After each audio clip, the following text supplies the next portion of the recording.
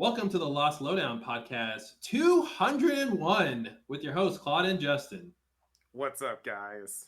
Hey, we're back, continuing and ending our season 6 commentary series with episode 617 the end. Wow. We The finally end? Question mark? question mark No. dot hyphen.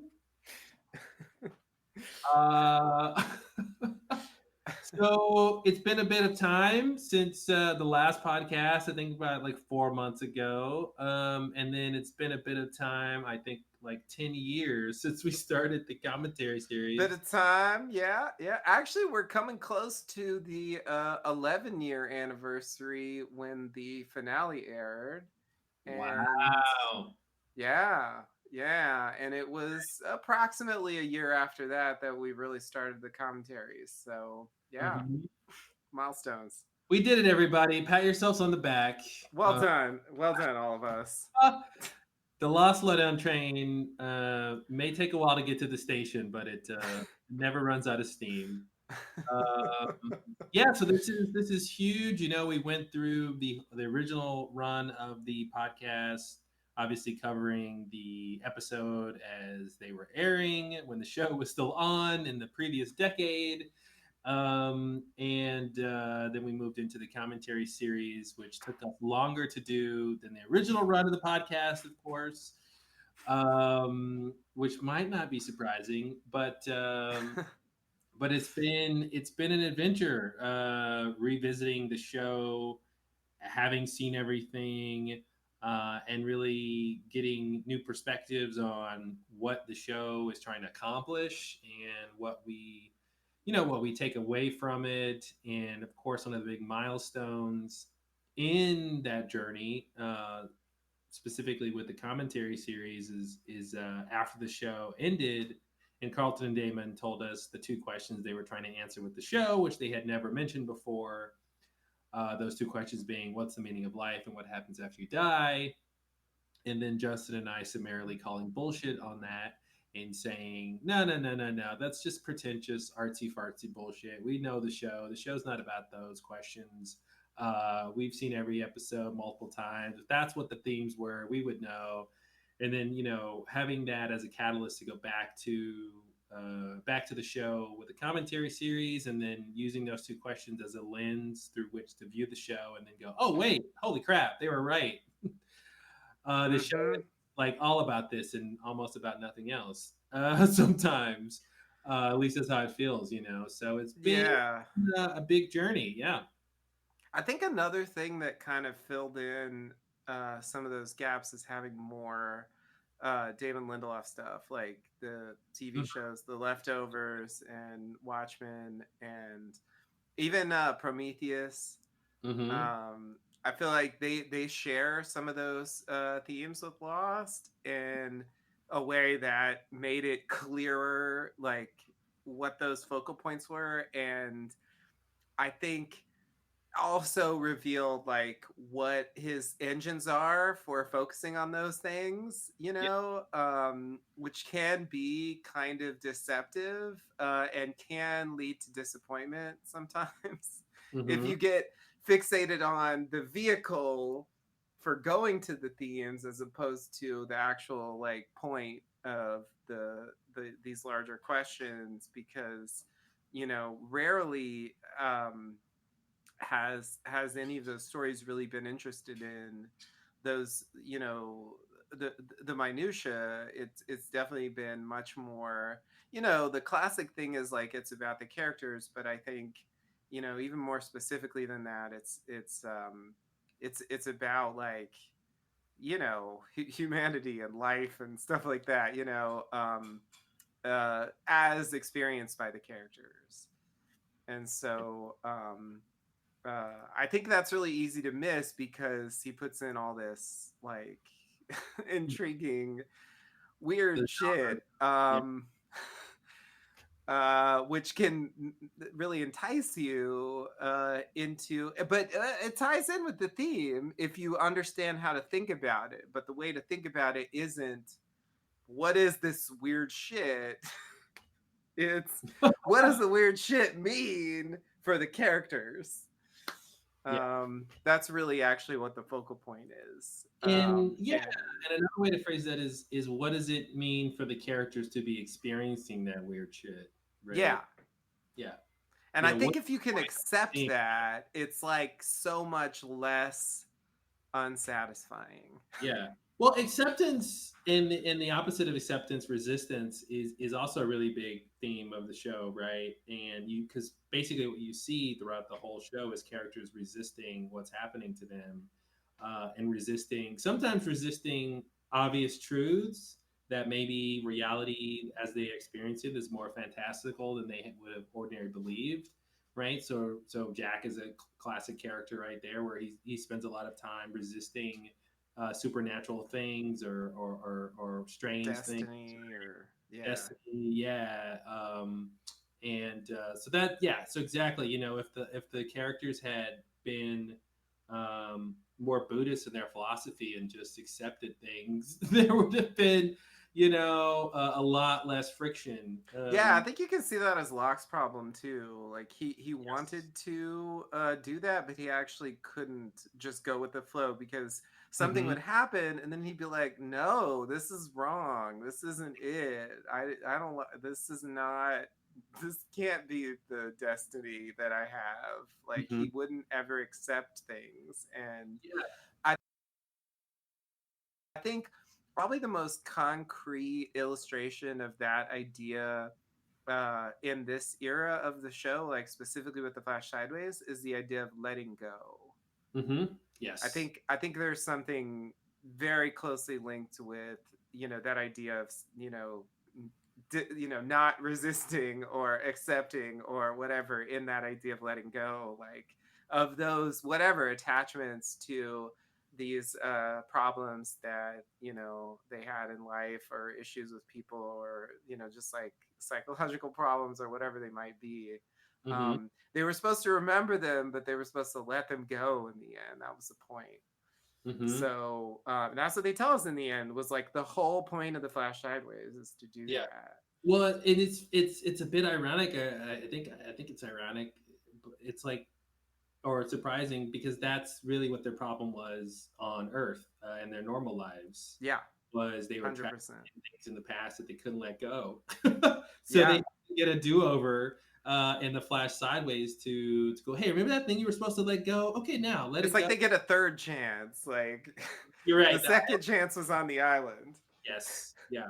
And that's what Jacob's saying. Like, I brought you here because you were broken, right? Yeah, Another way to say you couldn't accept certain things about your life, yeah, or you were stuck in the past and thinking, right? They're all, I mean, all of the Losties are stuck in the past. There's something yeah. in the past that's haunting them, of course, which is great for drama, Oh right? yeah, And that's, really, that's what was missing on the show is a philosopher who could have given them some kind of perspective that way, to help them understand that ideology or that mindset, And then if you look at some characters like Rose and Bernard, right, an example of hmm characters who ended up accepting their reality, yeah, right, yeah.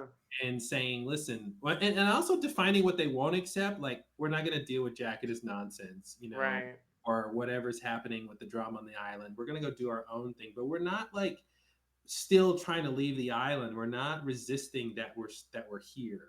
We're going to Yeah. make the best of what we have right now, and that's a path to happiness and contentment, right? Yeah, yeah. They're probably the healthiest like main characters on the Mm-hmm, show, I mm-hmm. would say. Yeah, yeah, And and that's why we don't focus on them that much, because like exactly because they don't there's have anything not. else to do. They don't have any more Yeah, really to yeah, go through, and so it's really interesting seeing the show.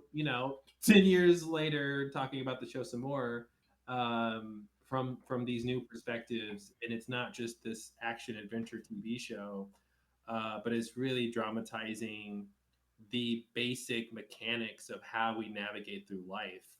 And in a sense every show does that because every show is about human beings right. and that, but this gets at it, I think, on a more granular level where it's really the focal point. and it's really where people are either failing or succeeding in terms of getting their goals.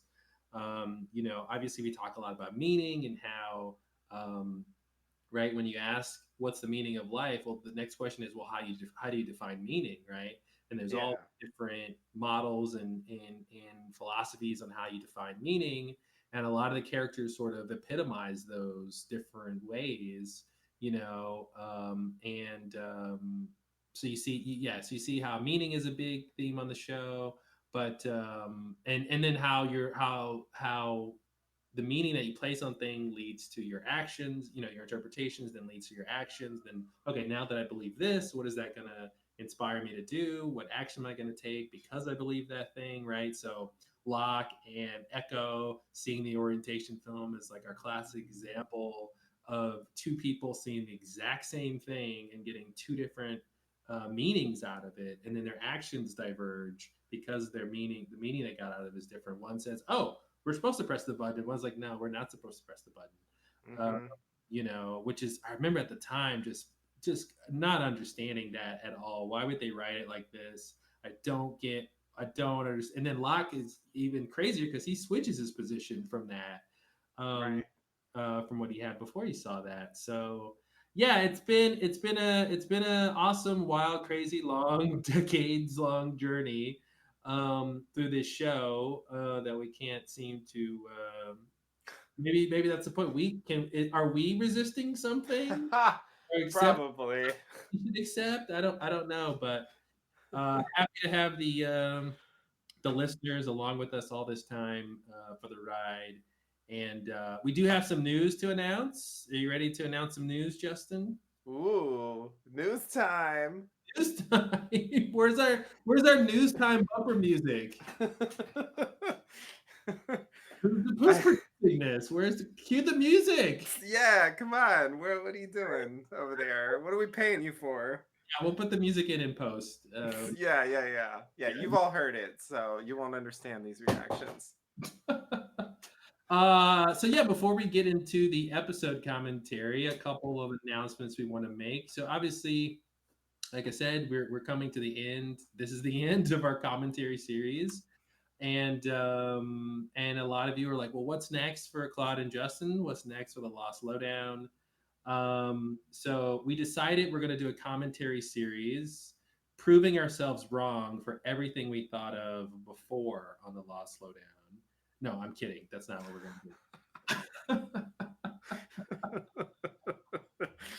We're gonna rebut our points one by one. One by one. It'll take 40 years. Ready for the adventure.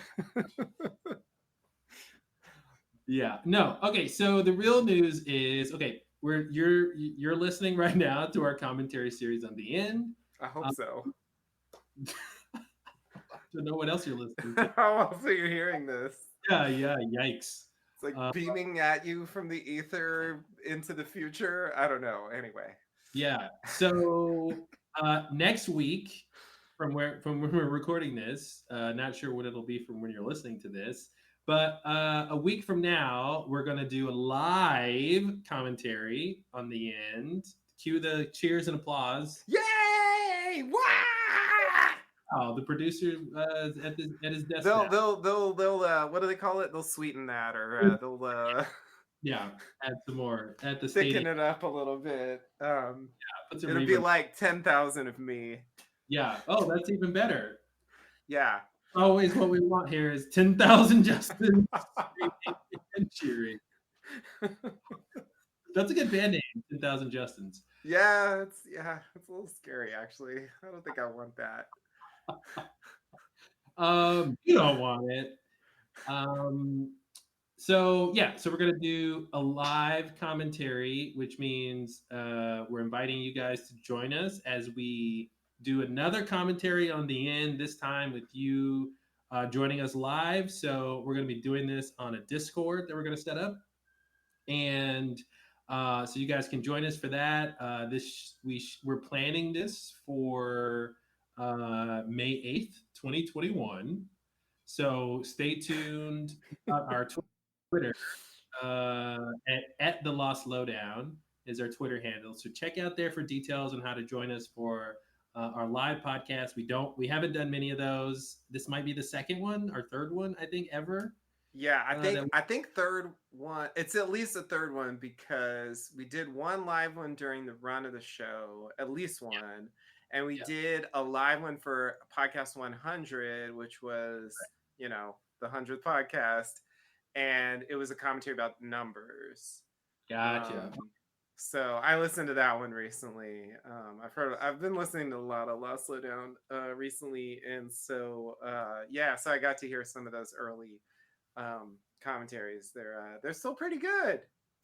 Hey, look at that. We had Check them out. So check out our Twitter at the Lost Lowdown for details on how to join us for that. We'll be, like I said, we'll be doing a live commentary on the end again, but this time with you guys helping us out, talking about Lost in that episode, and we'll also cover A New Man in Charge. That little follow up to the show, epilogue-ish thing. Yeah. So let's see. Related to that, the next round of big news is you guys have asked for it. You've been demanding several. We've heard your requests. We've heard they will finally be heeded. Yes. We are starting a Claude and Justin Patreon. Cue the applause. Yay! That's cheers, not applause. Sorry. There we go. Is that better? Oh man, we got to get a new producer first. Sorry, I'm doing ADR over here. That's all I got. I'm just a person. Okay, and then I'm walking down a cobblestone road. So do the Foley. Are you doing Foley? Okay, got it. Yeah. That's really good. How are you prepared for a cobblestone Foley right now? Wow. It's my art. Come on. It's my art. All right. It's his art, ladies and gentlemen. So now you can join Patreon to get some of Justin's art. But yeah, a few of you have asked for it over the years. We have decided we're going to figure out what kind of content we can provide that makes sense. Obviously, if you're listening to us and if you've listened to us over the years, we've been sort of anti-monetizing this podcast. For whatever reason, we just felt like we would do this anyway. We would talk for hours and hours and hours over several decades about this TV show anyway. So I think we've proved that at this point. Yeah. Have we convinced people? Do we need to work for but now it kind of makes sense, and there's some other things, some cool ideas we're thinking that we can provide through Patreon. So we're looking forward to that. We do want to know from you all what kind of content you would want from Claude and Justin. So that means obviously Lost Lowdown stuff, Lost related stuff, but also Mr. Podcast stuff, where we cover basically any topic. We do a lot of movie reviews, but we've covered, politics, we've covered random news, other TV shows, movies, music. So anything goes in the podcast. So the Patreon will be, the umbrella of Claude and Justin. So anything you guys can think of, you want to hear us talk about or discuss or anything like that, we're definitely open for that. So reach out to us at Twitter or our email, which is, what's our email, Justin? Our email is lostlowdown@gmail.com. Nice. You can email us and let us know about that. So we'll have more news about the Patreon next week on the 8th of May for our live commentary podcast. And we do have a super duper special surprise that we will also be announcing related to that Patreon that we'll let you guys know what the next big Claude and Justin Lost Lowdown podcast series will be about. Start the hype now. Cue the oohs and ahs. A very special announcement. Yes. Coming your way. We're really, really looking forward to that. That's going to be something special. It's exciting. Get excited. Get excited. Put your excited pants on, everybody. Um, and so we're saving that. We're trying to get a little hype going, and like I said, we'll reveal what that next Choo big. choo, choo choo hype train. Yeah, exactly. So we'll let you know where the Lost Lowdown train is headed next. Now that we're at the end of the commentary series, so that's going to be really cool. I'm really excited about that. And then the last bit, no, so 2 more bits of news. This is a big news segment. Ooh, news bits. We're taking it back. Let's LLD 1. Remember LLD news bits? Who couldn't forget that? Um, who couldn't forget it? Who couldn't forget it? Everyone raise your hand if you couldn't forget it. Okay, so another thing is Justin has been diligently putting old episodes of The Lost Lowdown on YouTube for posterity and for ease of access. So please go subscribe to our YouTube. We want to get at least 100 subscribers so we can get a custom YouTube URL. Like, so it'll say youtube.com/The Lost Lowdown. Right now, we just have a generic link. So you can go to our Twitter in the bio to get a link to our YouTube page so you can subscribe there. Like and subscribe. And subscribe, please. Also, if you just type Lost Lowdown into YouTube, it'll take you to the channel as well if you just want to do that. It's not going to take you to the 100 other Lost Lowdowns? There really are not 100 other Lost Lowdowns, which is surprising. I think we found an original idea. Hey, look at that. Pat ourselves on the bag. And the last bit of news to mention is that for Mr. Podcast, we did an episode on the Avengers movies. So the 4 Avengers movies, Avengers 1, 2, 3, and 4. So that is out right now. Justin, where can they listen to that? The Mr. Podcast podcast. Oh, look at that. Is it on YouTube as well? Oh, we don't have a YouTube. It is, well, okay. There is a Mr. Podcast YouTube, but it is not caught up with the present. I think it's like Mr. Podcast number 4 from 2007 is the most recent one there. So, I mean, the Lost Lowdown one isn't up to date either, but, I'm just adding them kind of one at a time. So no, you can't get to it through YouTube yet, but you can subscribe to Mr. Podcast wherever you get your podcasts. You should be able to find it. But if you want to get to it sort of, more directly, you can get to it through Twitter. There's a Mr. Podcast at Mr. Podcast Twitter. You can get to it through there pretty easily. So there's 2 YouTube channels you should go subscribe to. Lost Lowdown Podcast. So in that in that podcast, I've been watching the Marvel movies since they came out. Justin hadn't seen them. We have special guest Ginny as well, who's an old Lost Lowdown guest and Mr. Podcast guest. So she joins us as well as Justin and Ginny and I talk about the MCU and the Marvel movies. And then we also did an episode on the Disney Plus series WandaVision, which was sort of the predicate for watching those Avengers movies. And so that has not come out yet. And I think we're going to have that episode of Mr. Podcast on WandaVision be our first Mr. Podcast Patreon content. So we'll add that there first. So if you subscribe to our Patreon, you'll get first dibs on the WandaVision episode. And then, and as we work through how our Patreon will be set up, we'll let you guys know what other content will be on there when we first start it up, which hopefully we'll have all ready to go either by the time you're listening to this podcast or at least by the time we have the live podcast next week. Yeah. All right. So that was the news segment. We had a lot of news to cover there. Wow. Yeah. Well, I'm excited. There's a lot in the future for Claude and Justin. So I'm excited. Yeah, who knew that 2021 would be like a milestone, turning point, rejuvenation of the Lost Lowdown? That's not what I would have predicted back in, say, 2008. Neither would I have. Um, okay, cool. Well, I think that's it for the news announcements, and I think we can get to. Was there something else I was going to mention? I think that's it. Yeah, we can get to the episode, right? Yeah, yeah. Let's talk about the stuff, the Lost. The Lost. It's Okay, cool. time. Well, anything you want to go over before we actually start up the episode?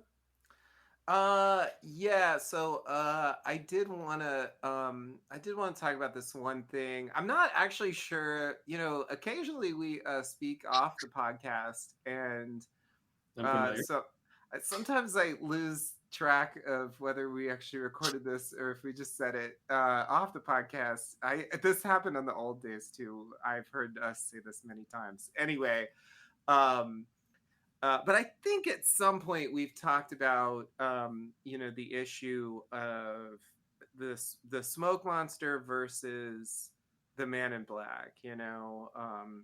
Jacob throws his brother in the cave.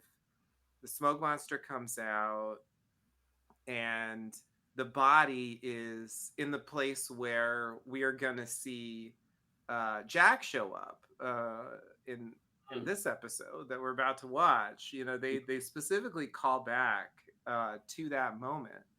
Now, of course, Jack isn't dead, at least not yet, when he appears there. So it's a little different, the circumstances. That's not the only difference.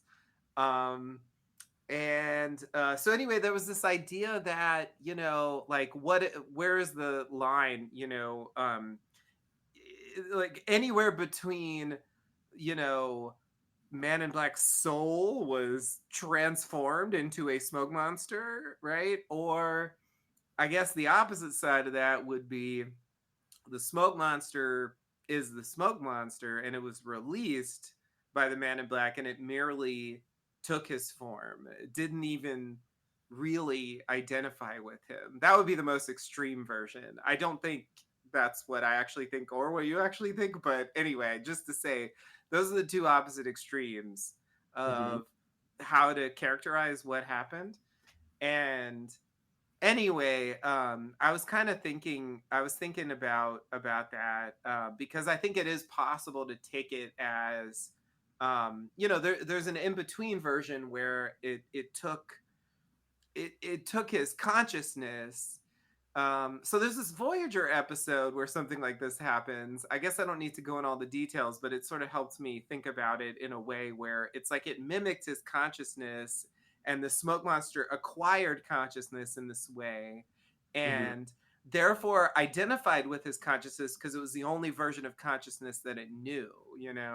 So Mm-hmm. it's separate from the Man in Black, and yet its whole idea of consciousness is filtered through the consciousness of the Man in Black, and therefore, in a sense, it is the Man in Black, but it's Mm-hmm. like a copy, you Yeah. know.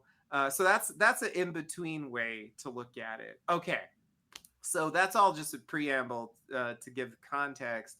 So I just wanted to bring up this one line that I was thinking about, from the show, and I mean, I like to give a lot of caveats just to make clear the context here. This is from Abaterno, and it's the moment when, the Man in Black comes to get Richard out of the Black Rock, and he's basically trying to recruit him, to kill Jacob, right? So he's telling him, like, the devil has your wife, and I'm the smoke monster, but he's the devil. It's weird. You got to kill the devil to get out of hell. It's like, it doesn't really make sense. Anyway, I just want to make sure you understand the context, because the line will sound weird if you don't understand the context. So I think it is important to note that there's deception going on in this, as there usually is with the Man in Black, but there's deception going on in the scene, so we cannot be too sure about what he's saying. Nonetheless, here is the line. uh, so the Man in Black says to Richard, "You aren't the only one who lost something, my friend. The devil Mm-hmm. betrayed me. He took my body, my humanity." So anyway, I was thinking about that line because I feel like that's the closest we really get from the show to the Man in Black himself characterizing how he feels about what happened to him. Yeah, very And he interesting. characterizes it as taking his body, taking his humanity. Mhm. That is how he portrays what happened to him in the cave. And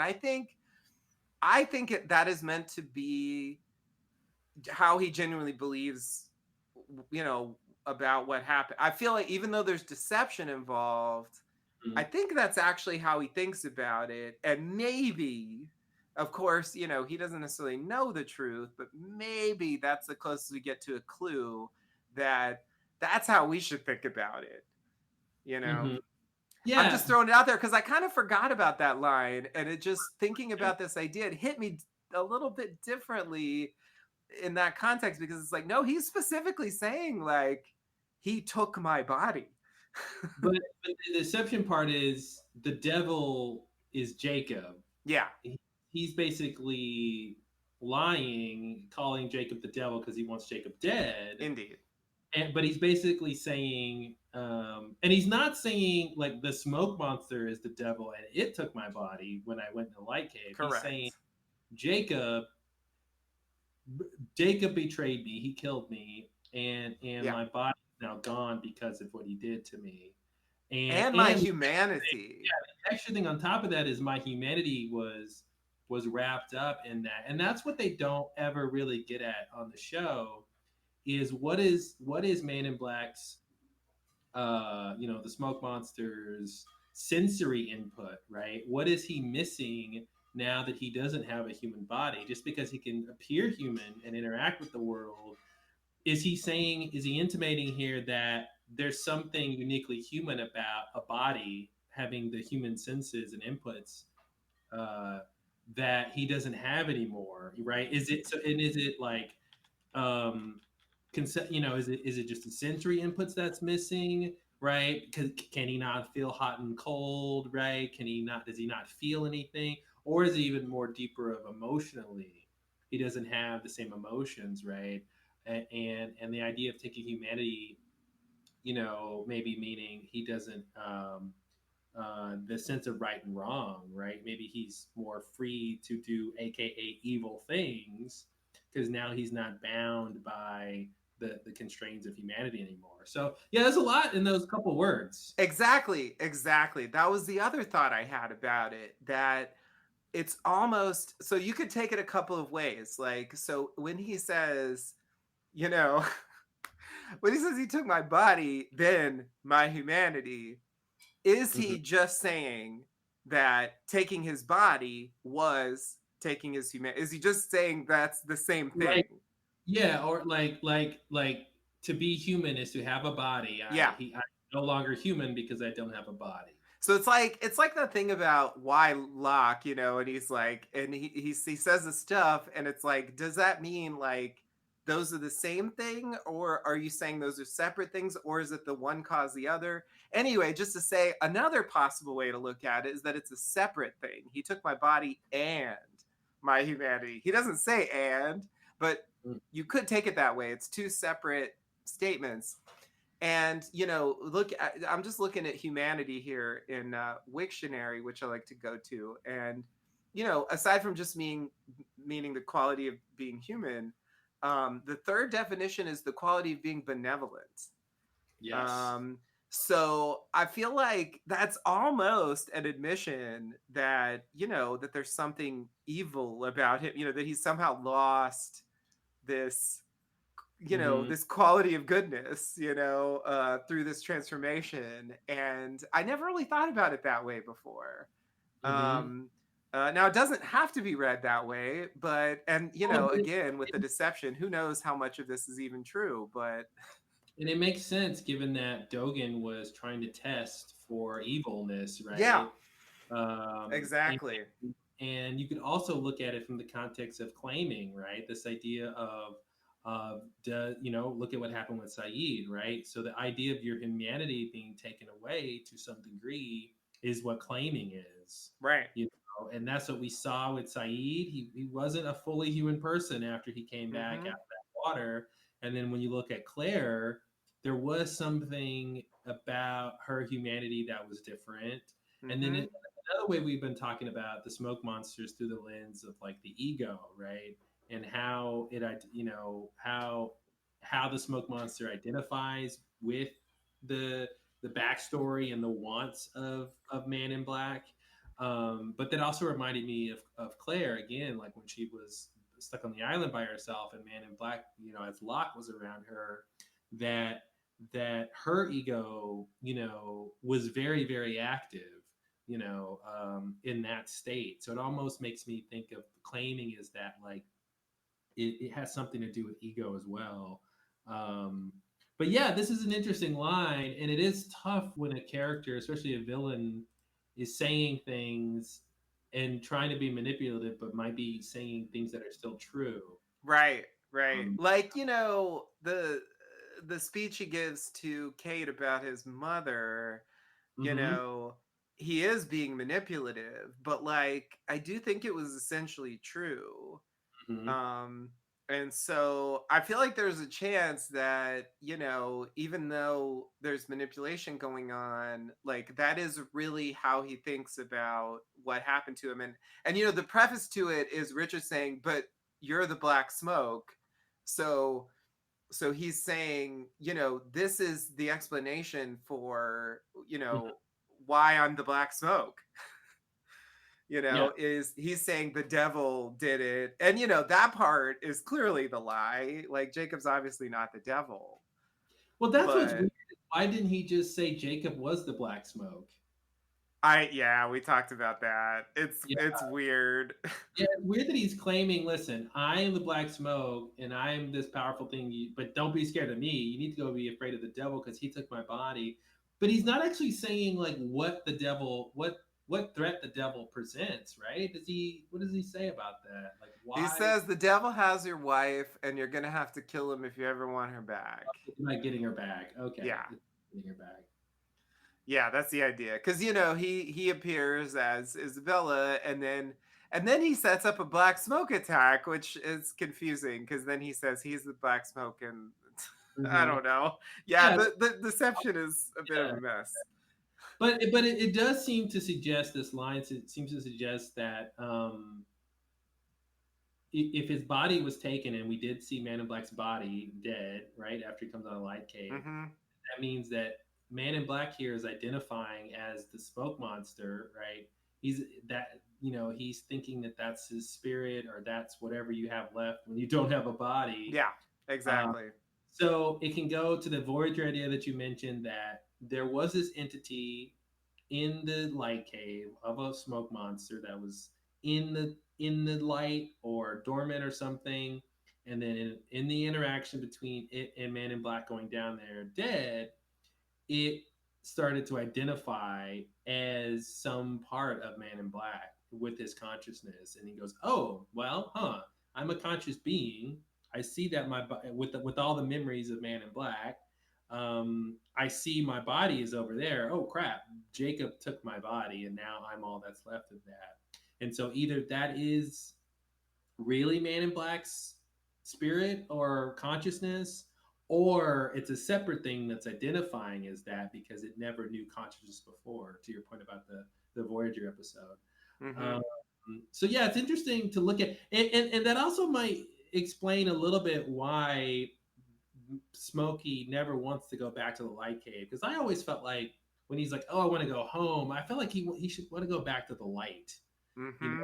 that's the place of consciousness or creation or life and death and everything in between that would seem to be, it's the source of power that Mother says men will want and seek out, Right. right? And it seems like it should want to go there because that's where it came from. So why isn't that home, right? Yeah. And again, we go back to the idea of if it's over, like an ego over identifying with its thoughts and feelings about the past, it thinks its home is somewhere off the island.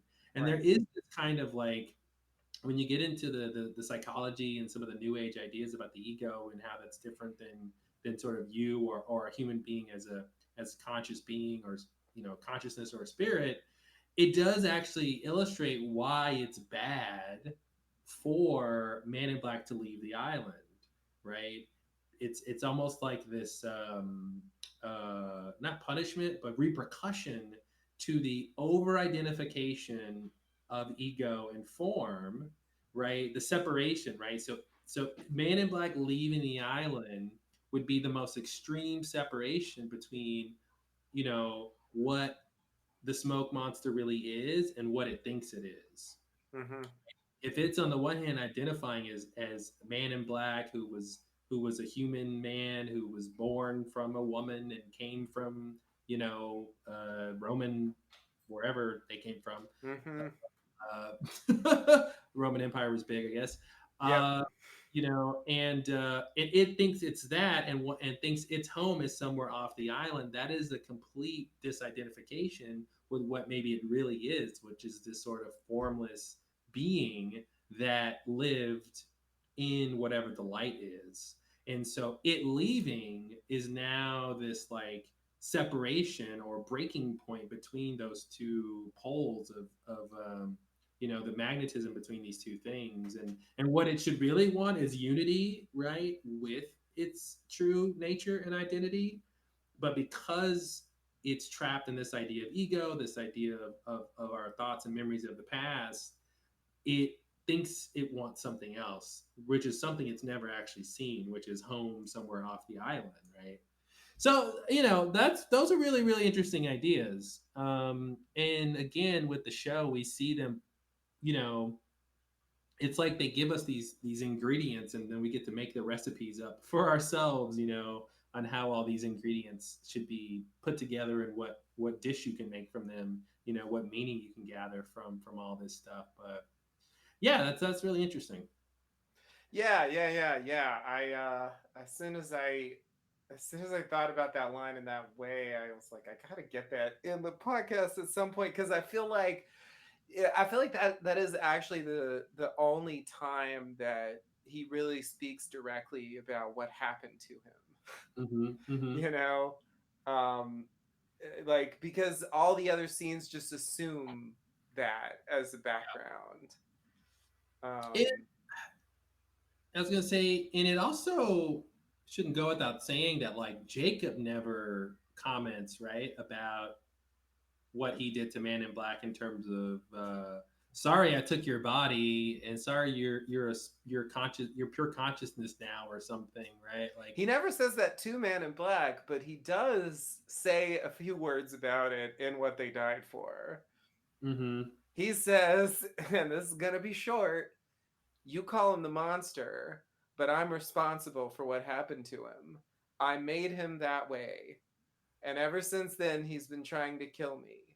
It was mm-hmm, only a matter of time before he figured out how, and when he did, someone would have to replace me, and that's why I brought you all here. That's mm-hmm, pretty much. Oh, and before that, he says, I brought you here because I made a mistake a long time ago, and now there's a good chance you're all going to die because of that. So, anyway, that was the intro to that line.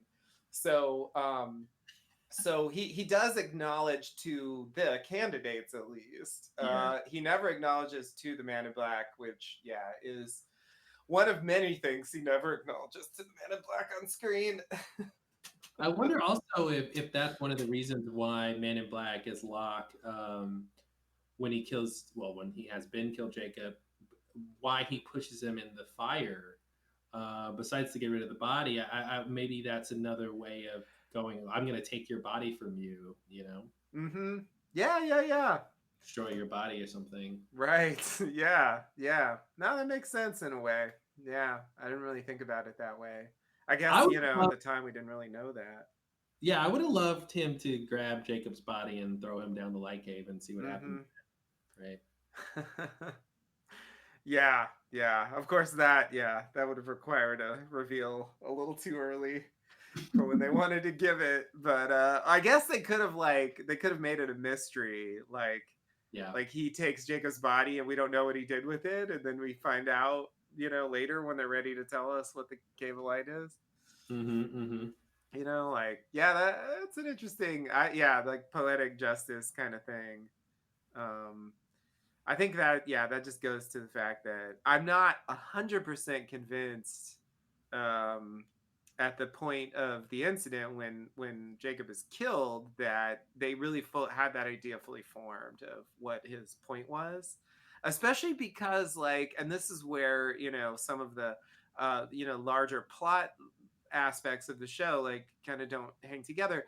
You know, the main conflict in the incident as presented to us is the debate over the nature of humanity. You Mm-hmm. know, are they inherently good, or are they inherently evil, basically? Mm-hmm. That's the only direct, like, conflict that they have on screen in that episode. So it makes it seem like that's, you know, the connection, and it isn't until season 6 that he says he wants to go home. Mm-hmm. So anyway, I feel like it's possible that they didn't even know enough to be able to you know, like, Yeah, portray it in the right way at the time. for sure. Yeah. So, but that's just, you know, I mean, that's just a production thing. It doesn't necessarily mean that they wouldn't have wanted to if they had, you know, if TV production was like retroactive. Mm-hmm. You know, that's something I've always wondered too. You know, we talked about this on the Lost Lowdown like 12 years ago, or not that long ago. Anyway, whatever. Um, you know, some people go back. I mean, you know, George Lucas famously added shit into the old Star Wars movies, Mm-hmm. and you know, like Stephen King rewrote the first book of the Dark Tower series. Mm-hmm. Um, you know, like, there is precedent for going back and like changing a thing that's Gotta go old back. to, you know, to like bring it in line. And, you know, in the case of the Gunslinger, it was like specifically to bring it in line with where the series ended up. Yeah. Because, like, you know, he wrote the first one like in the 70s, and by the time it was over, it was like 20 years later. And So he went through and removed all the bell bottoms from the. exactly. You know, that's actually not far from the truth. There's totally, like, it's like groovy, man. There's like some weird 70s like lingo in there. It's like, it sounds really strange when you read it, because yeah, it's not really supposed to be a 70s story, but you know, it's that weird thing where, like, no matter when a thing is set, it reflects the time period it was made in. Yeah. You know, I always think that's interesting. Like, you can't really get rid of that entirely. Mm-hmm. But anyway, the thing I've always wondered is, like, if they could, you know, add or subtract or something to the earlier stuff, you know, season 1 to whatever, you know, what would they do? Like, you know, do they have any like specific changes they would want to make, or whatever, to kind of point a little more clearly in the direction that they ultimately ended up going? You know, it'd be interesting to me to just even just hear like the idea of what that might be, even if that, you know, doesn't get realized for like obvious practical reasons. Yeah. I'm writing that down as a question for Damon when we. Oh yeah, yeah, yeah. That's a good idea, because I would probably forget about it, and even if I didn't, I would forget about it as soon as Damon's on the podcast. Okay, cool. Yeah, that's good stuff. Yeah. I know you've been re-listening to a lot of the old Lost Lowdown stuff. You actually, I just gotta give you props. You actually listened to all 34 hours of the original Lost Slowdown, the End podcast. Yes, podcast number 83, in 5 segments. Yes, Mhm. I did. Not all at once, I'll be honest. It was, you know, bit here, bit there over, I don't even know. I think it maybe took 2 or 3 weeks to get through it. It's, you know, it's long. Um, but yeah, yeah, I got through it. First time I ever listened to it, you know. It's weird.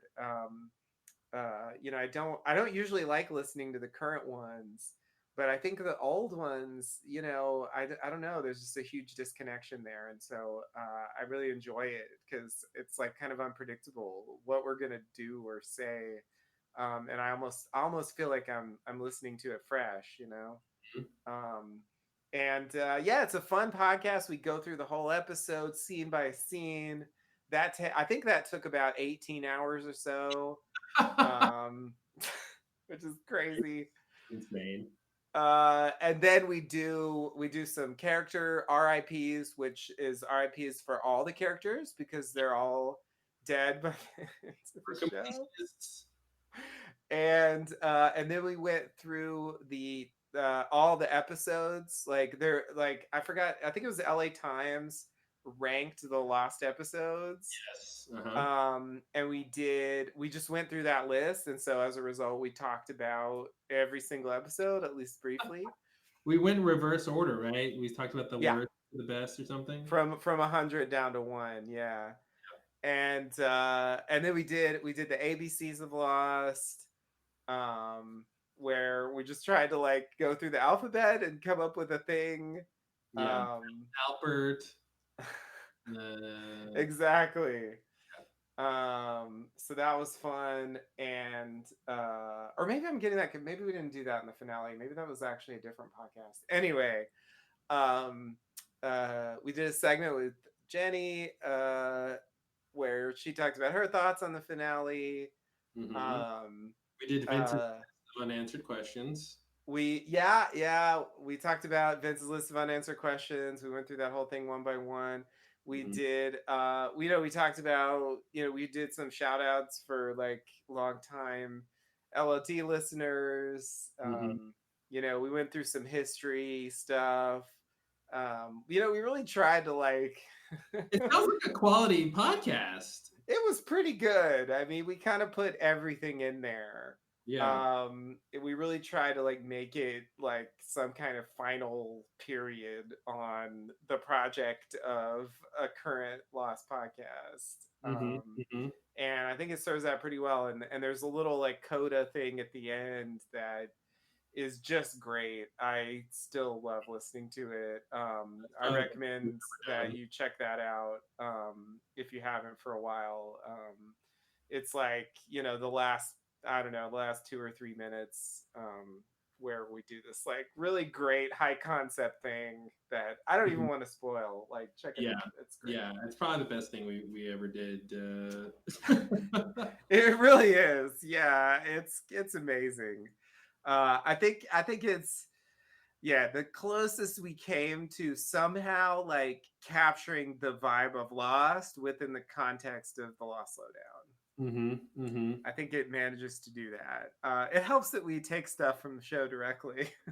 But, nonetheless, I think it was adapted to the podcast in a way that was just very, I don't know, very satisfying and also like strangely like poignant. I don't know. It's I'm surprised how affecting it is. Yeah, it reflected the poignancy of the ending of the show, I think, in a way. And I have not gone back and listened to 34 hours of episode 83, but at some point I will. It is a journey I want to go on. But there's so much other Lost Lowdown podcasts for us to do. It'll be a while before I have time to do that. But and I know you've been listening to other podcasts scattered throughout the Lost Lowdown discography or whatever that I'm sure will come up on our conversation for this episode.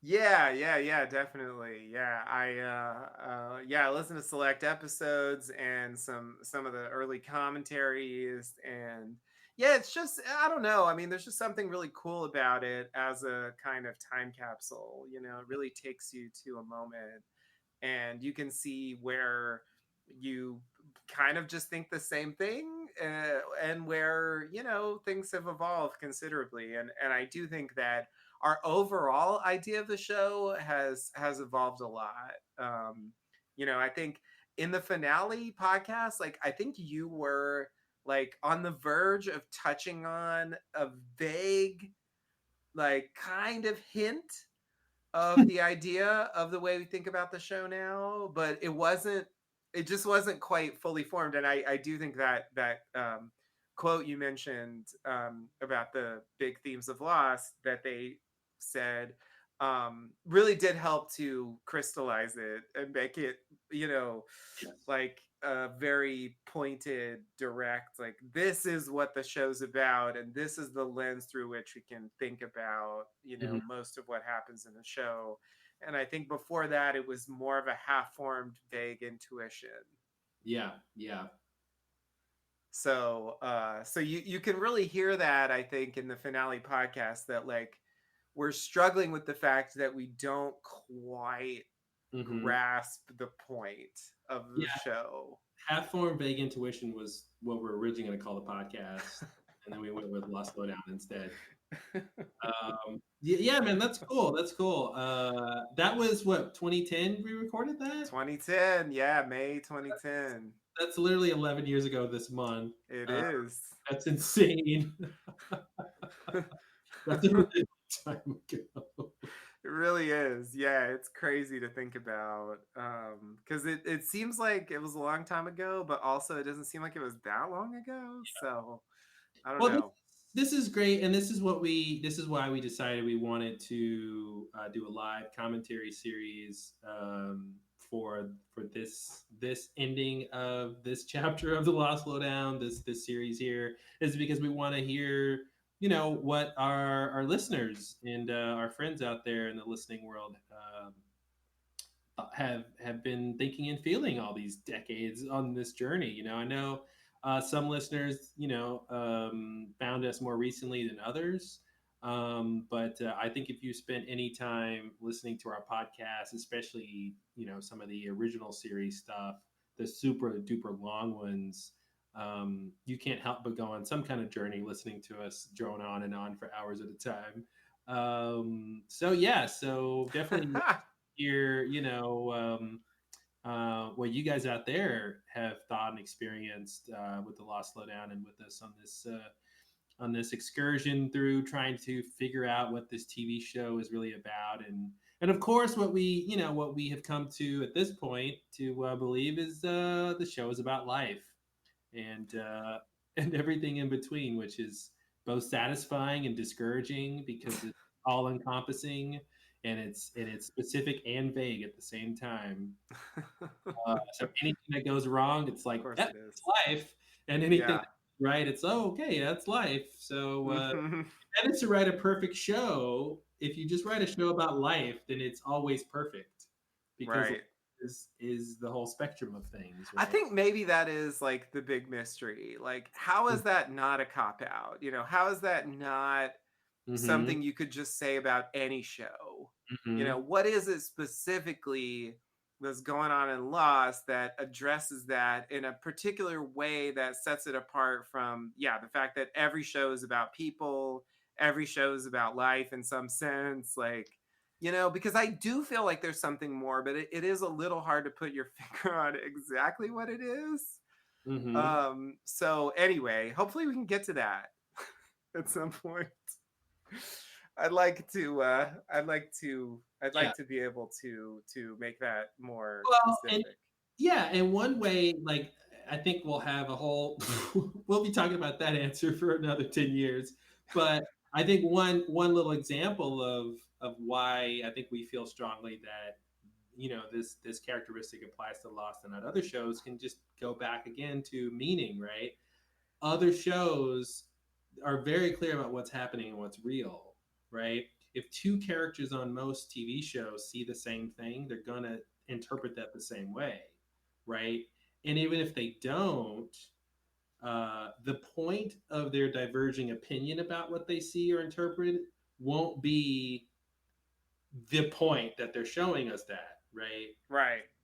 So Locke It'll and be to serve some function it'll serve of conflict or something, character function, but which it it does on Lost as well. mm-hmm. But yeah, it really does like tie into the theme, the fact that they do that apart from the conflict, Yes. which is Mhm. which And the is I fact that think they you're do right, it, it's a unique thing.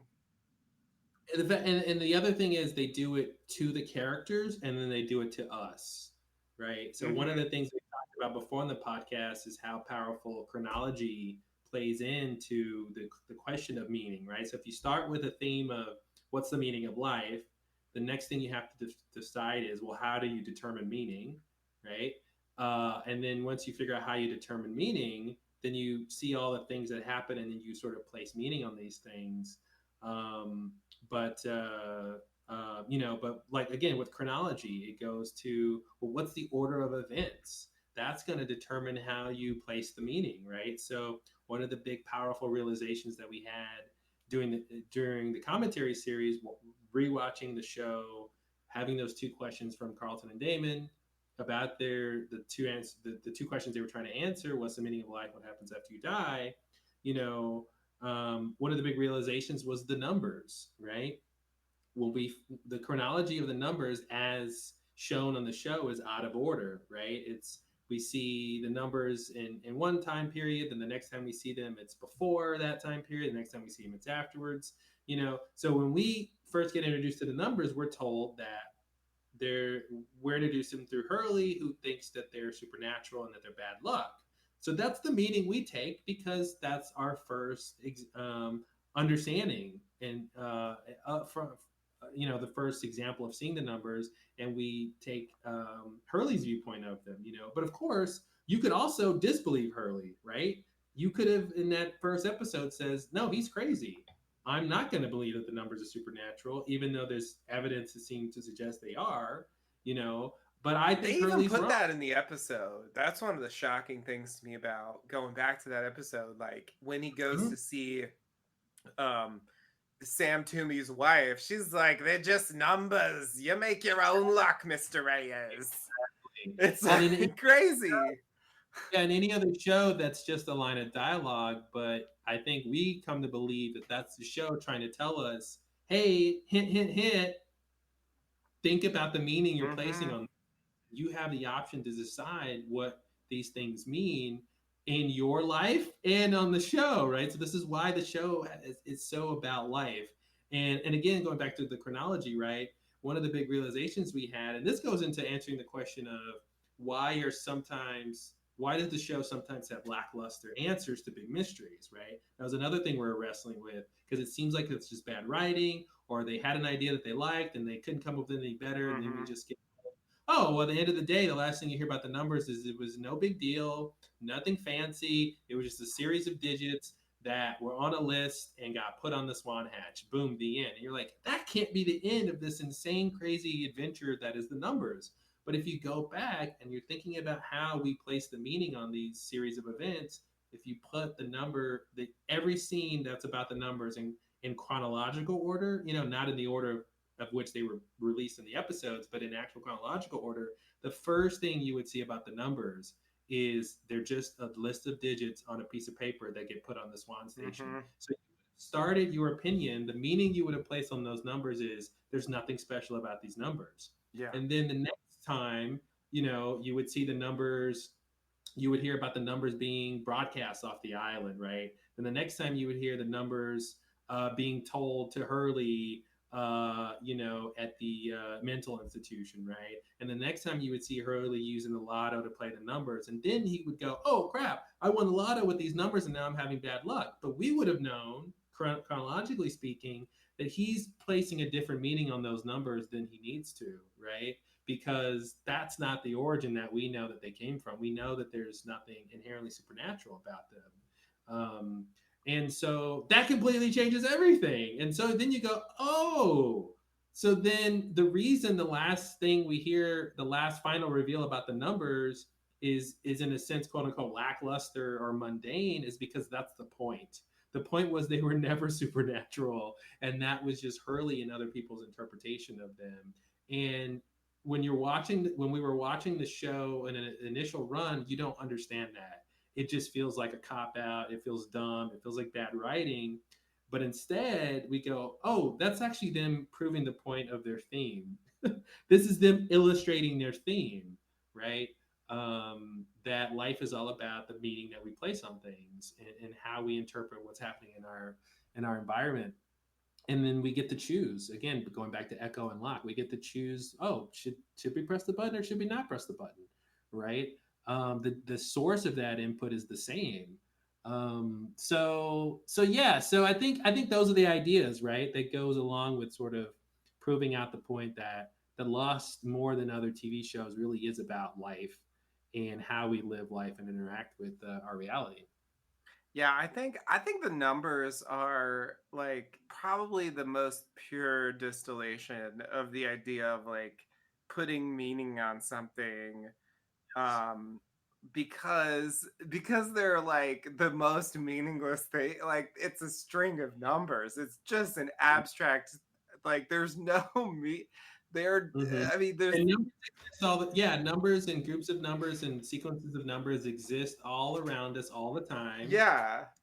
Yeah, it's like that thing of when when you buy a new car, you buy a red Corvette, all of a sudden you're seeing red Corvettes everywhere. Well, that's not anything supernatural. There's not Right. just suddenly red Corvettes in the world just because you bought one. Your attention is just being placed on them in a very particular way. So the same thing of like if you think 4, 8, 15, 16, 23, 42 has something special, then you'll start seeing that in places you wouldn't have ordinarily seen that just based on the meaning that you've placed, right? So even there, they're describing how meaning is almost in a way changing your reality, right? Because it's changing how you view things and where your consciousness is being placed in the world. Yeah. Yeah, yeah, exactly. Yeah, it's just like I mean, I, because it's one thing when you find the hatch, right, and you're like, oh, that means something. It's like, well, I mean, there's a thing there, right? It kind of does mean something. Mm-hmm. Now the meaning you put on it and the meaning that Locke puts on it is definitely like Yep. beyond, I think, what it really means. But like I feel like the numbers are so great because like just numbers. There's like so nothing to them that Mm-hmm. it's like everything you put on them is not what they mean. Yeah. And that again going back to Locke and seeing the light turn on in the hatch, right? That's just Desmond going to the bathroom, Yeah, right? yeah. He thinks, "Oh wow, look, God is It's a telling me I'm message. Yeah, it's bad." a sign. Yeah. And if Desmond had a full bladder, like how much meaning are you going to place on Desmond's bladder?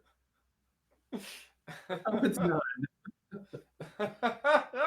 I mean, but yeah, probably not much, but like, yeah, somehow slightly more than the numbers. But yeah, no, I exactly. I mean, that's a great example because that was probably, yeah, probably after the numbers, like one of the most mind-blowing things from that early Mhm. part of the show, because it did invite all sorts of interpretations.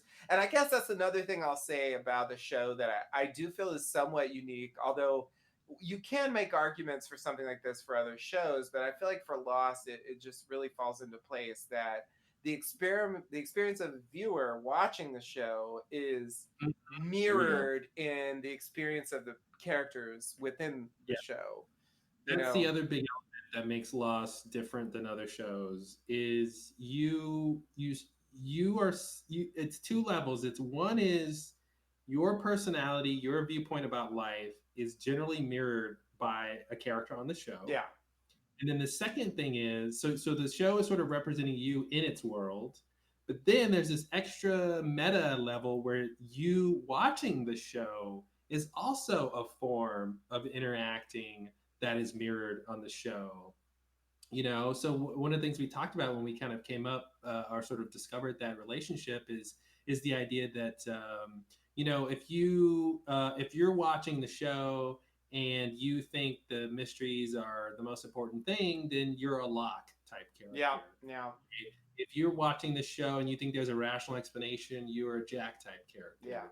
If you're watching the show and you don't care about any of this, you're Rose and Bernard, Mm-hmm. right? If you stop watching the show altogether, you're Rose and Bernard. You decide to not interact. So there's almost no All those interaction between viewers that quit the show, just a bunch of roses and just a bunch of Bernards deciding they're tired of Jack's bullshit. They don't care anymore about what's going to happen, you know. And I think that's what's so crazy, and we've talked about that over the years. Is the show locks you into this relationship. So no matter how you're interacting with it, even if you like it, if you love it, if you watch it, if you don't, you're still locked into this relationship that it's sort of describing by the characters on the show. And it's just a weird. I love Parks and Rec, but Parks and Rec doesn't do that, right? Mm-hmm. I'm not a Leslie when I watch the show or something. It doesn't have Yeah. that type of symbiotic relationship, or I don't know what the word is quite yet, but that relationship between you and the show is different, and even something like Twin Peaks, which is more similar to Lost, uh, really deep, really about psychological concepts and mythological concepts and things like that, but also doesn't quite have that relationship that between you and the show, where it's like sort of dramatizing the themes through how you're watching the show. It's crazy. Yeah, no, I agree. I think there's like a light sort of version of that where, but this is, I think this is true for any sort of detective type show where there is somewhat of a relationship between the experience of the detective and the viewer as you're sort of going through the Sure. case. But I don't think it's as strong as it is in Lost in terms of that connection. I think that's a I bit flimsy, and I think it does kind of fall apart at a certain point, in even in the original series, let alone the movie and season three. Yeah, I guess how I would describe this, the difference is a detective story. You can identify with the detective from their perspective as they're trying to solve the mystery, and depending on how much dramatic irony there is or whatever, when that situation where the audience might know more than the character, And that right? does happen eventually, where we Yeah, know more. exactly. So you're solving the mystery along with them, but I feel like with Lost, it's more like a show where um, the characters on the show are trying to solve a mystery. You, as the audience member, are watching the show and also trying to solve the mystery. But the difference with Lost is it gives you a mystery to solve. It's not just the characters who are solving a mystery, and you're not just solving it vis-a-vis the characters and through them representing you, but the show itself is presenting a mystery for you. It makes you the detective instead of the detective being a proxy for you. Yeah, it's true. I guess is Yeah. how I would kind of describe it. Yeah, I agree. I mean, that's something that we've talked about before, that, there really are not, aside from Locke, and actually, I think you can make an argument that even Locke is somewhat of an exception, doesn't quite fit this, like most of the characters, don't actually care about the mysteries. Mm-hmm. Mm-hmm. They're never interested in, and this goes all the way to the season 6, up to the end of the show. Like, they are only interested in the mysteries insofar as they actually matter to them, on a personal level. But Yeah. they're not like interested in solving them in kind of an abstract way. And um, I think even Locke, who I think is probably the closest character who gets to that. I think it does become clear that, in a way, even though he was driving that, what was driving him to solve the mystery was actually, something broken inside him. Mm-hmm. And Mm-hmm. so it actually was serving a psychological need for him. It wasn't really about finding the answer. It was about what searching for the answer was, doing for Yeah. him. And I think that's why he was broken and stayed broken is it was about, in psychological terms, it was about his ego. Him thinking he's on a path and he's special inflated his ego. Yeah. And any time that wasn't seemed to be true, he turned into a whiny baby and would throw grenades. Exactly. And that's his ego, like, throwing a tantrum. Yeah. And I think really, and we'll ask Carlton and David if we get him on the podcast. Like, I feel like what the Losties should have done, it's almost like if the show is about life, right? And what's the meaning of life? Maybe the meaning of life is to find purpose, right? To find your life's purpose, to find why you are here. And one way to do that is to explore the mysteries of life. So to your point, most of the characters were not interested in the mysteries that were around them. And so you might want to say a path to success for them might have been to actually stop. Don't spend your energy dealing with the minutia of we're stuck on this island and we're trapped and things like that and people trying to kill us. but actually focus on investigating the mysteries around them, the supernatural stuff, the stuff that can't really be explained. And in that way, they will find their purpose, right? Because it's sort of an inner journey for them to even to comprehend, right? How do they place the meaning on those things, right? And so it's almost like that's the sort of the point of the show, right? It's telling us as an audience member, the point of life is to find your purpose. And how do you find your purpose? Well, you investigate and you spend time on the big things that matter. But in order to do that, you have to figure out what are the big things that matter. And my point, I guess, is that it's not that the others are trying to kill us. Now, that kind of real world, you know, flight or fight, living in a jungle, you know what I mean, basic survival stuff. That is the stuff, if you think about it sort of in a new age context, that's the stuff that they'll tell you gets us in the way of whatever our higher order thinking is about ourselves and our place in the world, right? We're so busy working 40 hours a week and trying to pay the bills that we can't stop and feel the present moment, or we can't stop and understand our connection to other human beings and to nature and life in general, right? Which is what the Losties should have done, but they didn't get to do that because they're so mired in their ego and their just the human the necessity to survive, right? Because they're always on edge, they're always stressed out, most of the time, and they don't. There's no, and that's the thing. There's no philosopher in the group, right? There's no philosopher ever shows up on the show. At least is how I'm scanning my memory for all the characters. I don't think so. I think that's the problem. I think maybe they couldn't have written a philosopher on the show because the philosopher would have gotten to the secret of what was happening. Because I think it takes a philosopher, or at least someone who could have gone down the path of trying to understand how being more conscious about how they're reacting to events, right? Someone, and maybe not necessarily have to be a philosopher, but somebody who could say, guys, we've just been spending all this time reacting, and I think like Sawyer, doesn't Sawyer make a comment about that when Yeah, he becomes in season LaFleur? 5. Yeah. And so Sawyer got it a little bit, and if you think about it, right, I guess I could like prove That's what he myself said to right. Jack. Like, when you were the leader, you just reacted to things. Yeah, And what I'm going to do is sit here and read and think. yeah, and I think so. Maybe we did have a philosopher on the show. Maybe it was Sawyer. I guess that might be, yeah, their characters named after philosophers like Locke and Desmond, but yeah, they aren't actually philosophers. But I guess that's an example that might prove my point is that Sawyer got closer to his full character, right? The sort of best kind of version you might say he could be when he stopped being reactive like Jack, Mm-hmm. right?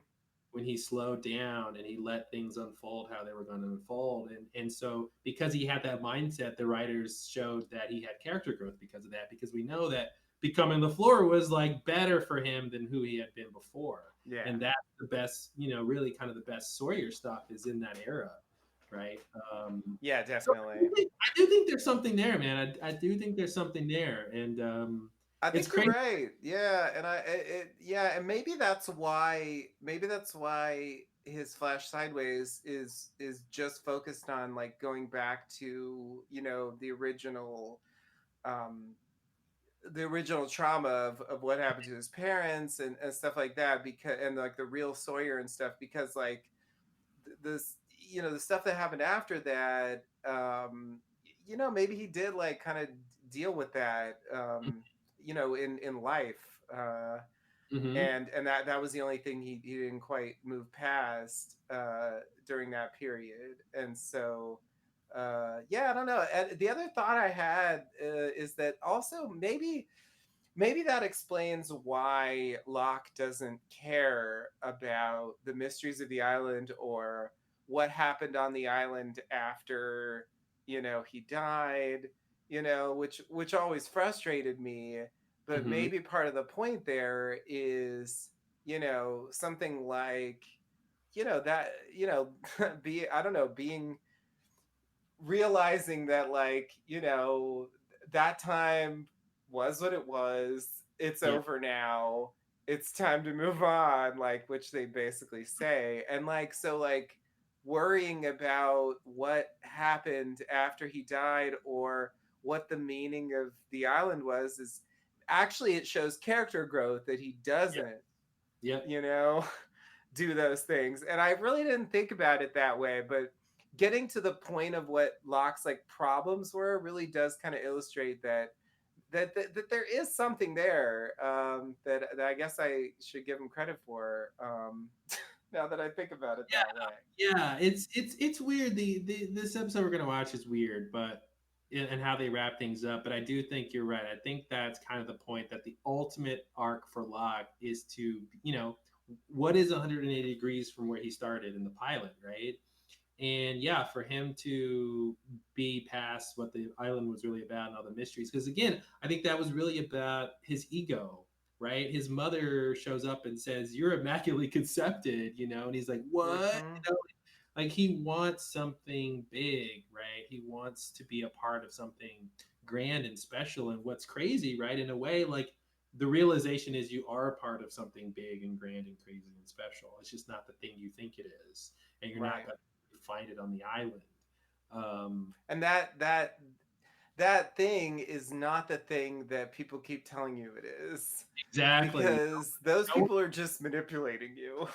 yes, exactly. And actually, it's sort of this, I guess, a double-edged sword almost, that wanting to find that thing can lead you down the wrong path, right? To make sure you don't get the thing. Yeah. Yeah, because it makes you able to be manipulated, right? Or Mm-hmm. like, well, there's a path. I got to find the path, and so then it's like any path you see, you think, oh, well, that's my path. I'm expecting a path, Yeah. you know. Yeah. No, I think that, yeah, I think that is really the best, like, distillation of what the point of Black's character was. And, I think that when I watch a show originally, I was definitely watching it as a Locke type character. And when I think Mhm. about that and I take it seriously, it's like, well, of course I was disappointed. I mean, if I'm engaging in that way with the show, like, the show is trying to tell me, like, not to do that, but I'm gonna fight it because I'm treating it like Locke did. Mhm. Mhm. So it's like, I don't know, it's kind of, it almost feels like a direct criticism of those viewers, like, showing how Locke ends up, which is, I think, one of the more harsh fates that any character really faces on the show. Mhm. What was For his dying thought? I don't understand. I don't understand. I I haven't cracked that yet.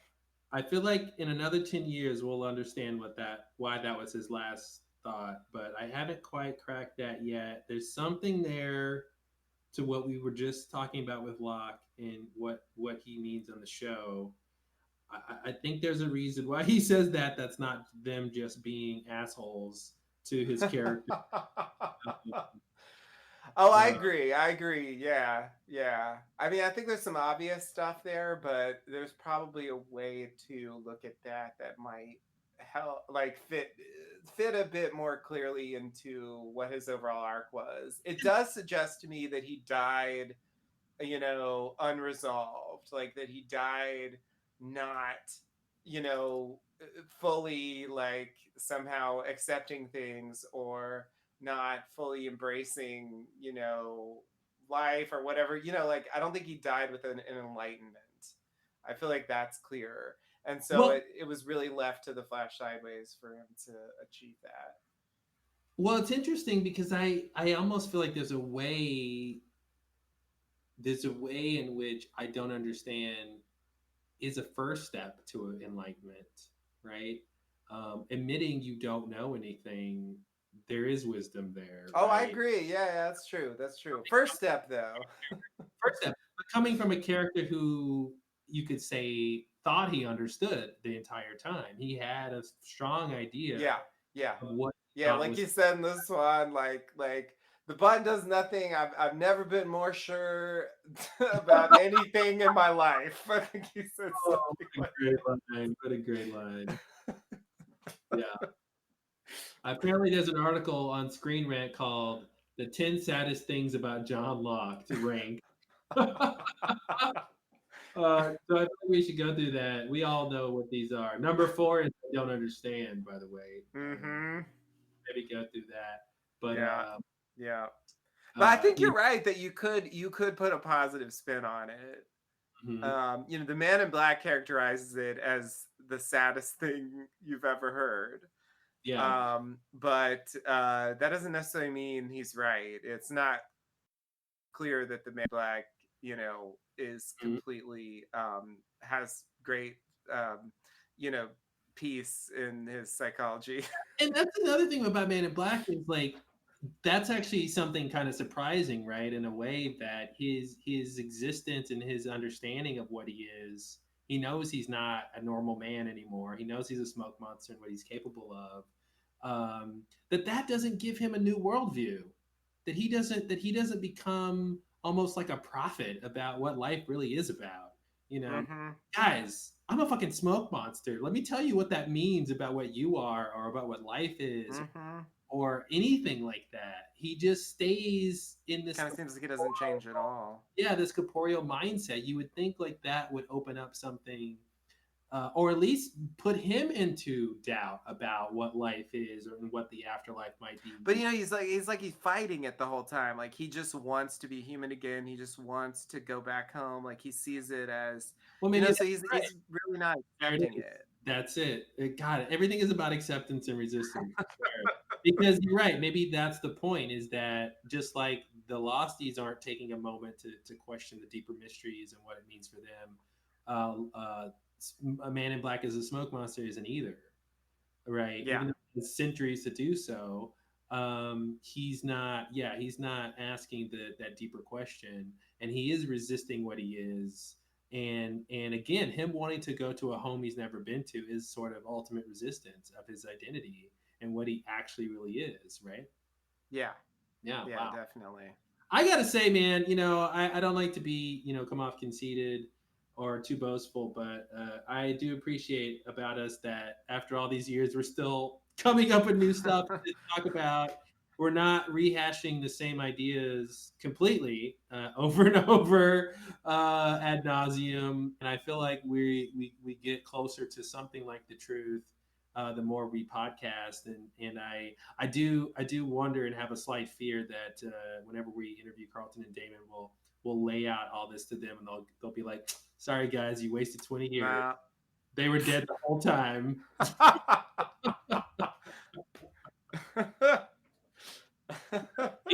The show is summed up in the polar bear. But no, no, no. Yeah, it is nice, and I appreciate our listeners for being along this journey, listening to us ramble for all these years. But I do think we get something out of it. And I feel like the older we get, right, and the more we grow and learn about life and experience other things, and of course, other shows and literature and things like that, and can pull outside influences and thoughts to apply to loss. I feel like that also helps us, formulate our opinions about the show.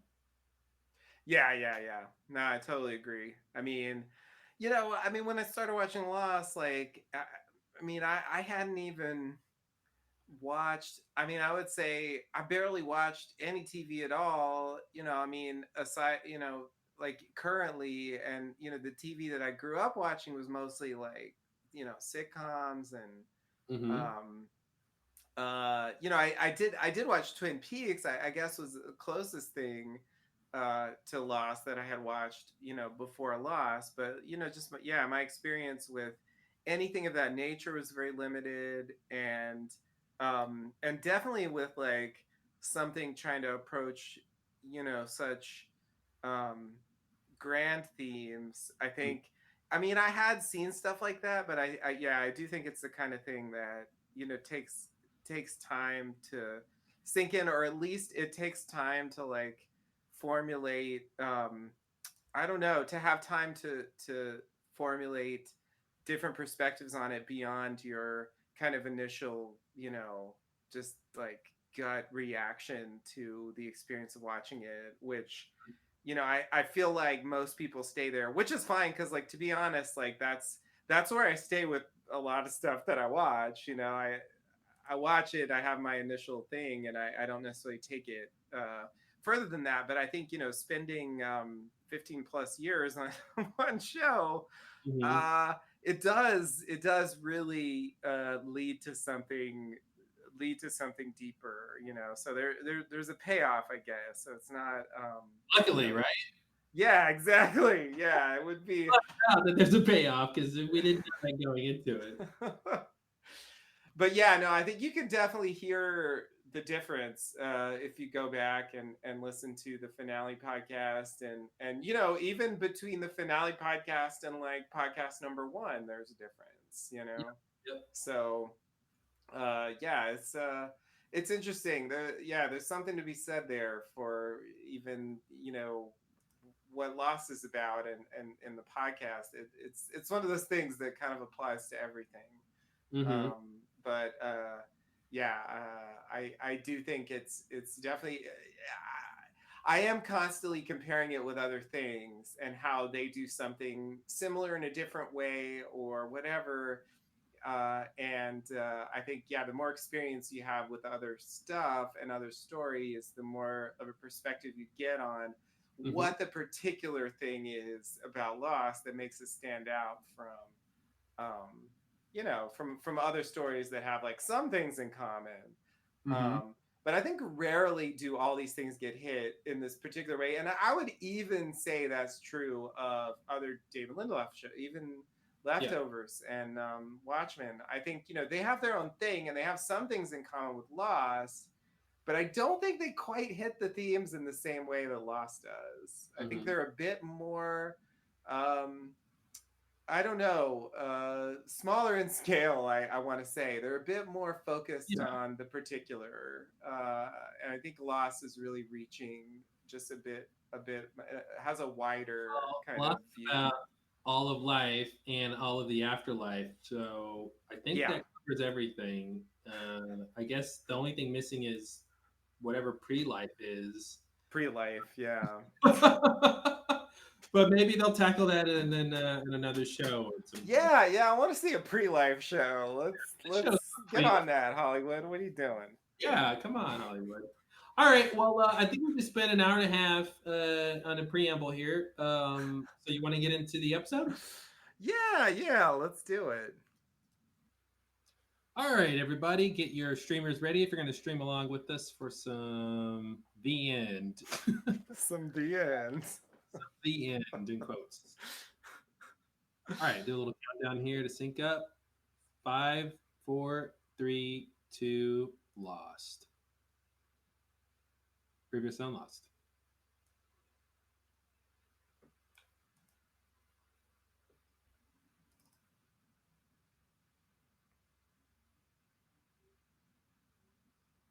Wait, that's where he's trying to go? Mm-hmm. That's where he's trying to go now. That's where he's trying to go now. He wasn't always trying to go there. No, no. Yeah, Jacob knows about that. Yeah, that's a good point. Hmm. It's like he found out about this scene. It's like it makes me wonder about the timeline. Like, did he know in advance or did he overhear? Because that shit just happened. Just happened. Yeah. That never bothered me before. Welcome.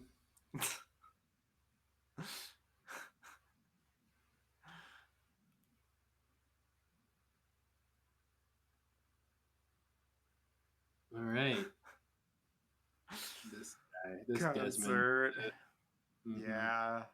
I remember when I thought like the concert was going to be like some crazy thing. Yeah. But they were all gonna like hang out together and like talk about stuff. And the concert is kind of a red herring. It doesn't really matter. Mm-hmm.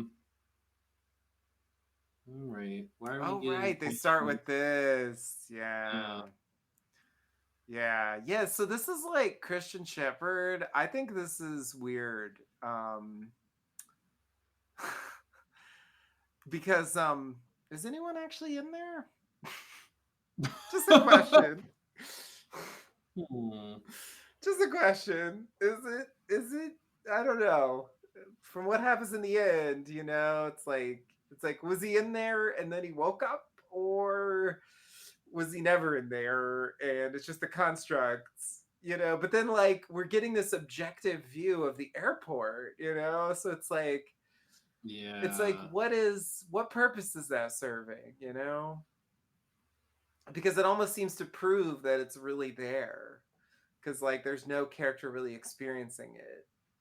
Yeah.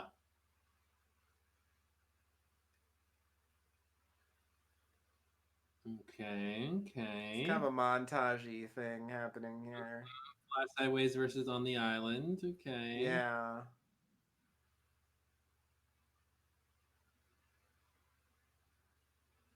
Oh, his name's on it. His name's on it, just in case you're wondering. The mirror he punched. Mm-hmm.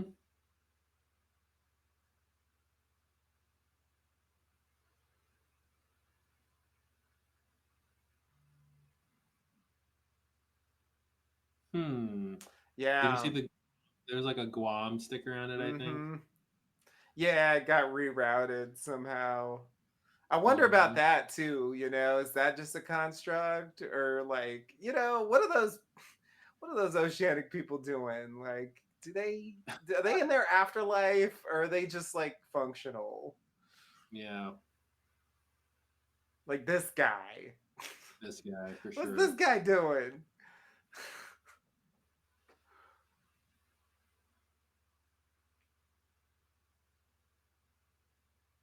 I do think it's weird that like Desmond gets involved with this. Mm-hmm.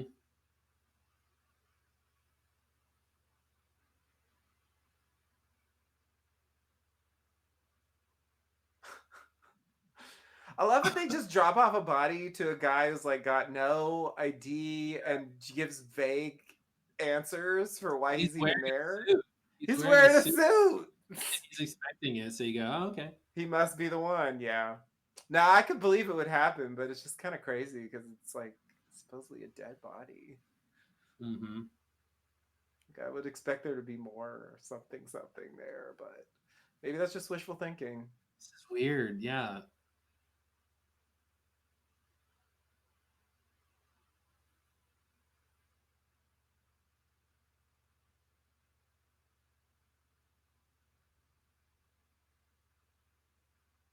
Kate is like they love doing that to her, having her question the silliness of something. Yep, you're right. It's like the pregnancy test thing.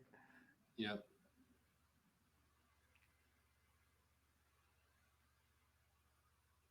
But let me tell you why you're here.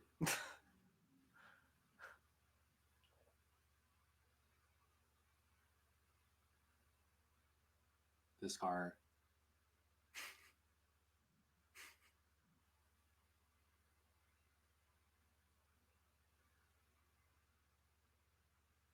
You were never friends with Kate. I know that's a bit of a stretch. We were brief acquaintances. Let's be honest. Why do you want to leave?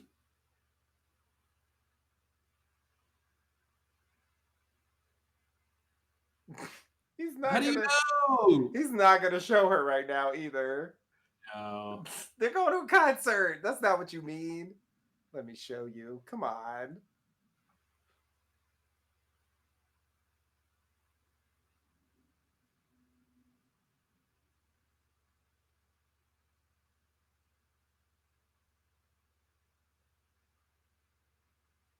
Man, it's gonna be some wet shoes.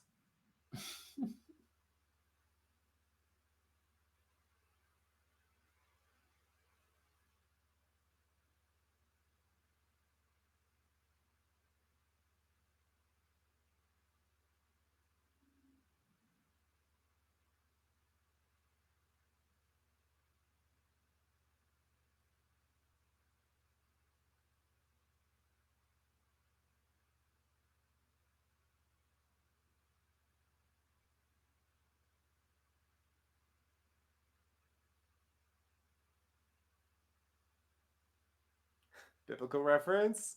Yeah.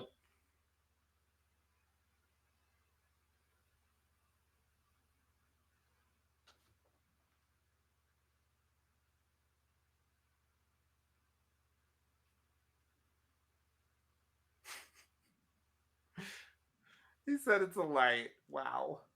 Nice.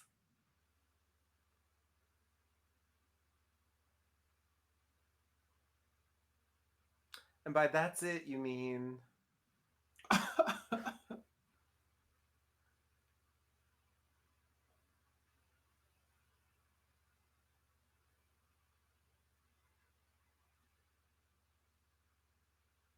Jacob didn't say anything about Desmond. I love that. Mm-hmm. It's almost like when Man in Black told Locke he needed to move the island, and Ben did it. It's Mm-hmm. almost like Jacob doing his version where he needs Jack to do something, which is why he's not saying Desmond should do it or something like that. Mm-hmm. But I guess another way to look at it is that like Desmond was a failsafe, and because the candidates aren't dead, he doesn't actually think they need Desmond, Mm-hmm. and what they end up doing isn't exactly what Jacob had in mind. Yeah, yeah.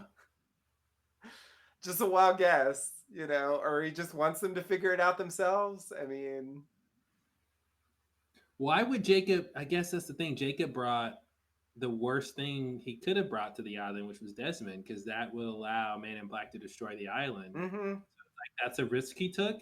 Yep.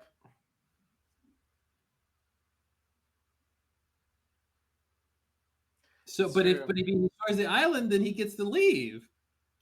Yeah. Well, I mean, yeah. Yeah.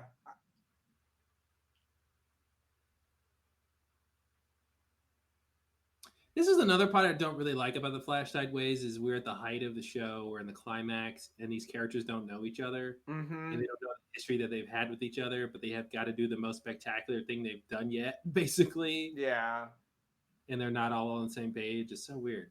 it is.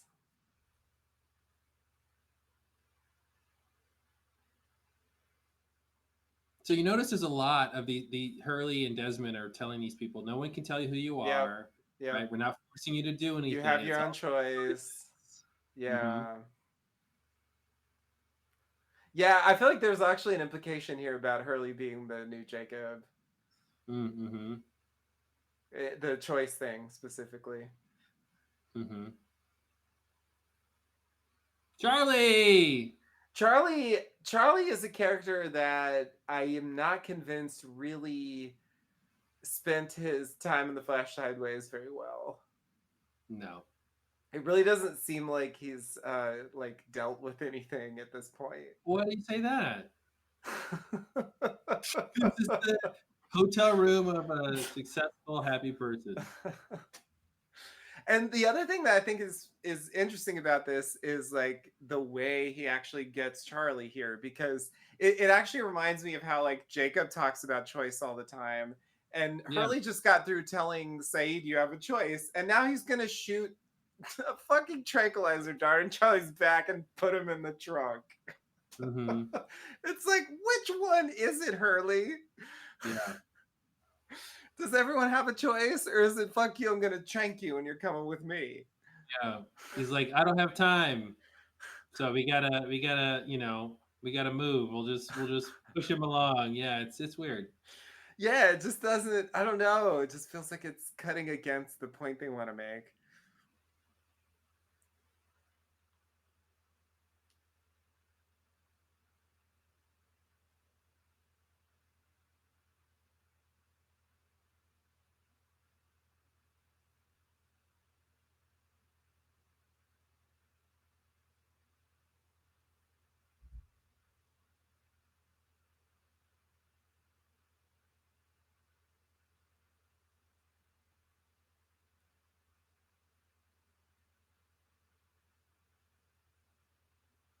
I wonder what Jack thinks he's ruined. I mean, part of the implication there was his relationship with Cade, but Yeah. other stuff, yeah, I'm not 100% sure. Leaving the island, I don't know. Yeah, Boone. I know there's some Boone. tragedies. Yeah.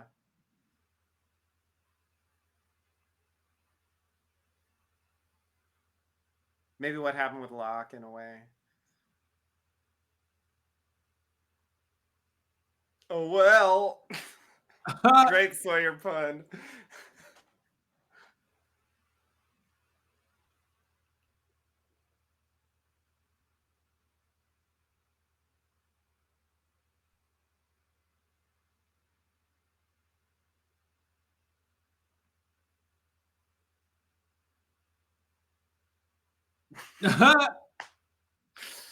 Oh, Boone.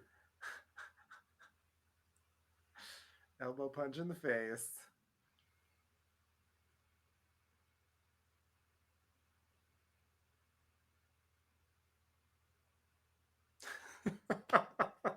Oh, this is great.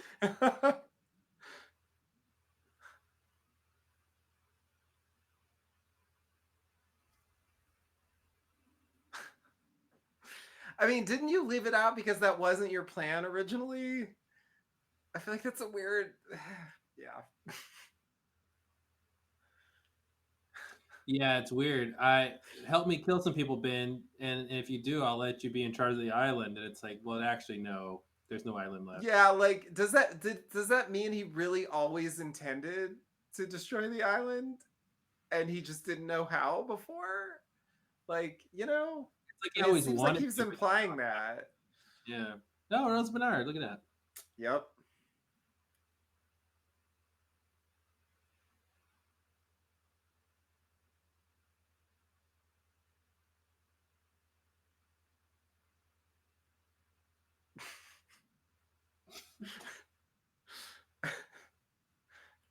Kiss ear.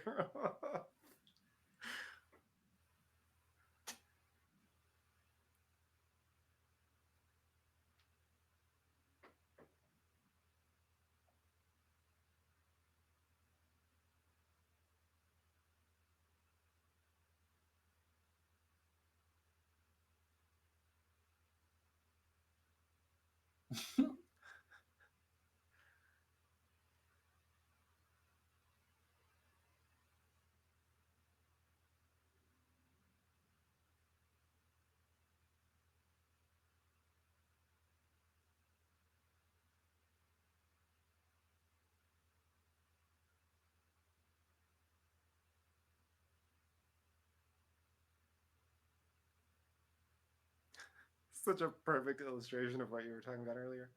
Mm-hmm.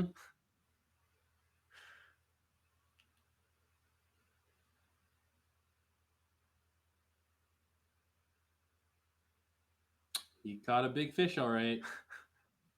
Two big fish. So yeah, here's a scene where I'm not sure that they know that this isn't actually Locke.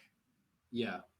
There's no way they should know that. I agree, and that just is disturbing to me because like it means they go to their death thinking that like that Locke actually did all this. Mm-hmm.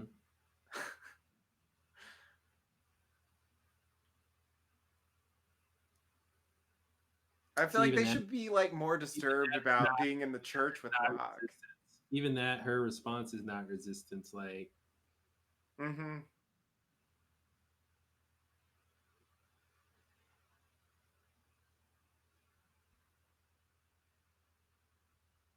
don't know why people think his word matters. Except when I destroy the island.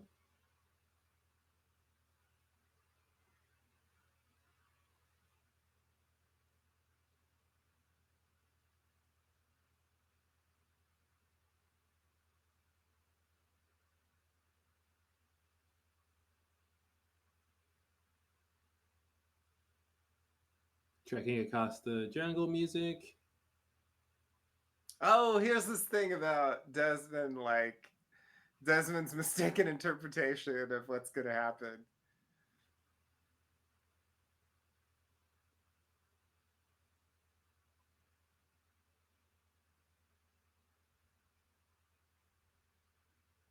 Uh-oh.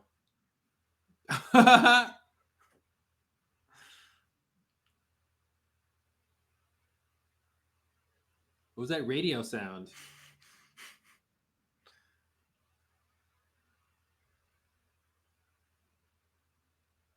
Oh, that's right. Yeah.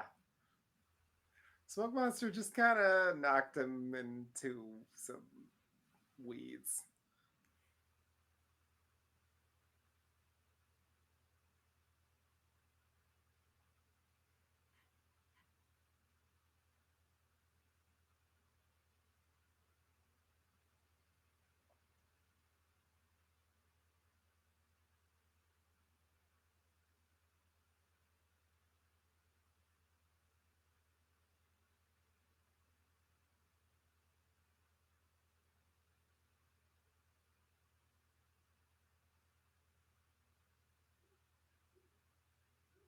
Hmm. Yeah, that's one of the worst plans on the show. Yeah.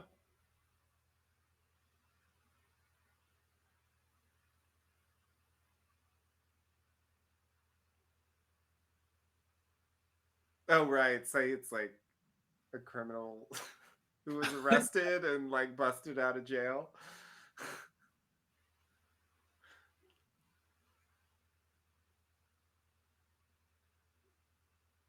Oh, that's right. His dad.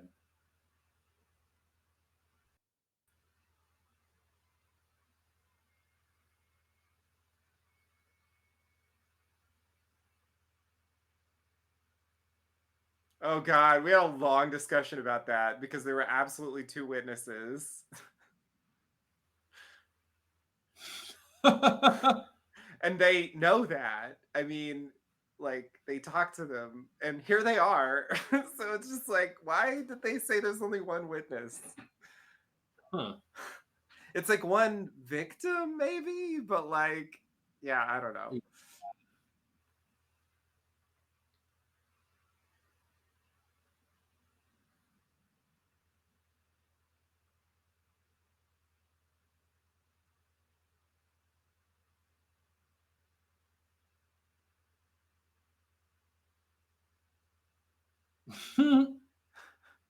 The doctor is in.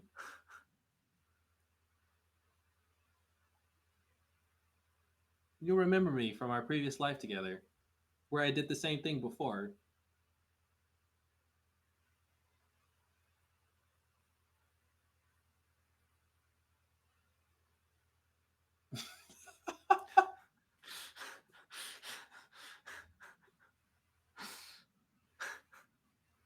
It's a good solution.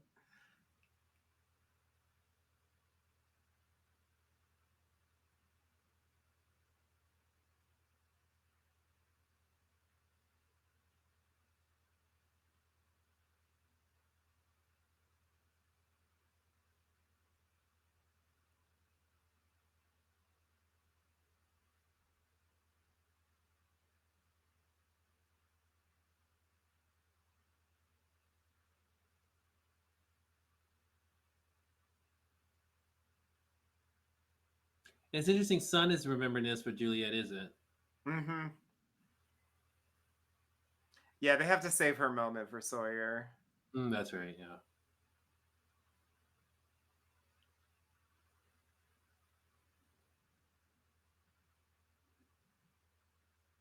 Oh yeah, the baby I never met. Mm-hmm. Just like a little awkward. But yeah, this is the first clue I think that we're looking at some kind of afterlife situation Mm-hmm. because in the previous moments that they've shown, like in previous episodes where they have these flashbacks, like we never saw anything, uh, this recent, which is to say, their death. Gotcha. So that's like a huge, uh, if you know to take it that way. Yeah, I don't remember what we were thinking at this point. By this point, about the Flash sideways exactly. Yeah, we were thinking of it as kind of this parallel universe, and they were going to realize like who they were in the original Yeah, the timeline. whole incident created a new timeline. And Exactly. Yeah, and they were like getting flashes from the other timeline, and yeah, we weren't sure how to take that because yeah, that was the key. None of them had been um memories Oh, they speak from. English now. Of course they do.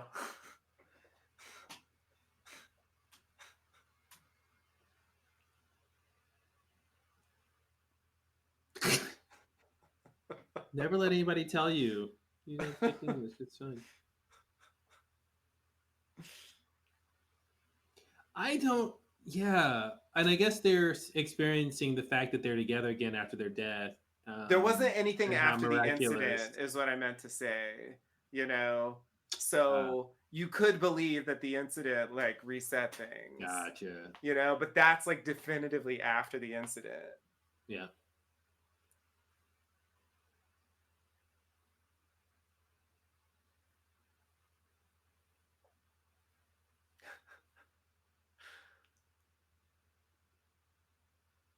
The show.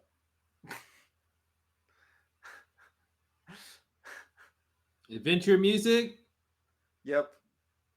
Sort of a vague pronouncement, but you Yeah. know, I'll take it. Yeah, they have to. This is definitely a callback to the pilot. Mm-hmm. That music and that shot.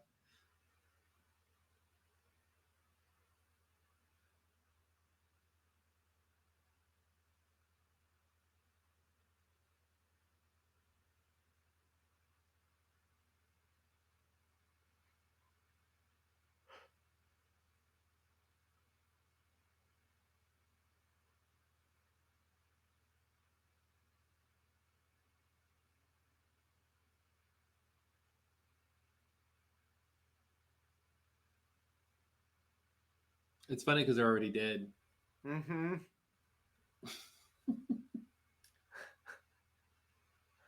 The other side of death.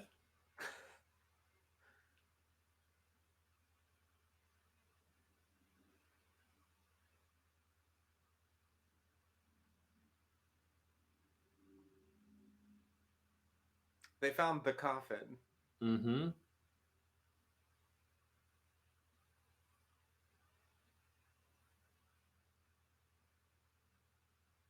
Hmm. I wonder what that means for his battle with Smokey. If he fixes Mm-hmm. Lock Yeah, I Smokey do by think killing him or that. something. I think there's something there. Mm-hmm.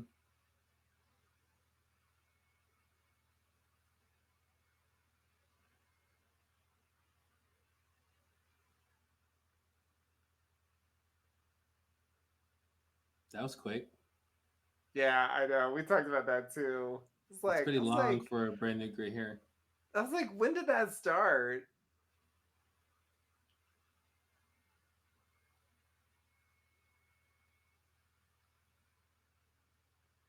He wants to live now that he can die. Yeah, that's pretty much what happened. Mm-hmm. Uh-oh, is this the infamous scene? The infamous scene? Oh, I thought this was Oh, the outrigger? the outrigger No, thing. I mean we're Oh. never gonna get that. I wish.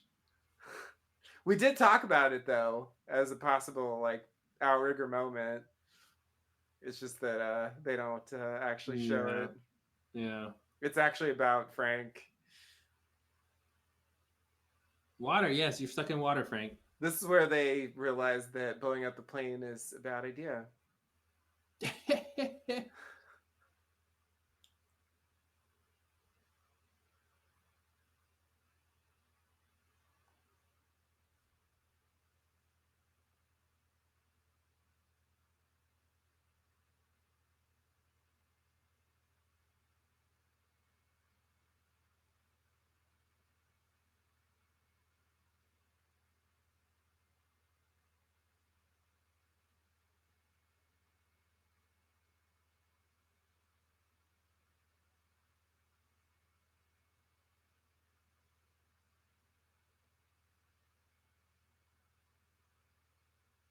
Yeah, it's so confusing though, because it's like they weren't trying to leave the island. That wasn't a goal. But now it's like, well, now that we could leave, and we can just leave it here. But that still doesn't solve the problem of the man, the smoke monster wanting to leave the island. It'll find another way. Yeah, exactly. I mean, that was the problem with blowing up the plane too. It's like just Yeah. because you do that doesn't mean you can't. That's not the Oh, only this way to is leave. great. It is.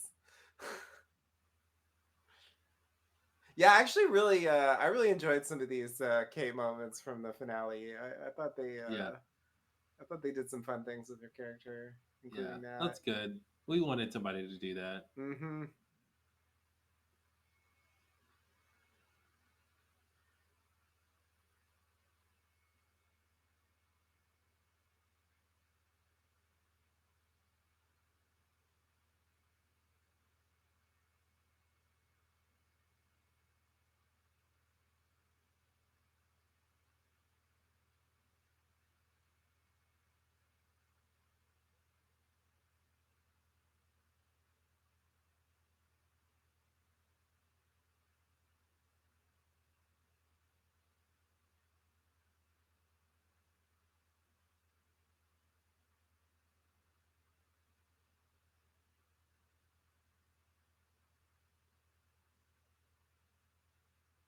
Yeah, this is Jack manifesting his destiny Yeah, in real time. definitely.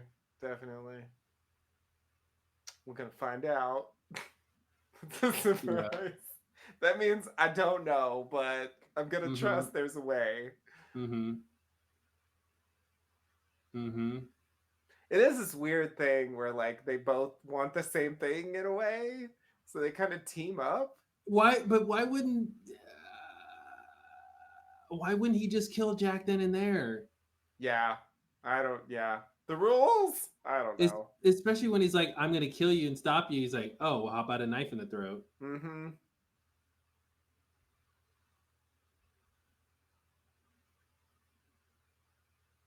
What? Yeah, I gotta say, I don't actually get the point of making Juliet this fake boy's mother. Yeah. It doesn't really do much for me. I don't see why, other than just like a weird way to bring in her character. Like, I don't know. Well, It it's like they doesn't ended seem to up with the me. wrong people, right? It's like they're not supposed to end up together. Yeah, yeah, And yeah. so that's Okay, another thing that they have to realize with this life. right.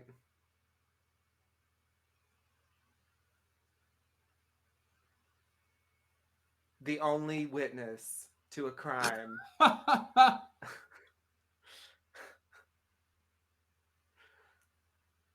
This is weird. They're all just gonna go together. Mm-hmm.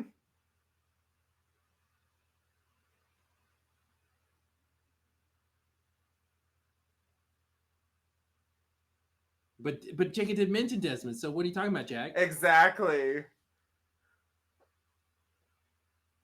I know a thing or two about long cons.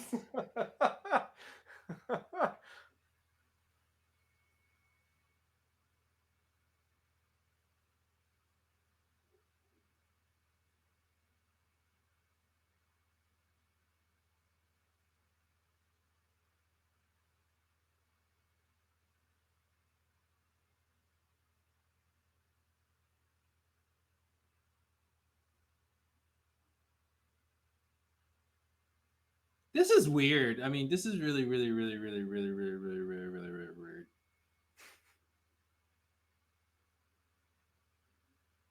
Nice power up.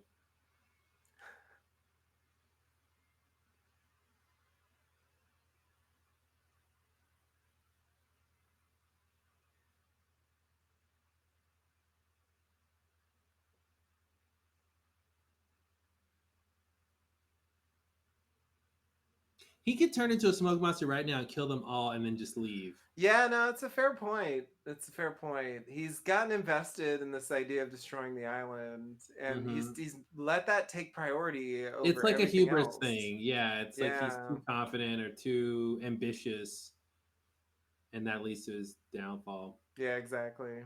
Now, why he's able to see the light cave now and find it so easily? I mean, why? I'm assuming because Jack's there.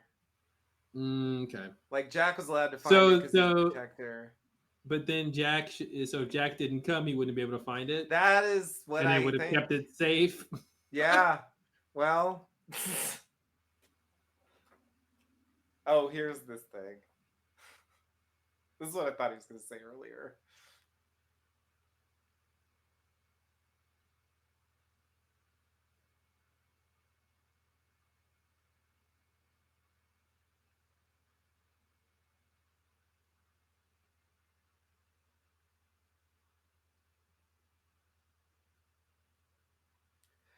This is actually Desmond talking to someone in real life about the Flash sideways. It's kind of crazy.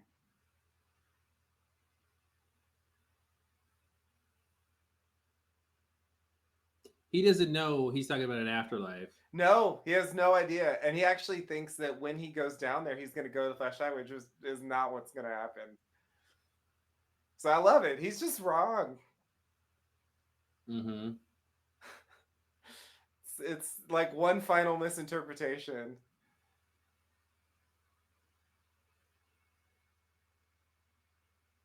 This is weird. What are they expecting him to do? And how are they all in on the same page and they want the exact opposite thing to happen?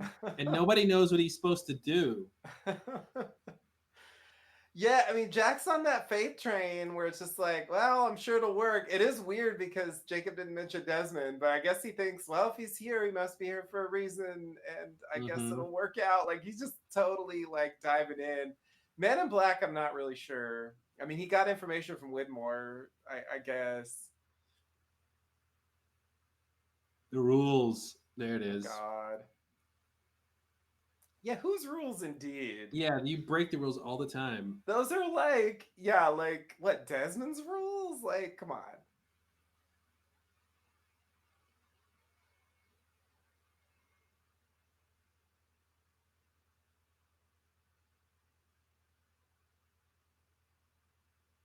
Ego.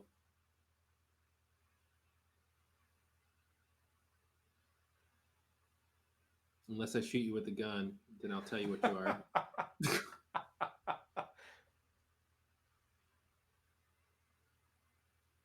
Yeah, it's totally about self-limiting beliefs.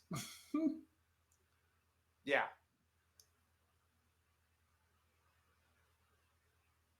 Oh, not this. Oh, yes, this.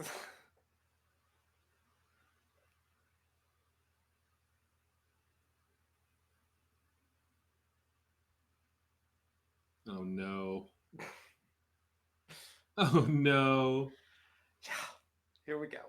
He can't resist a woman in trouble. Certainly not. It's like David Lynch.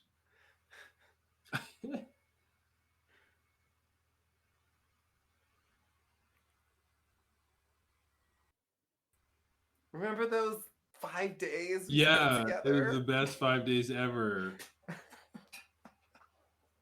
We're really going to have to stretch this footage because we really weren't together very long. It's going to all be from like 3 episodes. Get it. Yeah, it should have been Nadia. It just...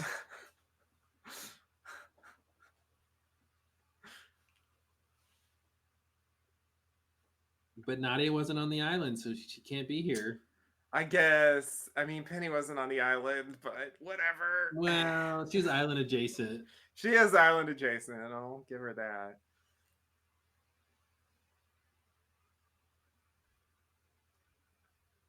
What? He convinced her to come from Australia, and then he got into a fight with a guy so that Sayid would like stop the fight, and then... Yeah, I think that's what happened. How did Boone get woken up? We don't see it. It's never explained. I remember reading that in the thing. Like, they don't show his moment. It's off screen, so we can only imagine.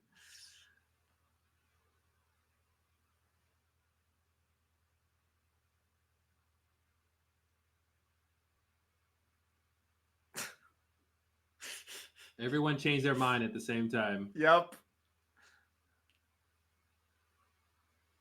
All right.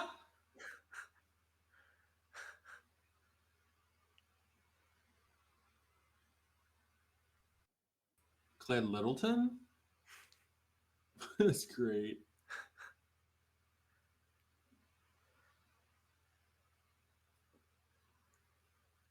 Radio's breaking up.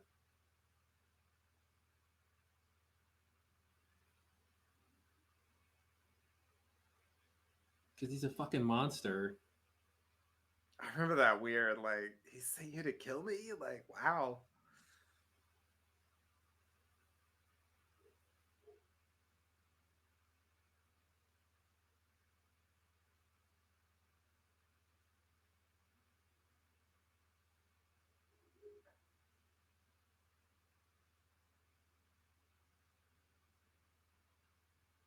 I'm too claimed.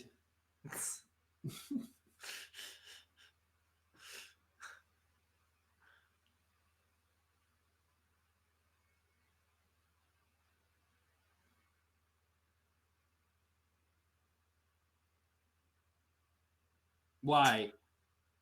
All right. How? And then do what? And then do a thing. Wow, that's all he says. Because even with the failsafe, you had to turn a key, bro. Yeah. Like, I guess he's on that faith train too, where it's just like, yeah. I'll know what to do. I Yep. trust that it'll be clear. Yeah. He knows he's gonna go to a light. He is right about that. I honestly feel like he's right for the wrong reasons, but Yes. Which says something about faith that's weird. yeah. Oh, this is a weird moment where it's kind of like he identifies with Locke here. Yes. Yeah, this when they were even looking down there was like looking down the hatch. Yeah.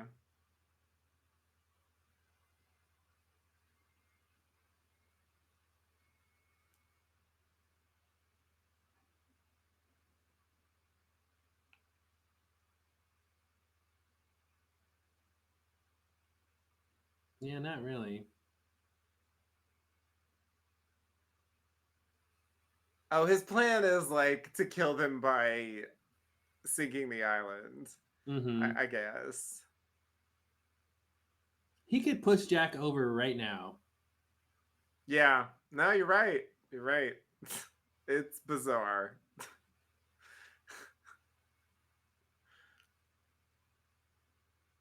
Because I mean, all he has to say is, "Jack, I want you alive when I destroy the island." Right? He could just say a line of why he's keeping him alive. Nah, you're right. You're right. I also feel like it should be more momentous that like he's back here where he was created, and he's got no. But see, the thing is, he was unconscious, so he's got no like real memory of it. But I agree, it would have been nice to have some moments there. Yeah. And Claire's here. Okay, the whole family's here.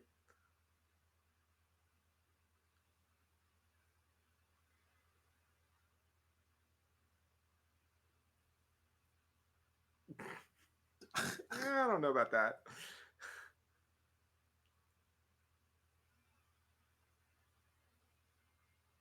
I think the big reason they did this to Charlie was because he's so resistant to everything that like, and they need this moment, right, or whatever. But he would have just been resisting every scene he was in, causing conflict. So they just had to shut him up. Yeah.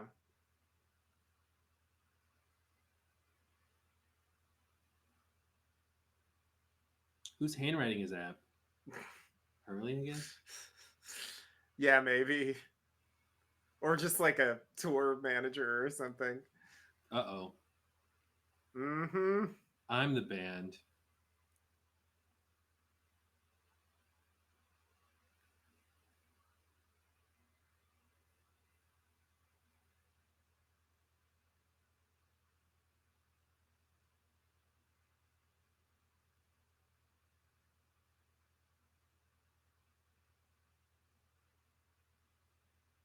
Were you ever a little girl? I kind of remember.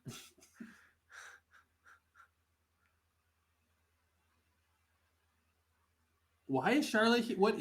And that's where we leave them. In this Flash Sideways? Yikes! With the implication, I think that they'll wake up eventually. Table 23. They're not going to here. Yeah, of course.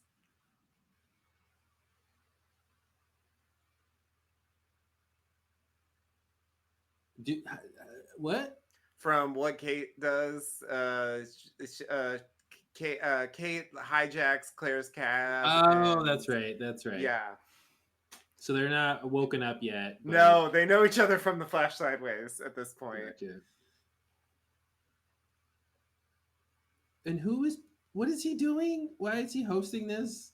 He is like the head something at the museum, and it's a museum benefit. So, and they hired the bass player from Drive Shaft. Oh, they hired Drive Shaft. Shaft plus, and he's gonna play piano for no reason. Yeah, he's gonna play piano because they want to have him play piano. Mm-hmm. I think that's pretty much it. Yeah. Oh, Charlie's not into it until he sees Uh-oh. a Littleton face. It's weird. Some of them wake up by looking, and then some of them wake up by touching. Mm-hmm.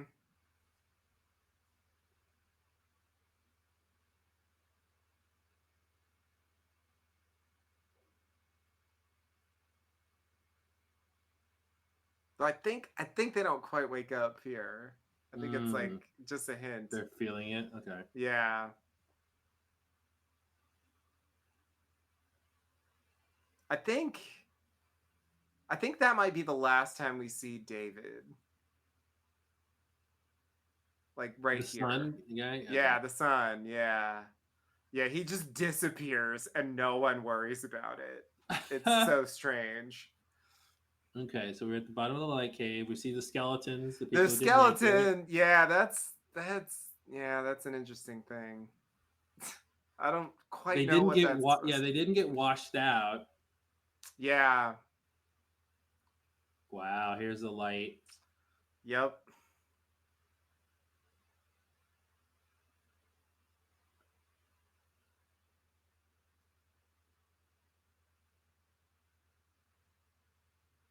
So yeah, I haven't seen this in a long time, but there is hieroglyphs. So it looks like it still was designed by somebody. Yeah. It's like organic, but it's designed by somebody. So, for what it's worth, on the commentary, they basically say that this was built after Across the Sea. So, it wouldn't have been there when the Man in Black went down there originally. Oh, They pretty much say that as directly as they ever say anything. who built it? That's weird. I would Um, have thought. the Huh. Egyptians, I thought they were there before Across the Sea. they should have been, but that's what they say. So, if you want to go timey-wimey, if you want to go, they just kind of fucked up their historical timeline. I don't Yeah. know. But they basically imply, yeah, that the Egyptians built it after Across the Sea. So moving the cork made the water go away, and the water put out the light. Yep. But then the light comes I feel like back. the implication is like the cork is kind of like a swan station. Yeah, It's like regulating. preventing this. Yeah, exactly. And it was unregulated before, and maybe, I don't know, maybe the release of the smoke monster forced them to build the cork. I don't know. Like, that's sort of an incident, if you will.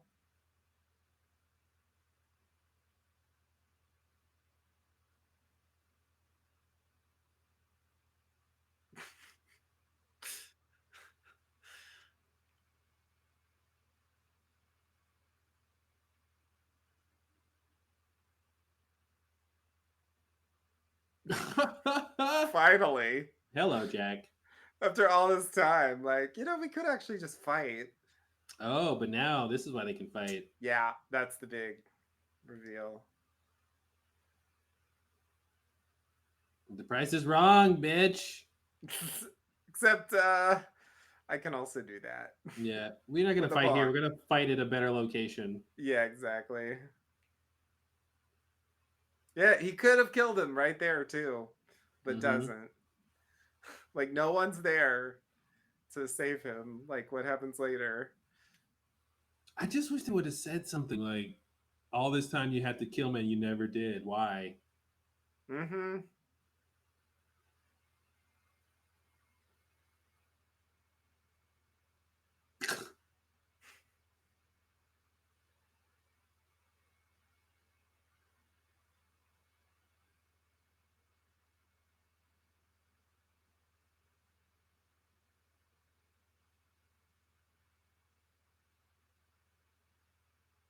What a weird concert. Yeah, it's Oh really weird. no.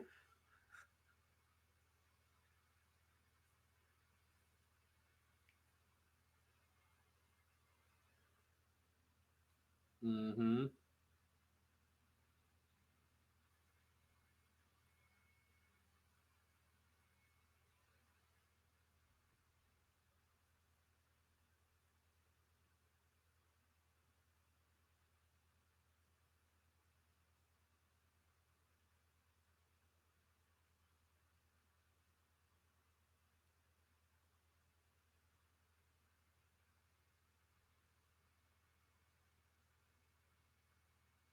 Hmm. And that's the reveal that that's the whole reason she tried to stop Desmond in the previous episode.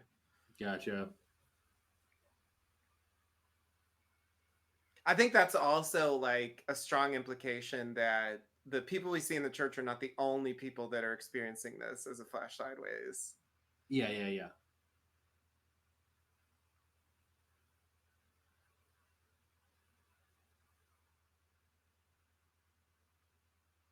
You need a vaccine? Can I give you a vaccine for the baby? How do you know that? I saw this TV show.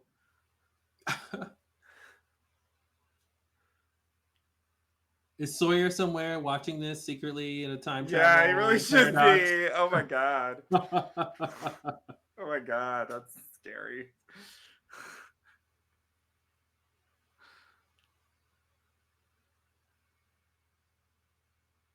She's like, what? Yeah.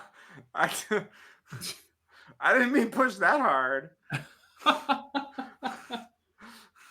Maybe start pulling. I don't know. Oh no. You pushed me into remembering my life. That's really weird. I still don't understand. I don't feel like I get the pattern of who wakes up with whom when. It's usually it's straightforward, but sometimes it's this. Why this? So she came back for Claire because of Aaron and things. So I kind of get that, but I do Yeah. wonder what it was. It their last regret or person that they were dealing with, type of thing, or was it the earlier issue? I guess it was more whatever was more recent to them, right? You would think so. Yeah. Yeah.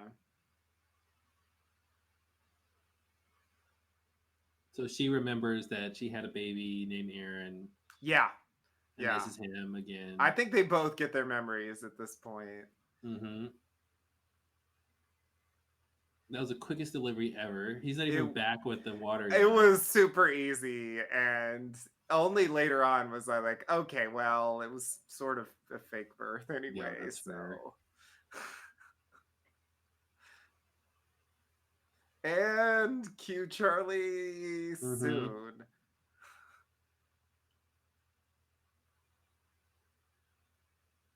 I dare you. Uh-oh. She gonna push again? Mm-hmm. There it is. There it is.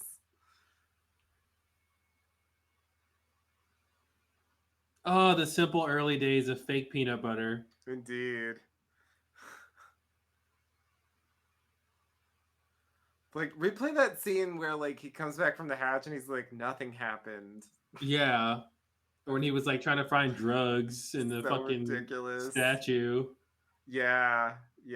That was something I complained about on the finale a lot. That, like, and I kind of get why they did this, but they really overemphasize like the fun, positive moments. Yeah. And they really like don't show like the negative or traumatic moments, of which there were many. Mm-hmm.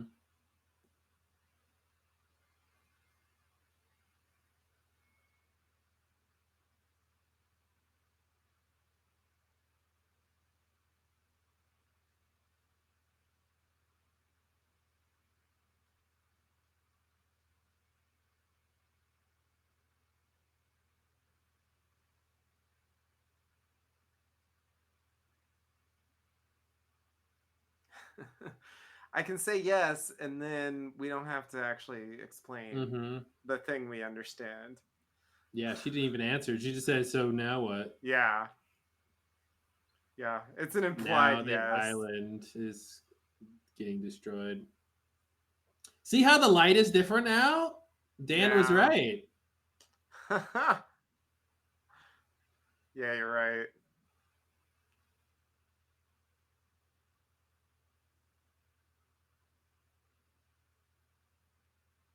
Yeah, I think the other game they're playing here is because the season started off with the island at the bottom of the ocean. Like, there's at least an idea that Yeah, maybe they're gonna sync up with that here. yeah, yeah. Locke said that earlier. Yeah, exactly. It's like even this late in the game, they're still teasing the idea that Mm-hmm. maybe that's what really happened.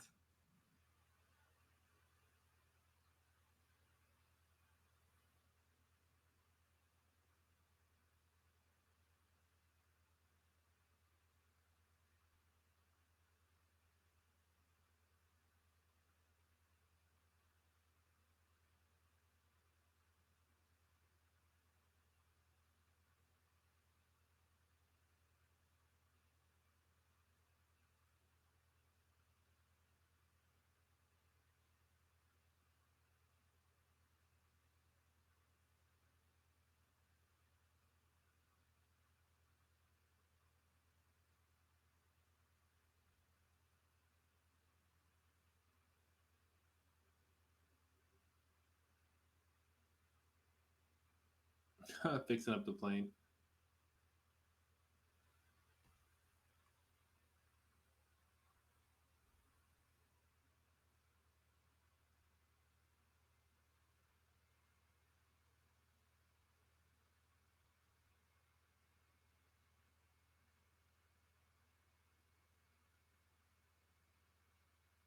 I remember you were really concerned about the windshield being broken. You were like, they can't ever fly the plane because the windshield's broken. And then they fixed it And then here. they just fixed it. Yeah. Who knew they had a welder? Who brings a welding machine to Hydra Island?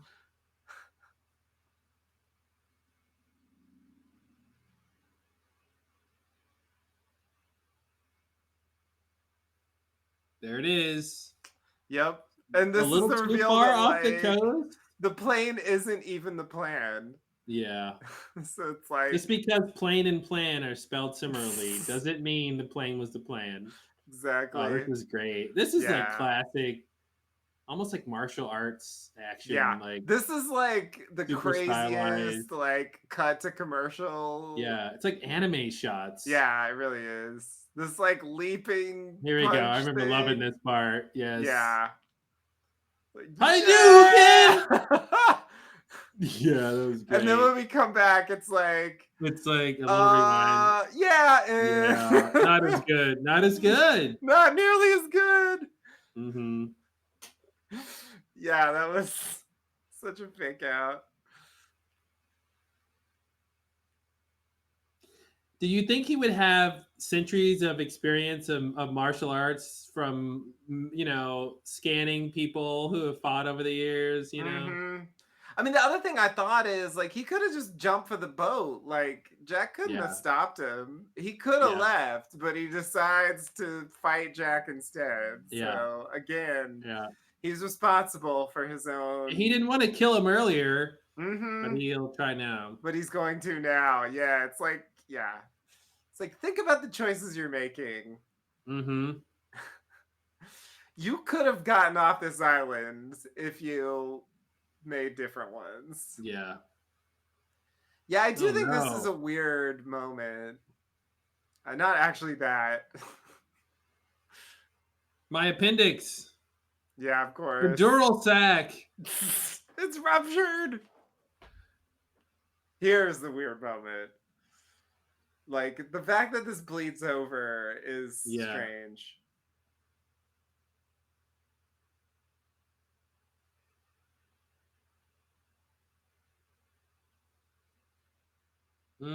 Kate, always following. Nice. And this time not ruining everything. She didn't know that would work. Absolutely she didn't know it would work. No, she wasn't there to find out that he was mortal now. Yeah. Yeah. Maybe she saw into it in the seconds that he's wasn't a smoke monster fighting Jack. So yeah, she probably saw some of that fight. God, I wish he would have said this is for John Locke or something right there.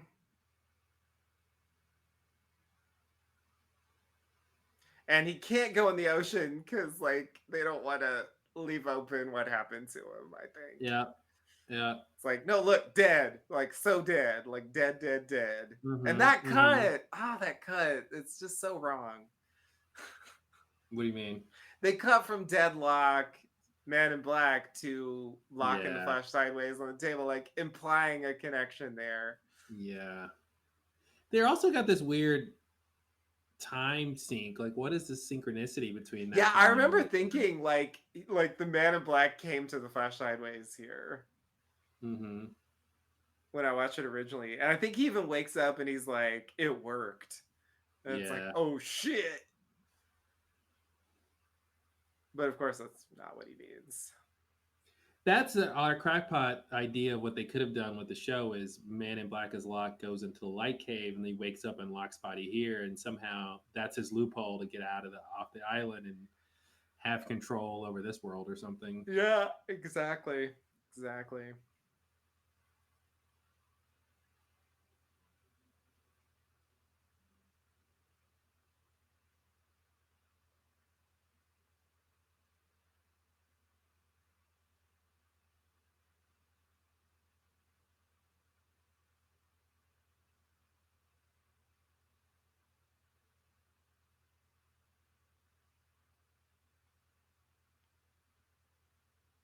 I fixed you. Call back. Mm-hmm. And of course, that's the moment. There it is. I can't believe you remembered Not the Orange orange in the Smile. mouth. That's like a weird Yeah. one. I think his first encounter with the smoke monster was in there. That's a weird one too.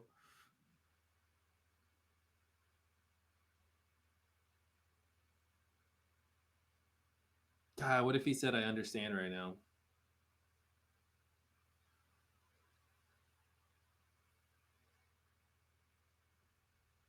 I guess it's harder to find like touching moments with Locke. Mm-hmm. Why do they know they need to go somewhere? That's what's crazy. Yeah, They're as soon as they wake up, they understand like that they need to leave.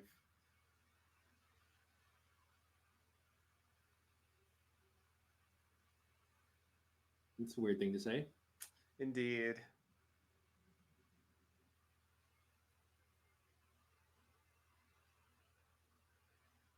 Your father says hello.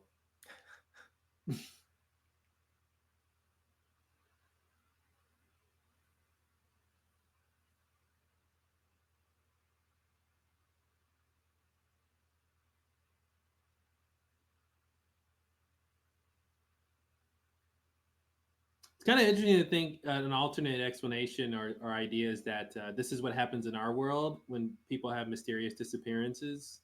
Mm-hmm. They've just awoken to the reality of their past life and then they go off somewhere Mm-hmm. else. Yeah. Yeah, I mean, I guess that's what it's like to live in the Flash sideways. Like, Mm-hmm. in another version of the show, they could have had like an epidemic of missing person cases. Mm-hmm. Almost like 2% of the world just disappears. Something like that. Yeah. Mm-hmm. So yeah, so the Man in Black's dead. Like, And then the weather stopped. Yep. The sun came out. The island's not shaking, although it will again. Yeah, it's not over, even though they've kind of paused like it is. There it There we is. go. Yeah.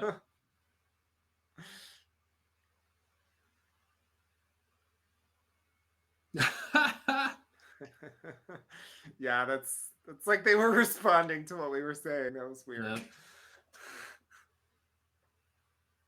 But yeah, I just think it's surprising how early in the episode, like, the Man in Black conflict is resolved. Because, like, there's quite a bit left here. Yeah, we're in the middle of the episode. Yeah. Wait. There are two of you here. Mm-hmm. I was promised one witness. Only one of you could have possibly. All right, I'll stop harping on it. It's just weird to me.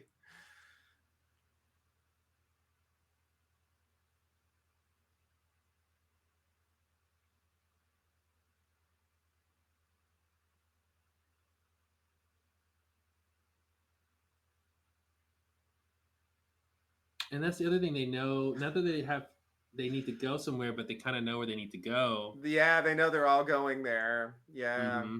Yeah, it's weird. Then it's like, But it's not from their memories. That's what's weird. They have these memories, they no, wake up, and it's not like, oh, information in their memories is telling them where they need to no. go. It's not like that. There's some It's extra some thing. internalized thing from the Flash Sideways that once you get your memories, you know you need to move Hmm. on, and you Well, you know instinctively what? know where That your makes group's going to sense. be. That makes sense if you think about the whole show being about finding your life's purpose, right? Mm-hmm. And why you're here. So why they're there in the Flash Sideways, and their purpose is to move on and wake up Right. and move on. So yeah, Yeah. it makes sense in that idea.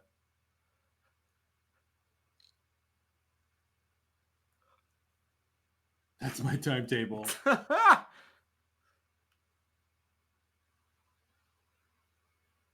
So somebody's got to put the cork back. Desmond's just been down there Yep. unconscious for this whole time. Yep. That's what's, yeah.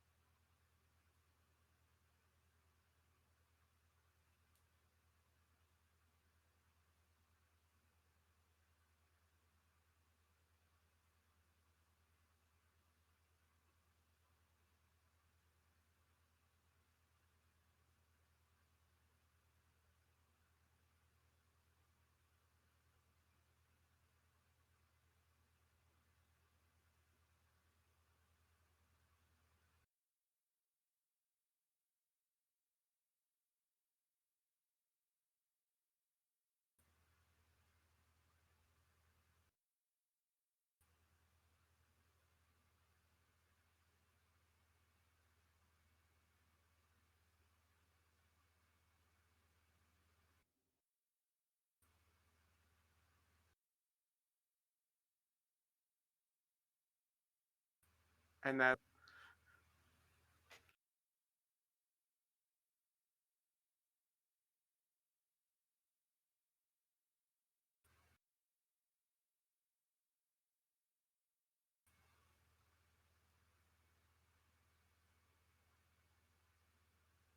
See, that's the thing. He's not even sure about the afterlife. He's not that plugged in nope. to where he feels this is all.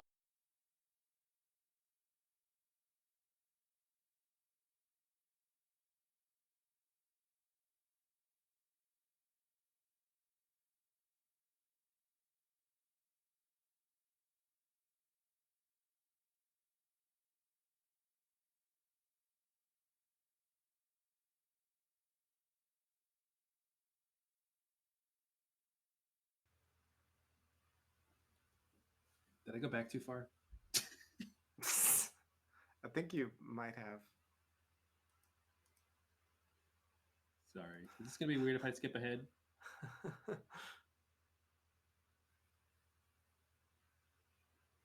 Okay. Here we go. Yeah.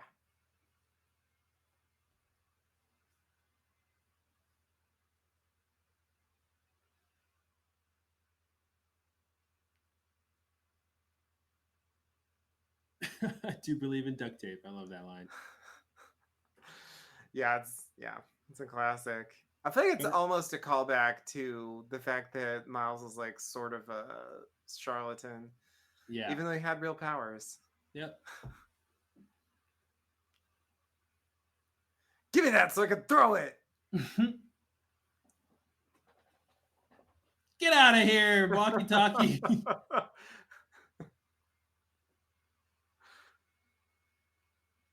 Isn't Sawyer chesty too? One really chesty should to be. another. Maybe that's it. All It takes one to destined. know one. Okay, jump. Let's see how far it is. What? Don't have to tell her twice. Yeah. Yeah. Yeah, Kate was just very proactive in this episode. That in was way a superhero dive. entertaining. Yeah, it was. Yeah, Kate's totally entertaining here.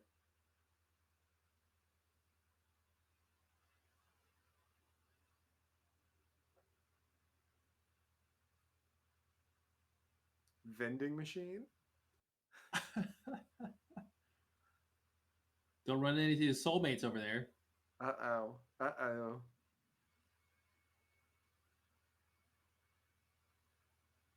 Yeah, so, there's a whole video about this scene and how it connects to what they do, um, in the Cave of Light with the cork.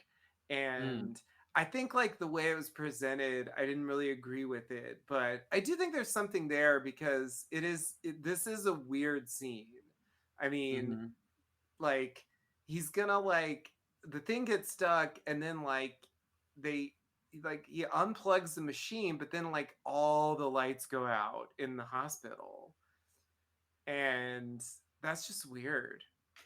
And they don't even really comment on it, but I do feel like it's like sort of a metaphor for what's happening on the island. Mm-hmm. Okay.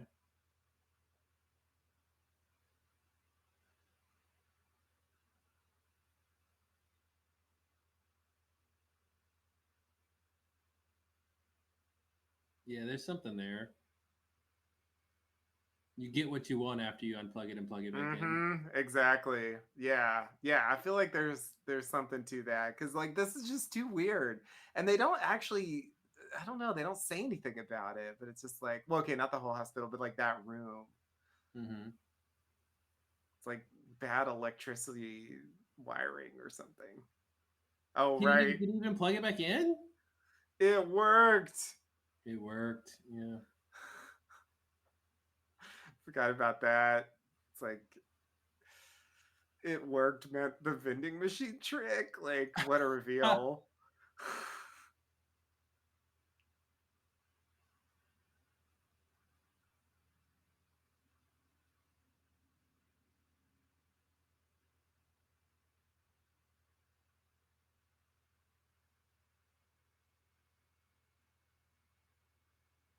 Yeah, so for this one there's like a bit of the tragedy. Mm-hmm.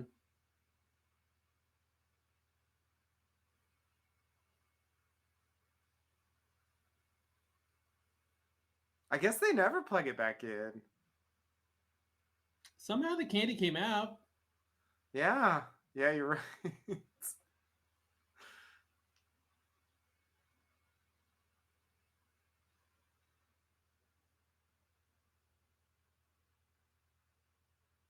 Yeah, the lighting is somehow better in this moment for it not to be a bright overhead scene or Mhm. something.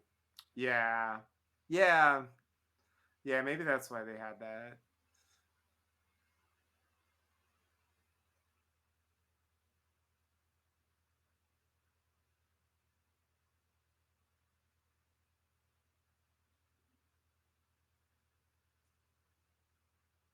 She's married. They're divorced. They're divorced. Oh, they're divorced. Okay. Yeah. In her defense. There we go. That's fine then. Also, like, they know that that stuff doesn't matter now. Yeah. Where's my son? Yeah, he's not going to ask The that. concert was kind of a waste of time, huh? Completely. That's what I was saying earlier. Like, there was such a build up, but it was really, like, such a bust.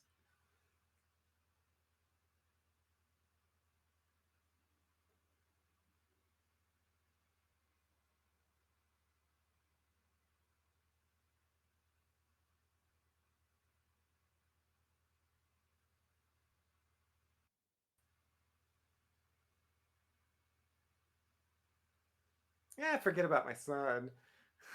Mm-hmm.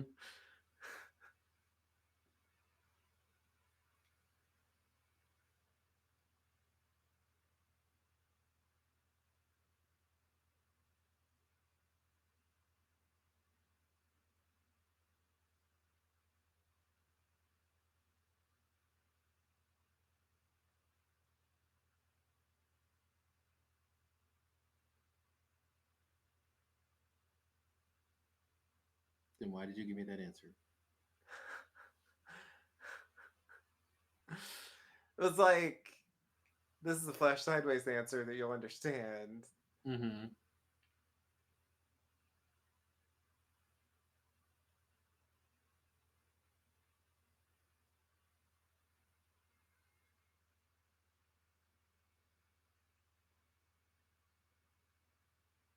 He's still fighting it. Doesn't Mm-hmm. quite work. Mm-hmm. Yeah. It Jax gets this special case where it's a bigger hurdle for him Yeah. because he's gonna get the extra conversation at the church and all that stuff. Mm-hmm. Yeah, he gets all these like explanations that the rest of them seem to just intuit and Mm-hmm. don't really worry about that much.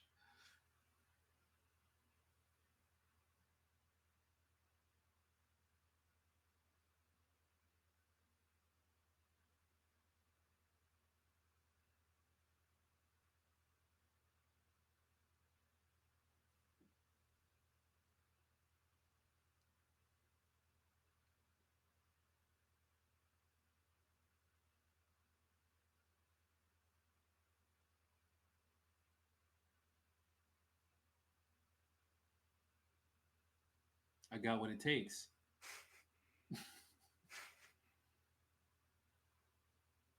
Or it's a suicide mission. Yeah, I think that's the implication.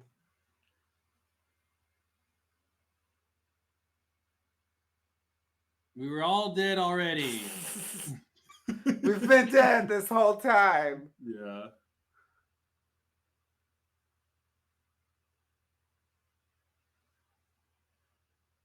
Uh-oh.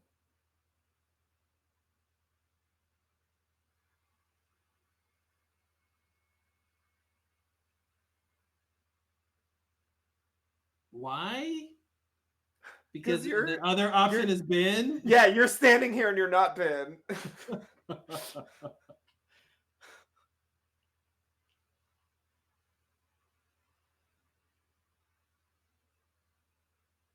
It's like passing out rations to everybody except you're passing out protection to the island.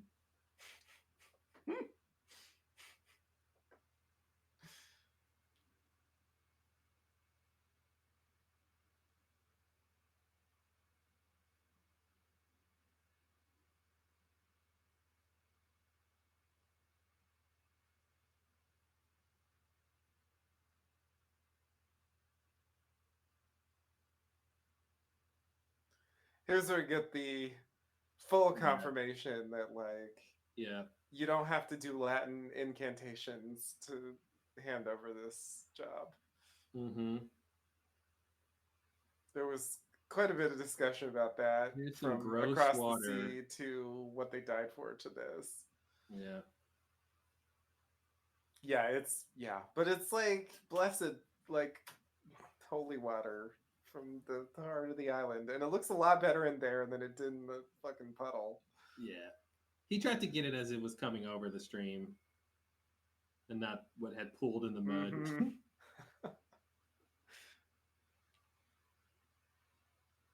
I have the power.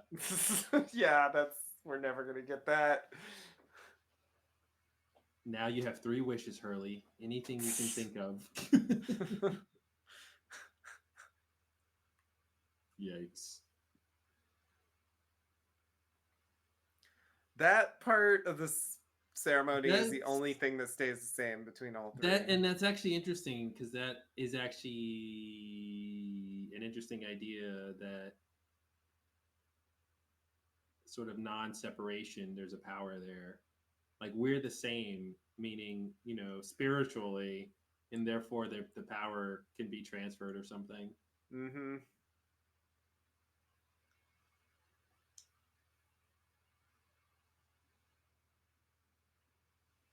And now we're back to this. Mm-hmm. Round 2.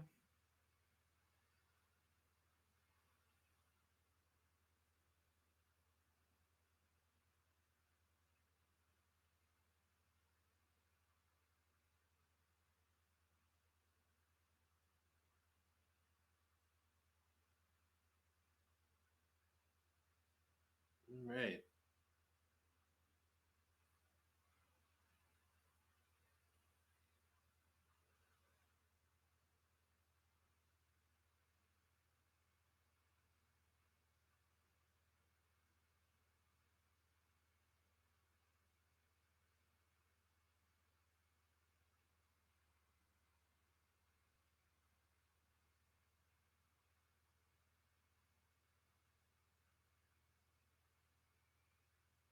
Am I in the Flash sideways yet?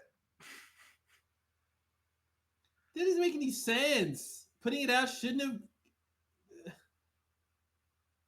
It should have been like turning it on. I thought would have made me go somewhere. Not putting it out.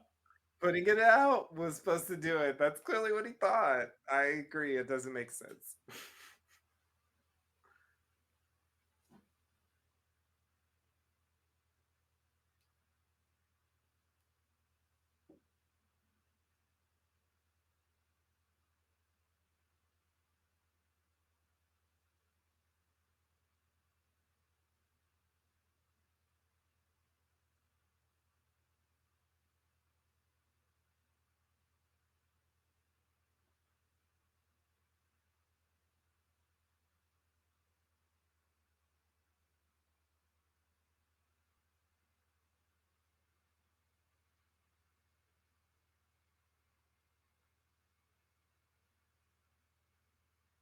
I'm just gonna sit here while the island gets destroyed.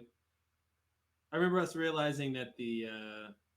I guess we knew from the previous scenes, but yeah, this is all affecting the Hydra Island too. Mm-hmm.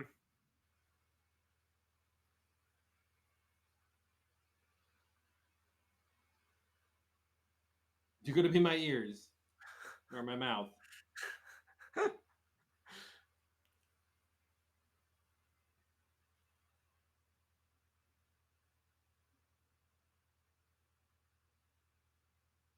No rush, but can you just resolve your claiming in like 30 seconds?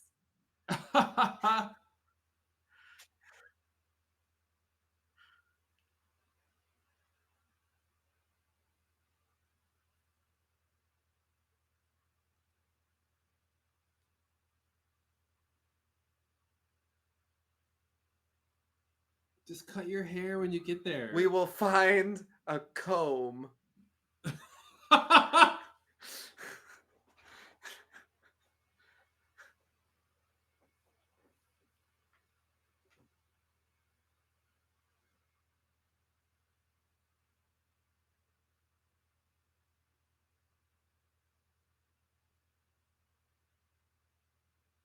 She said the island made me crazy. The island made me crazy, is what she said. Yeah.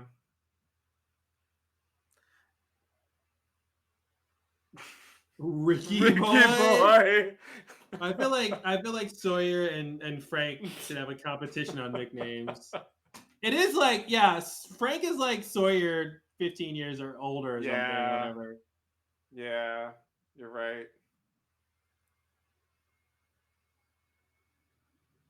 They're just gonna leave everybody. Wow. Alfred didn't even want to go anywhere. Mm-hmm. He's trying to blow this up.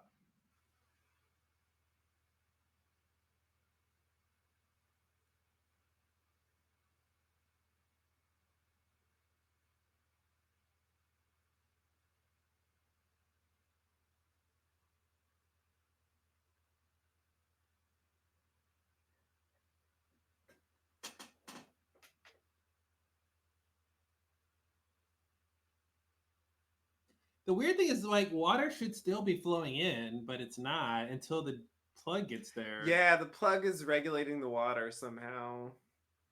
I don't really understand that. It does make me think of how, like, they're originally going to set this at a volcano. Yes, this is definitely volcano territory. Yeah, I feel like it's like a lingering aspect of that plan that they had. But yeah, I don't know. I mean, I guess it's like putting the plug in is like turning the little knob to make the water flow again. I don't know. Yeah, it's a little regulation, but I'll give it a second, Jack. So impatient.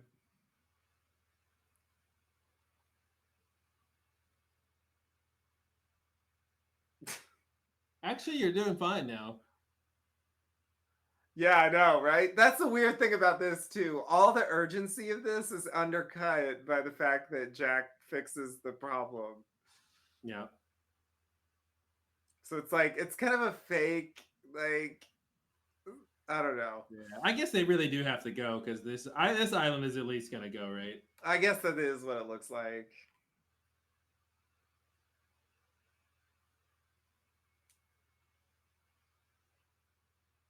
Hope their seat backs are upright and their seat belts are fastened. But it's like Hurley and Ben get Desmond back to the real world, presumably. So I just feel like, Yeah, like if they didn't get off on this plane, assuming the whole Hydra Island doesn't sink, yeah.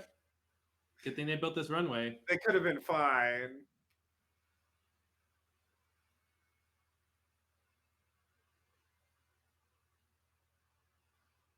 I do think there is something, I guess, poetically appropriate about having like a plane take off at the end of the show.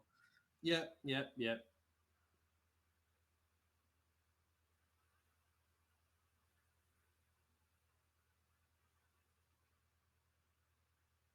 I get why they wanted It it would to have be been this. interesting if it was the first time they were leaving, but this for some of them it's the second time. Yeah, yeah, yeah.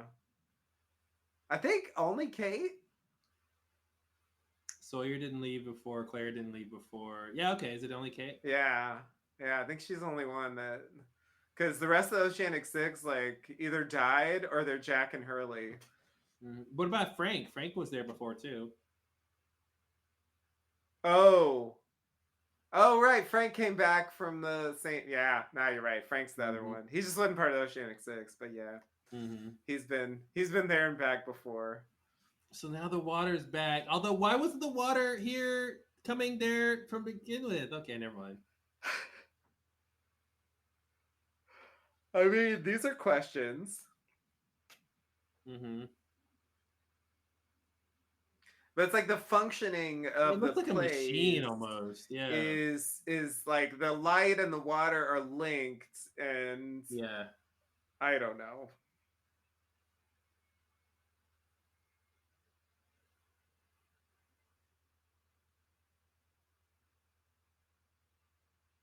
I love they think it's Jack and they're just wrong. Yeah.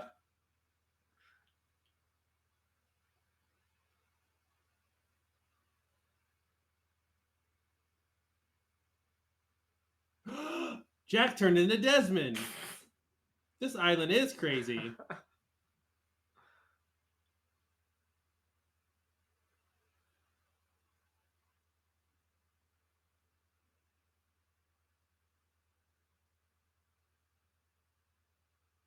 Here we are. All right. We're getting to the final rounds here.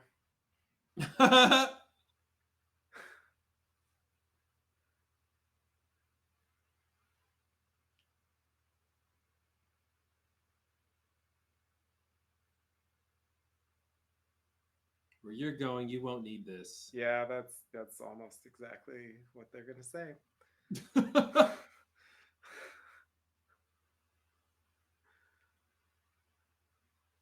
I guess he checked himself out of the hospital, a little early. Yeah, I would say so. Oh, this scene. Yeah, this is, yeah.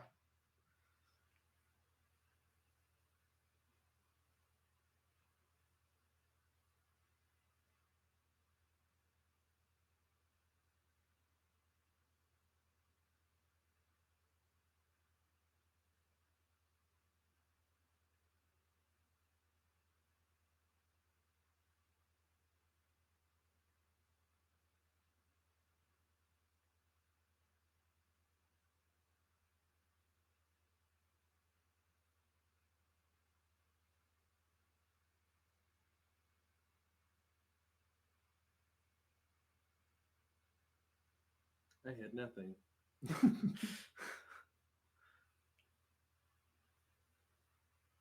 Oh, silly Benjamin. We're all special. Well, yeah, I love the fact that it's like he was envious of Locke, and it's like, oh man, if you only knew, like Locke was a fucking mess. Yeah. Don't even be envious.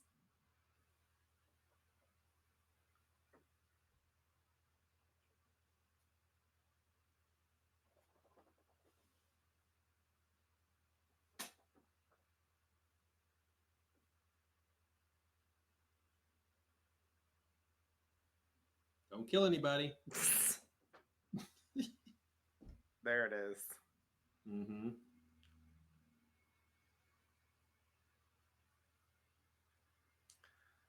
Yeah, I guess I didn't really have surgery in a sense because it's not Mm-hmm. real at all. I question everything in this world. It's so strange. Mm-hmm. It's like, did the surgery work because like Jack's just that good, or did the surgery work because it's a Flash sideways and there was no real injury to begin with? Or did it work because Locke thought it would work because he's ready to move on, and so Which I would tie in with it being the Flash sideways. Yeah. More or less.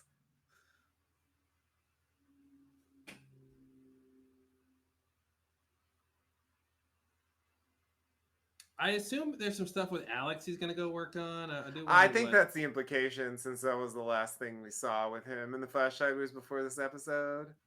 And that's the first time he's appeared in the Flash Sideways, aside from that opening montage in this one. Gotcha.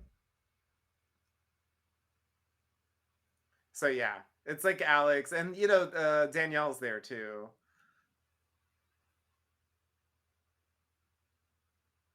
Yeah, that's right.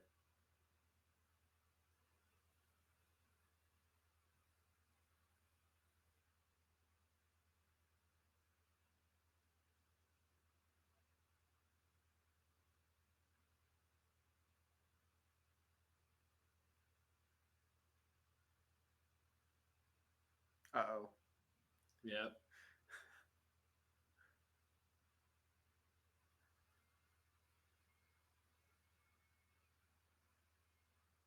There's 3 people on the island. Oh, this is so weird. Yeah.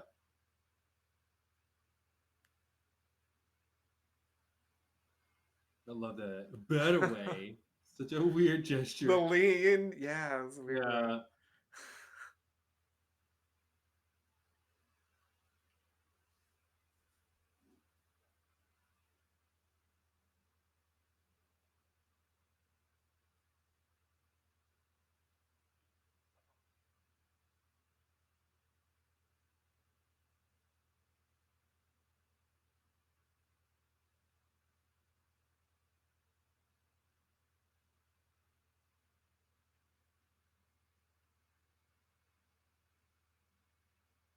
That's the other thing. Even him spending whatever time he spent helping Hurley wasn't enough to, get him make past up this for yeah.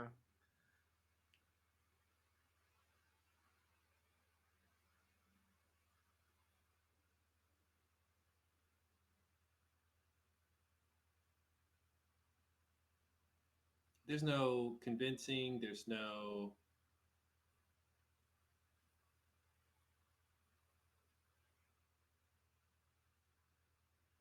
I guess that's Ben's thing, is he had to learn to live his place as number 2. Yeah, not want to be in 100%. charge. Yeah.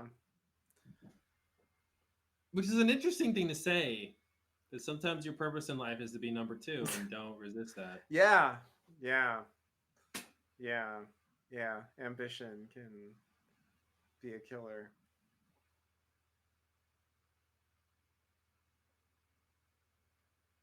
A church.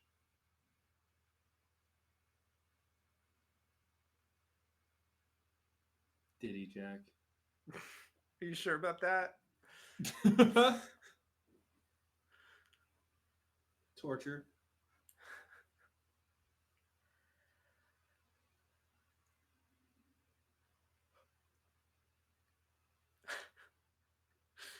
I don't really understand that, but okay.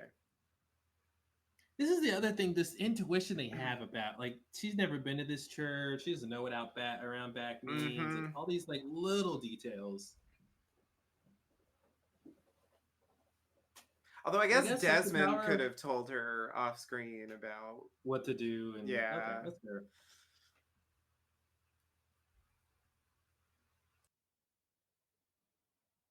Then he's like basically working at the church for a little bit.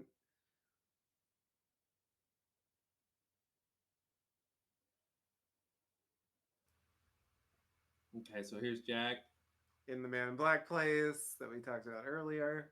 So that makes it seem like Man in Black went down through the light cave. He went in that little circle around the cork, and then Mm-hmm. the light flashed and it beamed him over here. Yeah, something like that. But or if the cork wasn't there, as they insinuate, then like whatever was down there, like just a pool, like a rock, like sort of bare natural rock. I don't know, but yeah, effectively that's what happened. I think. Or maybe it was like a bigger opening to the volcano, whatever's underneath, and he went Mm-hmm. into that somehow. But I guess his body should have been whatever. But maybe that's the thing. He went like deeper in, and then that's Mm-hmm. where the weirdness is. Yeah, it's like an exit point. It really reminds me of the Tunisia donkey wheel thing. You know, it's just like Yeah, you go here and you interact with the light in a certain way and the water too, and you get transported to this other place. this is the most multi faith church that ever It's existed. yeah, it's a lot. It's a lot. I noticed when I rewatched this recently that like it isn't just the symbols in the stained glass. It's like the shit on the tables and on the Yeah, it's bookshelf. There's artifacts like a everywhere. ton of stuff in this room. Yeah, I would be surprised if there's not a Towerette statue somewhere. Yeah, there really should be. So yeah, is this an answer of what was in the coffin, or is it just like this because he's ready to move on now? And there What like was a what? dead Christian shepherd before, but now he's here because it's not the same one as the one who quote unquote died in the Flash Sideways. Also, what does it mean to die in the Flash Sideways? Okay, let me stop there. Yeah.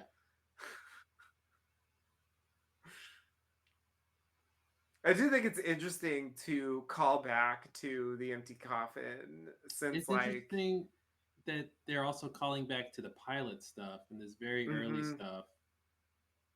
The memories are very season one centric Mm-hmm. that they have. Like that was something I talked about. Like, okay, that was season 3 and that was from season 6. Yeah. Back to season 3. 3, yeah. That's Season the 1, pilot. yeah. That's what we just Season watched. 6, yeah.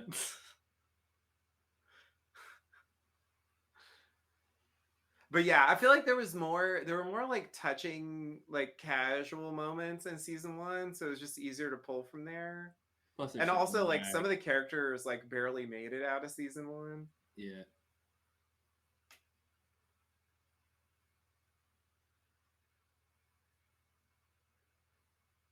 But yeah, it's just like the empty coffin is like wrapped up with the like Man There in we Black go. stuff, so it's just like I don't know, it's a weird callback.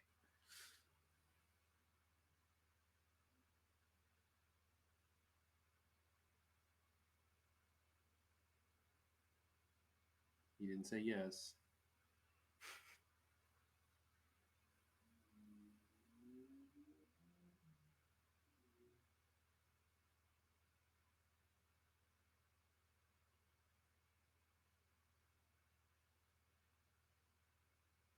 Search your feelings, Jack.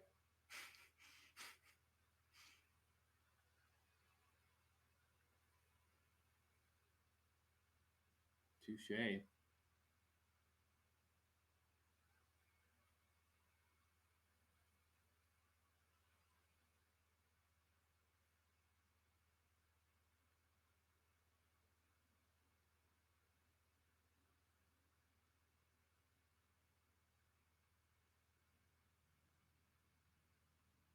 It's just death. You have what it takes. Mm-hmm. He's not gonna say that. He's not going to say it. Doesn't need to be said, I guess. I guess that's the idea. Like, yeah, maybe you could frame it that way. Like Jack didn't need to hear it That was anymore. the old Jack who would have needed to hear that. Yeah. Yeah.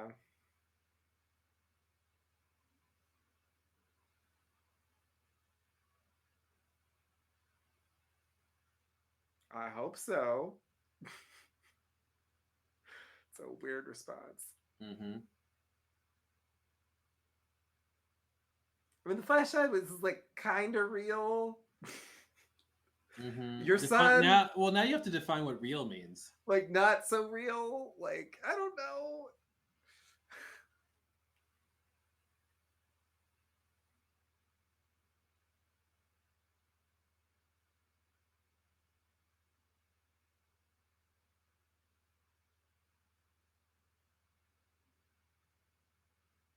There's no Well. noun here. Let me not answer that question by correcting your language. Mm-hmm. I almost feel like they should have went the opposite and said like, "Here now is all there is," or something like that.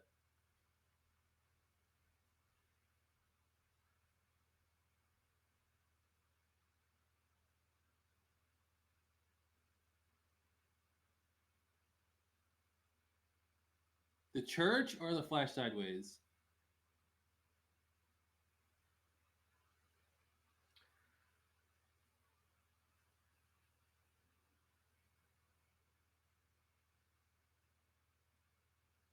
Does what?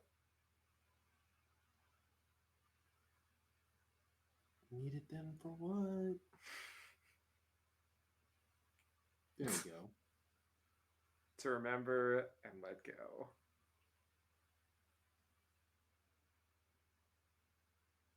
So nobody moves to the afterlife alone. They needed to create this place so they could find each other and wake each other up and move together. Yep, I think that's the idea. Actually, she's wrong. Which is great. Just one final, somebody's wrong about something. Moving on.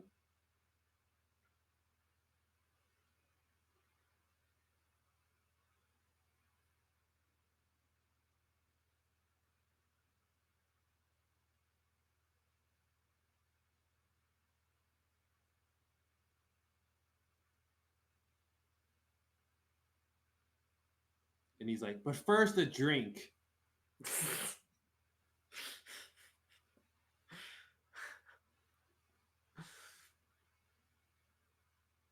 My They problems were don't all. matter. Have they all been hugging for the last 20 minutes? I Or did they just start hugging now? I mean, don't think about it too oh hard. no.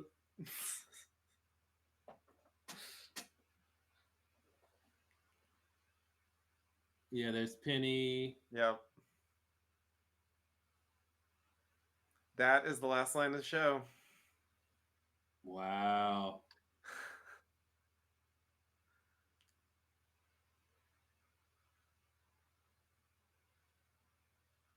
Corks, am I right, brother?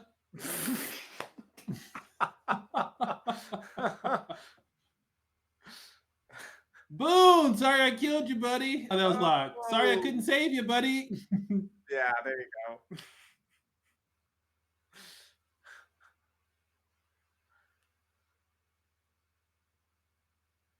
There's that shoe still after all this time. That fucking shoe. Yeah, the stories that shoe could tell. It would be when Jack woke up and when Jack died. That's all the shoes. End of stories. Yes, but for a shoe, that's pretty good. No, you're right. You're right. To be fair, I mean, for a shoe that's not like being worn. Yeah.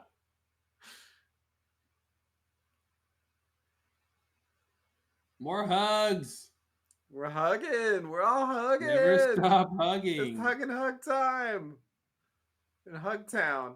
Also, Kate's clothes changed. Like, did she change? Like, she changed. That cocktail dress is not what you wear when you're moving on. Okay, yeah. That's the problem. Mm-hmm.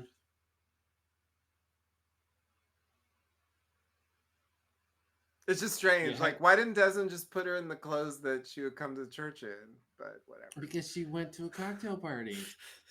I mean, a dinner concert. Yeah, benefit thing. Yeah, I guess that's the idea. I don't know. It looks suitably well. Whatever. It's fine.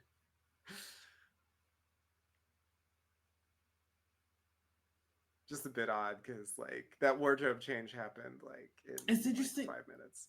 It's interesting that they all sit down too. Yeah. You know, we talked about it. Like the memory is that they walk through a door, but they don't. They actually just sit here.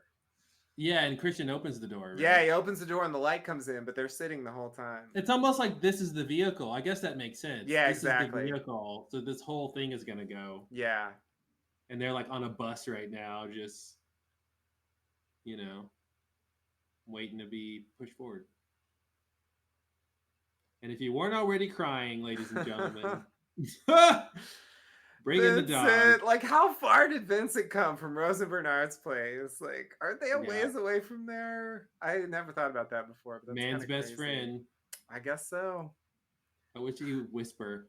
You'd be like, "I'm the smoke monster, Jack. I have been the You whole were time. wrong. Arf. You were wrong. Arf. You lost. Yeah, Woof woof. my island now."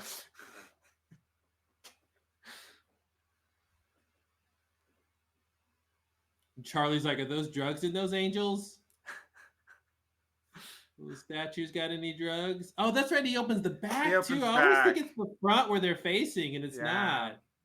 Yeah, that's so crazy.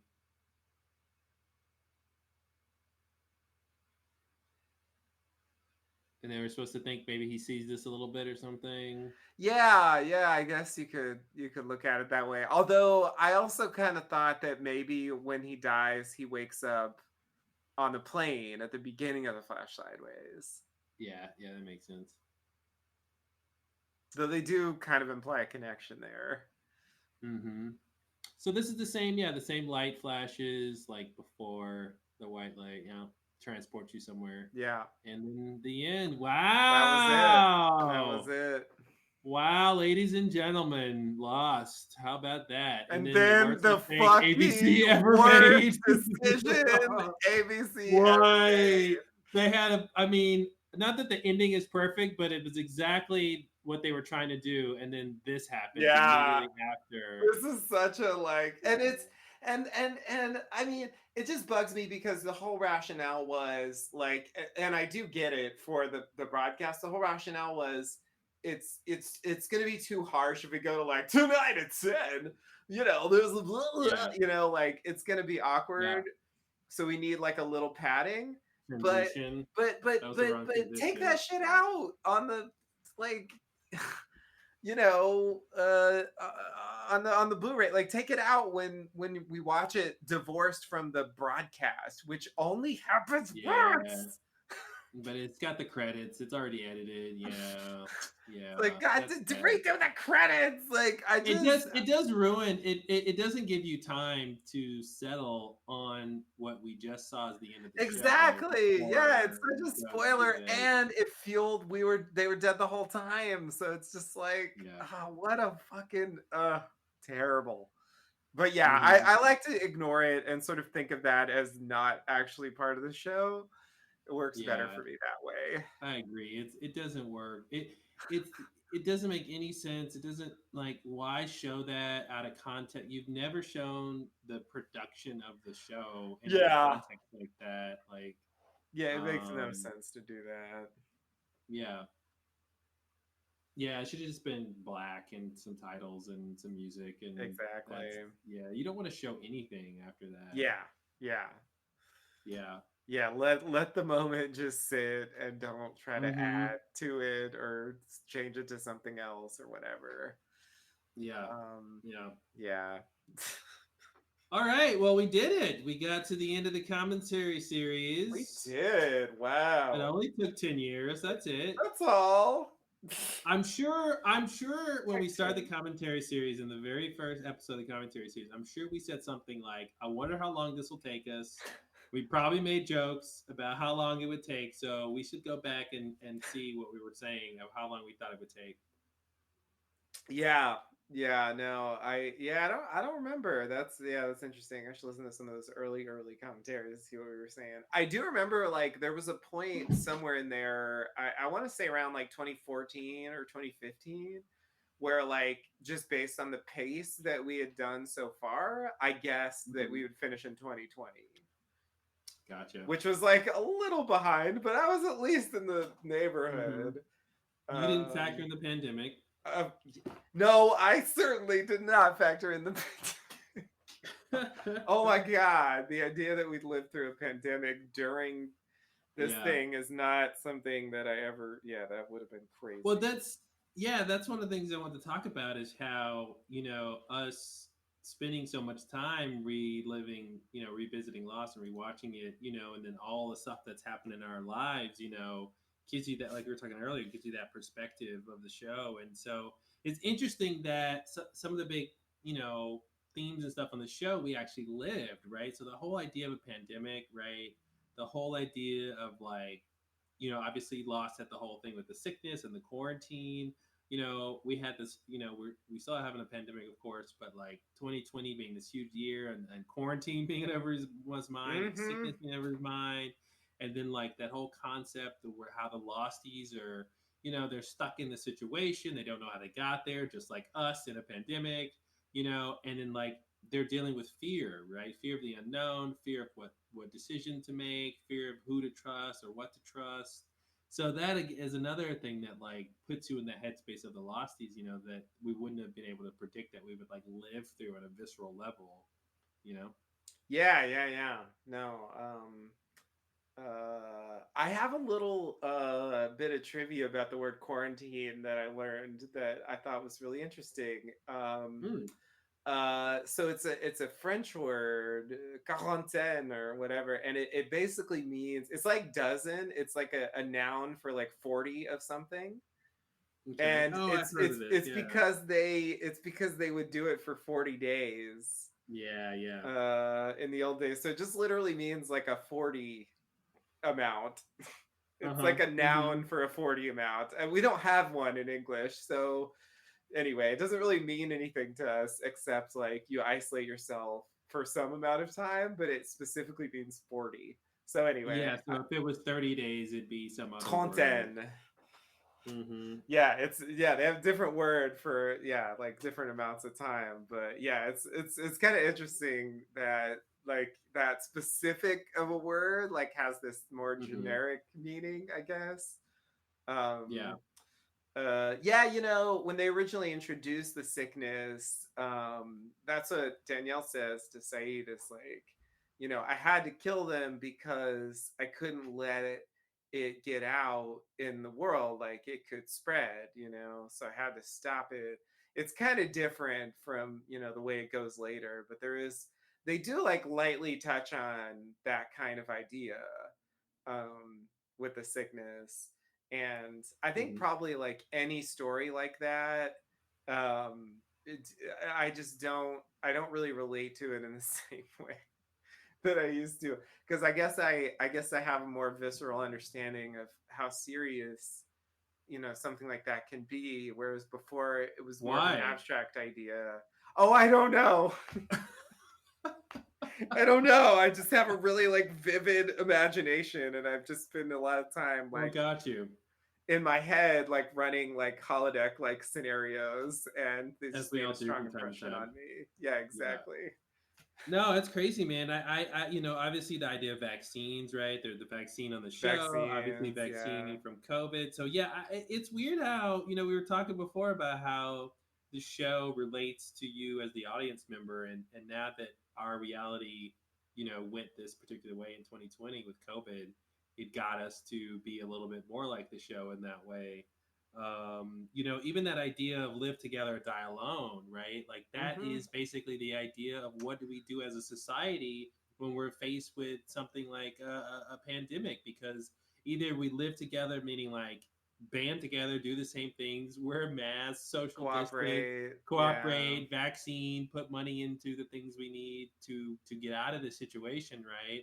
Or we say, no, no, no, we'll die alone, meaning we won't work together. Everyone is on their own. I don't. Every man Everybody. for himself, if you Every man will. for himself. Exactly, and it's so yeah, it's crazy. It's crazy, and literally die alone, meaning like, well, if we don't get the virus under control, theoretically, everyone could get it and die, based Mm-hmm. because they were not together, and and then of course it's the life and death decisions.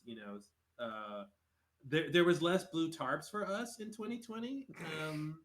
That's one thing that wasn't. Speak for yourself. I had a very blue tarp heavy Did 2020. you? Would you blue tarping everything in your house?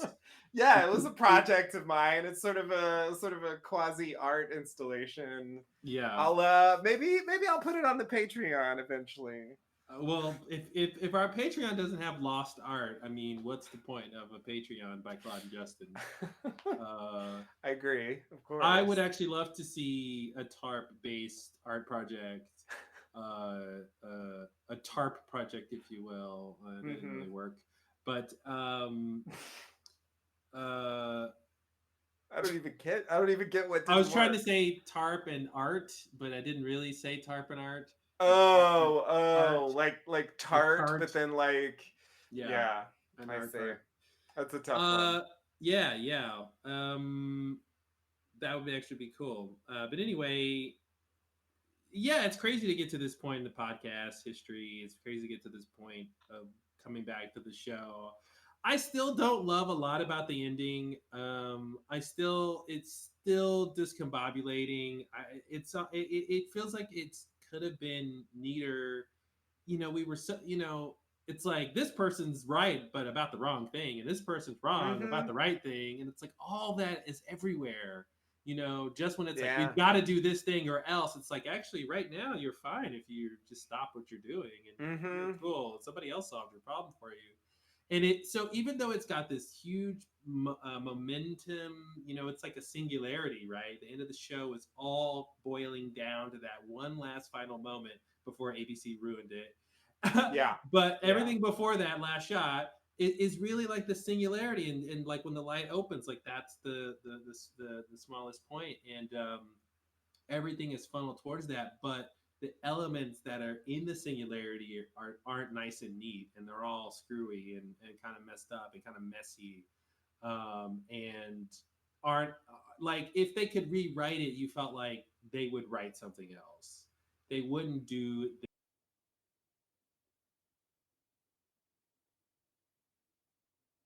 Oh no.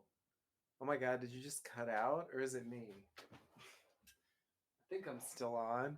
This again like Oh, this. oh, oh, I think sorry, you sorry. yeah, Mike check one too. I think you cut out for a second there.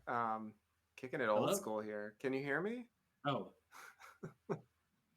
Yeah, what a wow, bringing classic it back. moment. Yeah, I can hear you. Can you hear me? Um, Oh I was man, too bad you actually didn't have thinking time to go about read the it. I didn't news, quite get there because you came back too soon. dude. Oh man, I was just saying the entire end of the show is like this singularity where everything kind of boils down to that last final moment in the church. But like all of the pieces of the show and the storylines and the characters that are in that funnel going towards this final moment, which is a really really good final Hmm. moment, are all kind of messy and aren't nice and neat. And I felt like if they could write it again, they would write something different. Like the big picture, I think would be the same, but the details, I feel like they wouldn't rewrite the details this way if they had their choice, you know, because there's just a lot of little bits that don't feel that satisfying, Hmm. on a Hmm. micro Well, we level. could ask him about that if we ever get him We on. could ask them. We should tell them to I their mean, face I that they think should in a rewrite this. I way, think like that at least some of those things like kind of make sense. Like there's something appropriate about it for Lost and like the way it typically portrays things that even in the ending, it's mm-hmm. like characters just being It's definitely yeah, like consistent. it's like feels in the right spirit that like people are just wrong about a lot of stuff and they're misinterpreting things and yet they still arrive somewhere. I don't know. I think there's something there, but I do agree that like not all the moments work as well as they seem to want them to. Um, I think yeah, I think the Hmm. final I think the final sort of meetup in the church like comes together pretty well, but like a lot of the lead ups were just all over the place. Some of those moments didn't. I mean, we already complained about Said and Shannon, and we complained about Said and Shannon probably a lot back in the day as well.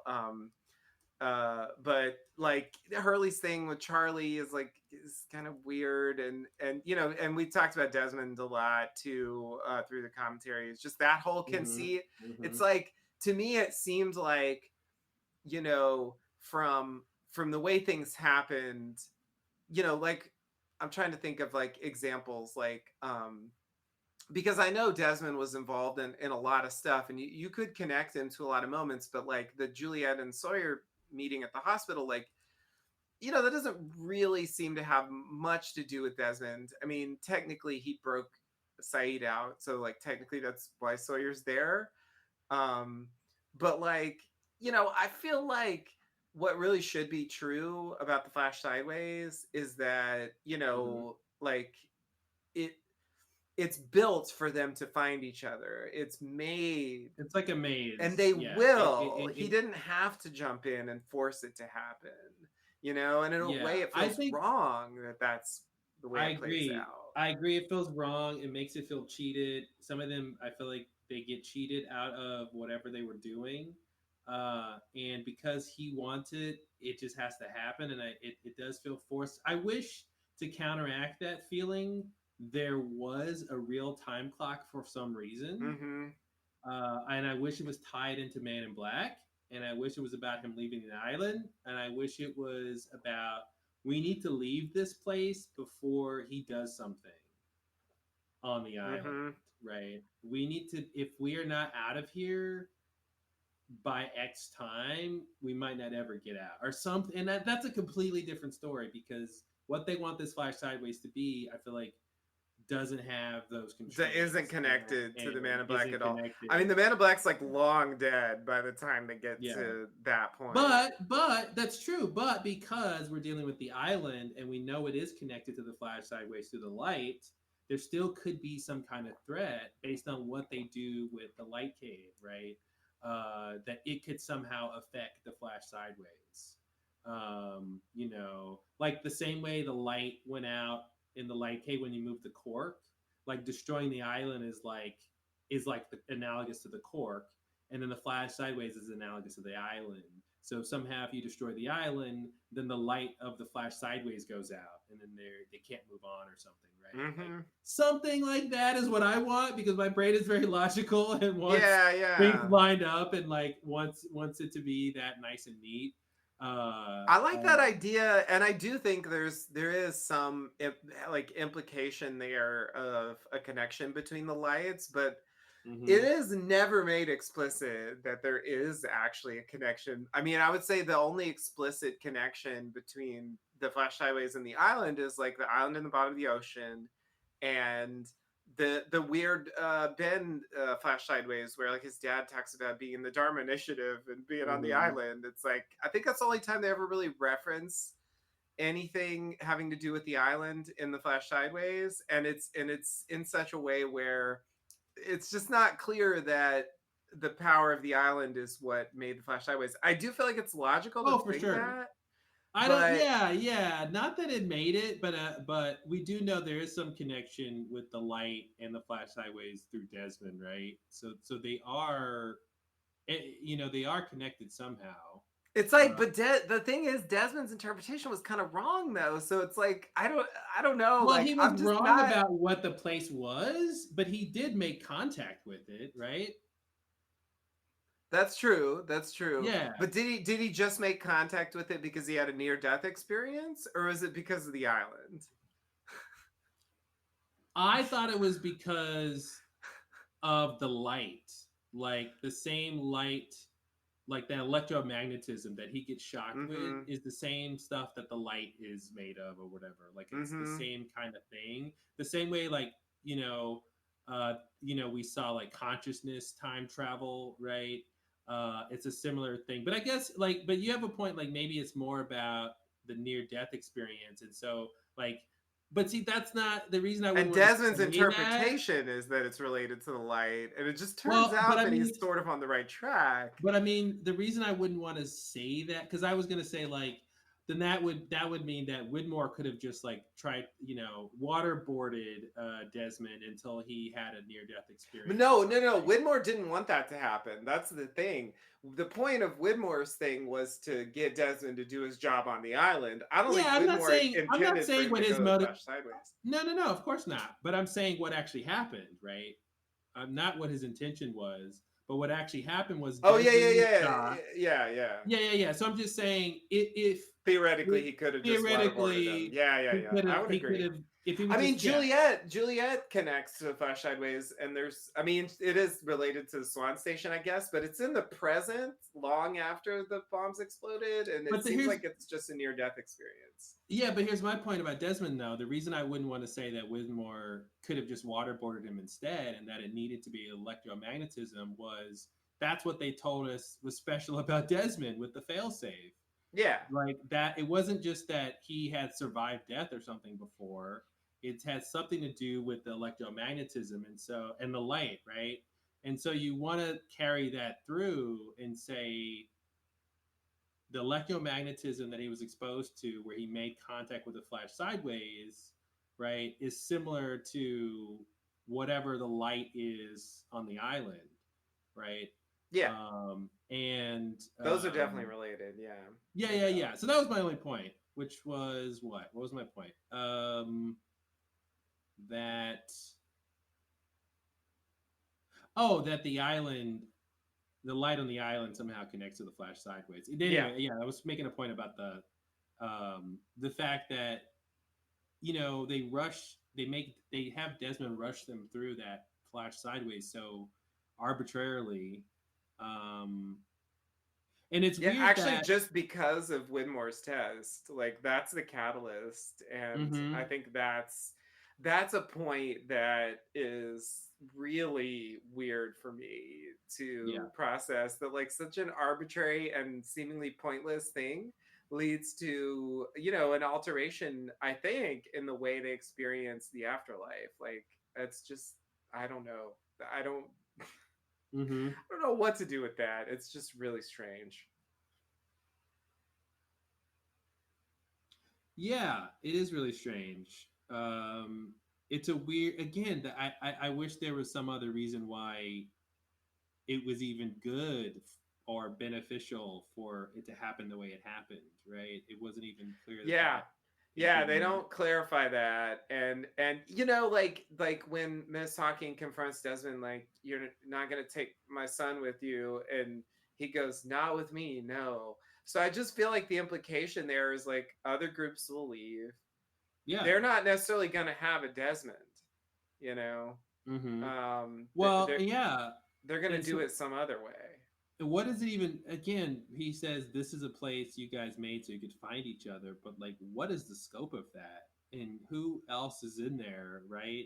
Because once the Losties leave, then there's still a flash sideways for those other people who didn't leave. Mm-hmm. But are they also the people who made that place, or was he talking about the church Yeah, specifically? I think you have. I remember we talked about that at the time too. It's kind of ambiguous, of course, whether he actually means the entire Flash Sideways or just the church. I Um, guess that's interesting because then that would mean that like everybody gets a flash sideways, which is what we had talked about. I remember from the original ending. That's just the afterlife. It's nothing. They didn't create the flash sideways. The flash sideways is the first step of the afterlife that everybody goes to relive whatever. And the place that they made was the church, the like congregating place, so they could all go move on together.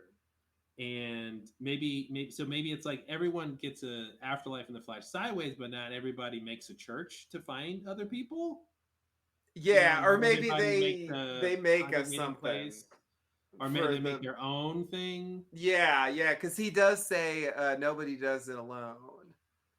Mm-hmm. Um, that's they needed you. What was it? Yeah, that's why you're here. Nobody does it alone. You needed them and they needed you. Yeah, so I think the implication there is that like everybody leaves in groups, Gotcha. and so like everybody has a The thing. afterlife is one big Groupon. Yeah, exactly.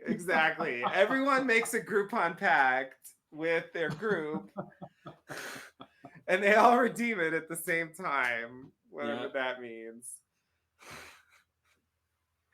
And so yeah, like it might not be a church. I mean, the whole like mechanics of how it works or don't really make sense, but I do think that's the idea.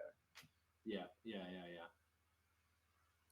So yeah, I guess that actually helps a bit. I'm sort of almost convinced that that's what it means, because it does work better for me than the idea that he actually means the entire Flash Sideways, that they made the entire Flash Sideways.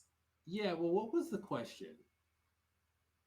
What did he say? He said The He question said, was, where are "Where we? are we?" Which makes it feel like it's the bigger question. Yeah, that I mean that's why we interpreted it as meaning the Flash sideways.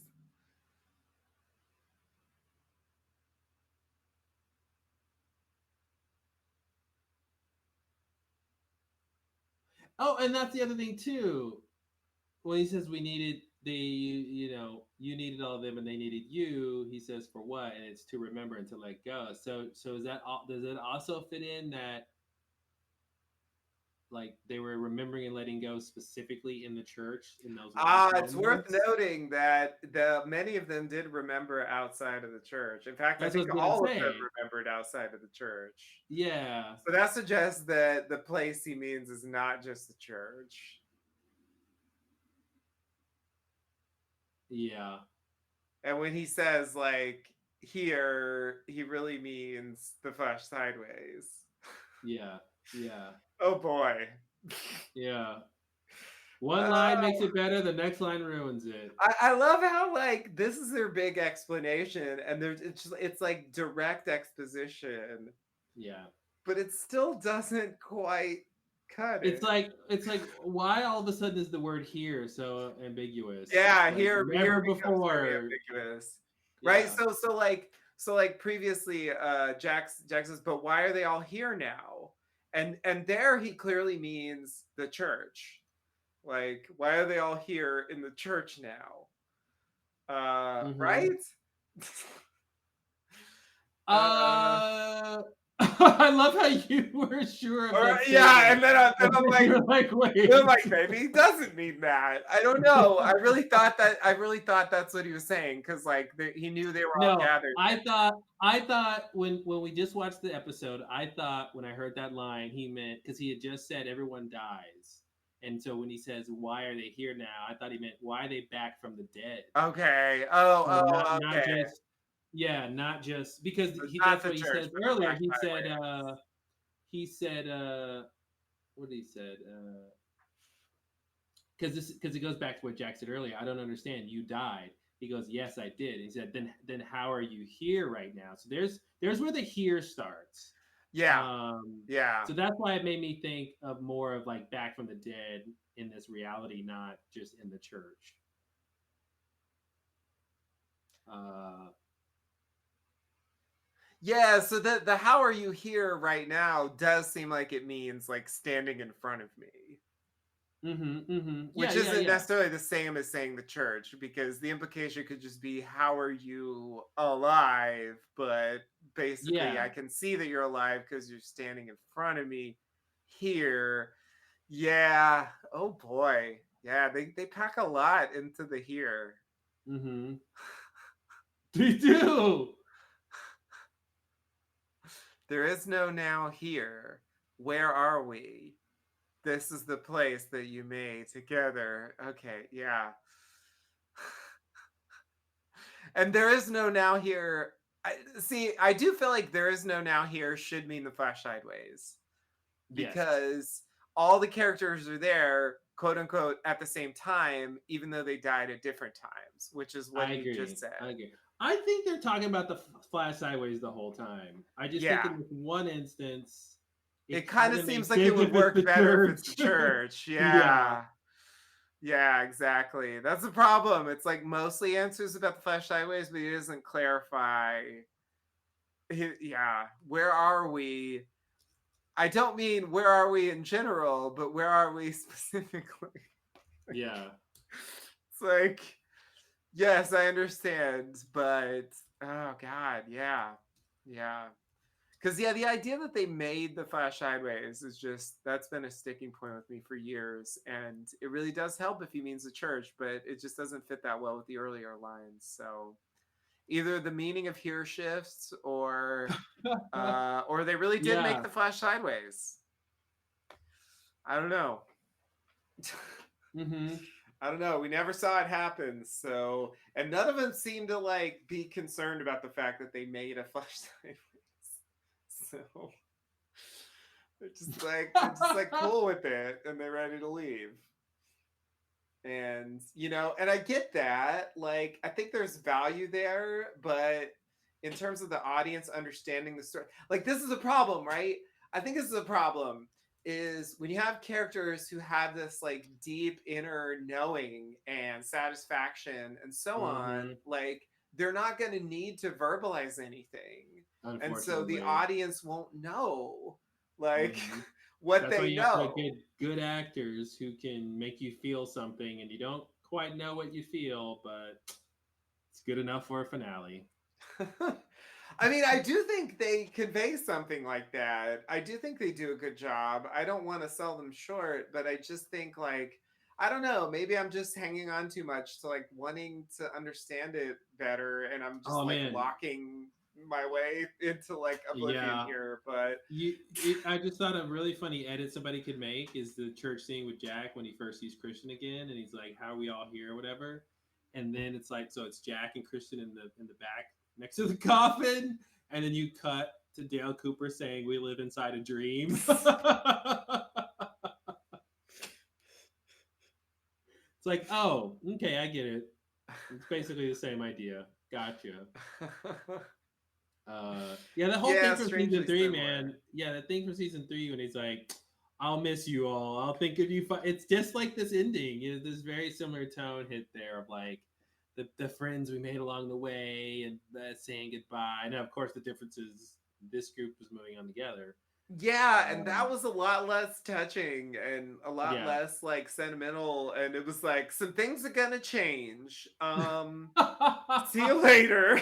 Yes. Well, it's like what? Some things are gonna change. Like you won't remember me at all. Like like I don't know. Mhm. It's just gonna be weird. Um, yeah.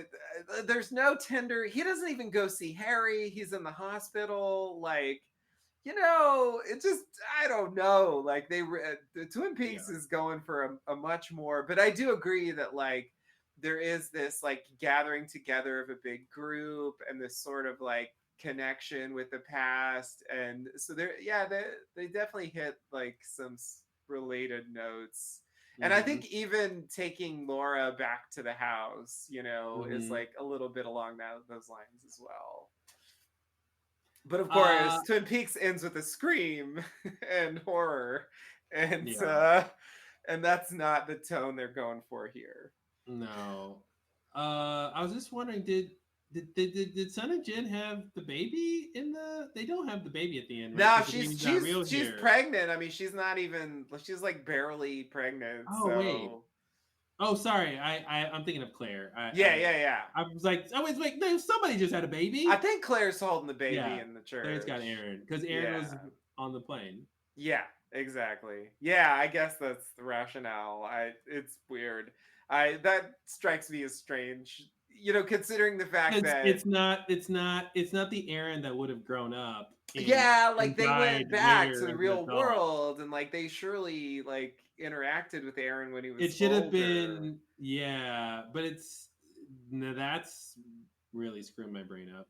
But they're going back to like they're going back to this. They want to do the season one callback and sort of So in that's that not really era. Aaron then. Yeah, I think it really shouldn't be Aaron. Mm-mm.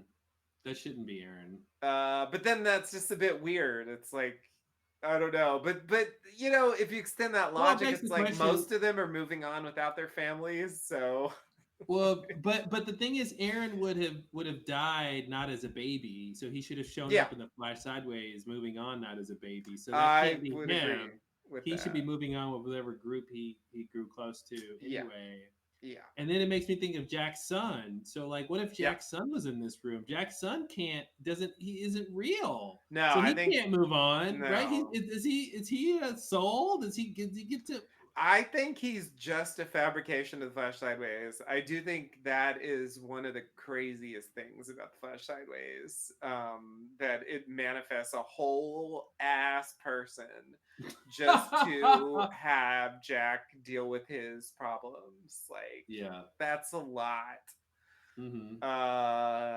I because it's so notable to me how that was the last time like he shows up at the concert and he's like I'm looking for my son and then he runs into Kate and then they have this And he interaction doesn't and care then about she's his like son come to the anymore. church with me and yeah exactly he's done with his son and I think he's still got that thing from Locke where Locke told you don't have a son Jack You know, I feel Mm-hmm. like it's like ringing in his head, and he's like connecting to the idea that like there's something strange going on here, and like, Mm-hmm.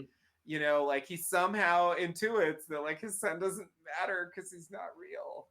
Mm-hmm. It's very strange. It's very strange that they never even mention it again. It's like Claire leaves him there too. You know, he was technically there with Claire, and she just Yes. like leaves his Well, ass. she did have a baby. She She did got have a busy baby. having a She baby. did have a baby. That's true. It was an easy birth, to be fair, but yeah, it's yeah, like Yes. really quick. But yeah, it's just everybody forgets about him, and like, you know, they could have cut back to him if they wanted to, but clearly it's like he's not really a character on the show. Like he's, you know, we barely saw him this season a couple of times. Like they don't want to spend time with this character at that point, you know, when they're trying Yeah. to wrap up the show. They just want to like get that out of here. I'm surprised he appears in the finale at all, to be honest. Mm-hmm. I feel like they could have written it where they reference him a couple times in dialogue, but we don't actually see him. You know, it doesn't seem like it was necessary because it's just awkward to me. It's always awkward to me when he just vanishes with no comment. Yeah. I just noticed that Christian is wearing the white tennis shoes Yeah, in the church. yeah, which is troubling to say the least. Why do you say that? Because that's the Man in Black's attire from the early Christian days. Because like Mm-hmm. Oh yeah, the yeah, whole yeah. story with the That's the whole point. shoes was like Jack bought those shoes at the last minute because he tells a story in season 5 to his grandfather. Like he bought those shoes because like he needed shoes and he didn't have time to get him better shoes, so he just like went to the nearest shoe place and they quickly got him those shoes, and like that's the explanation for why he has like sneakers in the He coffin. didn't think it was worth, yeah, And so having like the the Man in extra Black shoes. manifests the shoes because that's what the body was wearing, even though like, you know, they aren't the same. Anyway, that's why I say it's weird because it's like Yeah. connected with the Man in Black, which the empty coffin is too. So I don't know. So let's talk This is about Man something. in Black. Let's talk about Man in Black winning this show. I mean, This is something about the show that's always bothered me, and I think your theory could help to fix it, even though I can't quite bring myself to believe it. But like there was always there from the beginning in White Rabbit, there was an identification of Jack's like unresolved issues with his father and the Man in Black. Like the Man in mm-hmm, Black appearing as Christian, the Man in Black, you know, beckoning him, the Man in Black saying, "Say hello to my son," to Locke, and mm-hmm, having him repeat the Man in Black appearing to Jack off the island. You know, yeah, like there was this idea, this connection between the two, and it just feels totally unresolved to me. I always wanted more. They do discuss it briefly in The Last Recruit. You know, was that you? Yeah, that was me. mm-hmm, Okay. Like they don't really take it any further than that. I always felt like, you know, I always felt like there should have been some stronger resolution of the idea of, you know, Jack's unresolved issue with his father's connection, like with the island, calling him back there, the empty coffin, like all of that stuff. It just kind of sits there, and then they reference it at the end, mm-hmm. but I don't think we're supposed to be thinking about the Man in Black at that point. I mean, I feel like we're supposed to take it as either the real. I mean, in the emotional scenes, it feels like the real Christian to me because like he's crying, and it just feels like they want us to like believe it's really Christian. He Yeah, does say, "I died too," you know, blah blah blah. Man in Black So died. yeah, of course, but I love you, son, right? I mean, he does like identify, you know, Mm-hmm, like I feel like there's, you know, the sentiment of the scene makes me think we're supposed to believe it's him. On the other hand, he comes out with all this information that I don't understand why he knows it, and Jack doesn't know it too, right? Because it does seem like a lot of yeah, the other characters intuited this without having to be told. No one can tell you, blah blah blah, you know, like it seems like they just got it, whereas Jack has to get it explained to him. And so it's like, if Jack doesn't already know, why do you have to tell him? I don't know. Like, that part doesn't make sense to me. So anyway, go ahead Well, with the I think it's probably because, well, part of it is a logistics reason they have to answer questions. I think part of it right. is that Jack still has this unresolved thing, right? It is very specific that they're here at Jack's dad's funeral, not something, no other like reason to congregate. Like that's the sort of overall idea there. So yeah, they do set him up to have this conversation. But yeah, I agree. There's something weird about it. Why is Christian Shepherd the shepherd of this event for these people? Mm-hmm. You know, Yeah. Christian Shepherd means nothing to most of them, you know. mhm. And I always thought Locke too. Locke should be like, "What the fuck?" Like, Mm-hmm. like what are you? But you did the thing, and you know, And it's or and it's Claire's dad too. and it's Claire's dad too, and they don't even acknowledge that. Yeah, yeah. It's almost like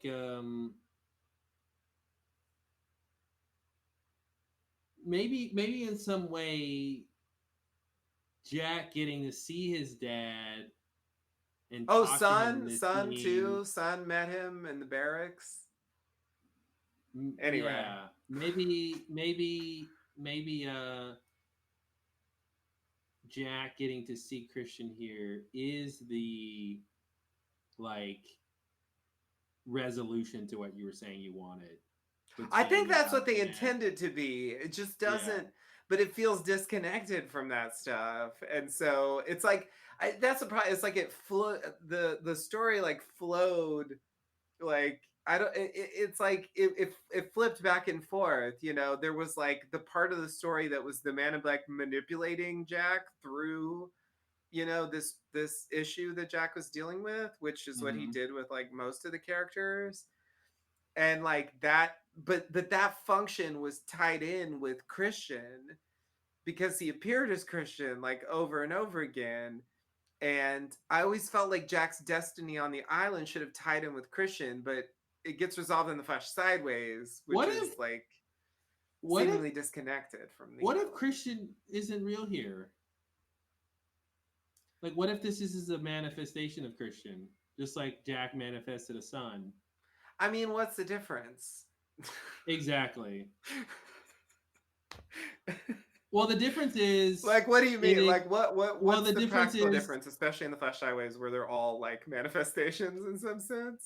well, the difference is it would explain why Christian has this role here. You know, um, in an arbitrary sense, right? Basically, like the real Christian would be in some other thing doing his own whatever, right? The real Christian wouldn't, yeah, present himself with all these answers and stuff, and Yeah, hang out with a yeah, bunch of people he has like nothing to do with. yeah, yeah. I don't know. There's something. Yeah, there's something I'm trying to figure out there that you're talking about, Yeah, I and do feel why like it he's makes sense that primarily this there for is. Jack. Yeah, and I also feel like with the shoes, I think you're right. It's almost like he should have been barefoot or something Yeah. to show us that he's not Man in Black. Yeah, exactly. Um, Yeah, like calling back to the Man in Black part, because like the coffin was empty not because of Christian Shepherd. The coffin was empty because of the Man in Black.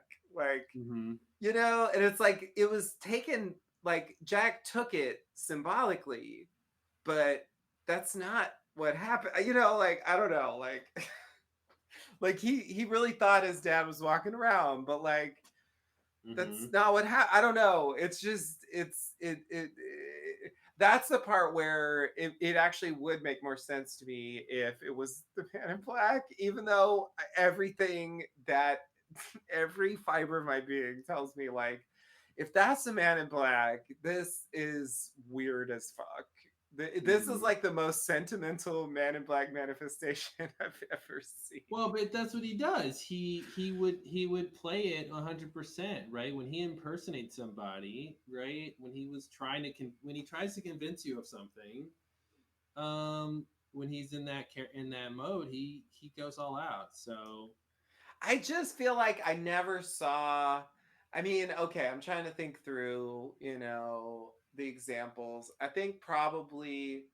Um, I think probably, I'm trying to actually think of even one that has the quality that I want. Like, so I feel like when he appears as Echo, I'm sorry, not as Echo, as Yemi, Mm-hmm. he's got this weird, I don't know, he's got this weird stern quality, and of course eventually he's like, you speak to me as if I'm your brother, Yeah, like that was like 4 incarnations of Man in Black ago. that. It was a long time ago, but I'm just trying to go through it in my head here. Mm-hmm. And then there's the Because that's how they presented him before, even with Christian Shepherd, right? When he was appearing to Jack, he's like a zombie. He's yeah, they had that idea of that. There was like that first version of what the those Christian apparitions are like. Shepherd is pretty cold, but he's mostly interacting with strangers. And Mm-hmm. I will note, for a point in your favor, that when we see Christian with Claire, he's holding the baby. Mm-hmm. Mm-hmm. And I think that is like a sentimental Man in Black. Yeah. So And I that's have to him trying to admit that. convince her that he's really her dad. Yeah, and with Richard, when he's Isabella, he's sort of more sentimental as well. Yeah, that's what I mean about Um, him. He'll do whatever that character would do to, that when he's he's playing. Alex, though, he's like threatening, and he's like, you better do what Locke says, or I'll hunt you Hmm. down and destroy you. But that Um, wasn't. Yeah, that's a weird one. That's a it is weird a weird one. one. That's a weird case because he's pretending to be Alex, but He's kind Ben of knows that he's. acknowledging that he's not really Alex. Yeah, yeah. Yeah, yeah. No, you're right. Yeah, it's a strange one. It's a strange one.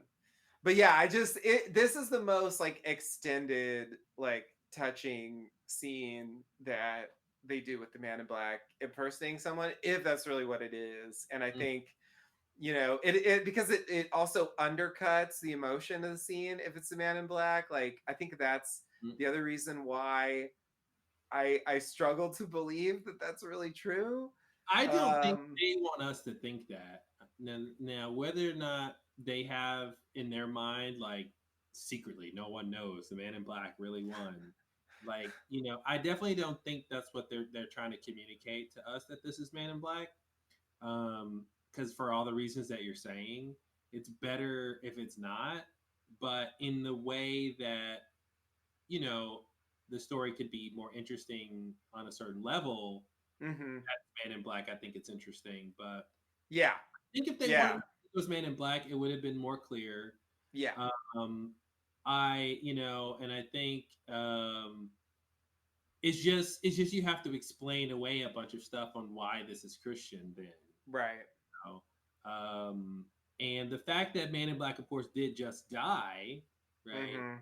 Mhm. You do want to be like, okay, well, what happened to him in Indeed. Flash Sideways? What would have what does that look like for him?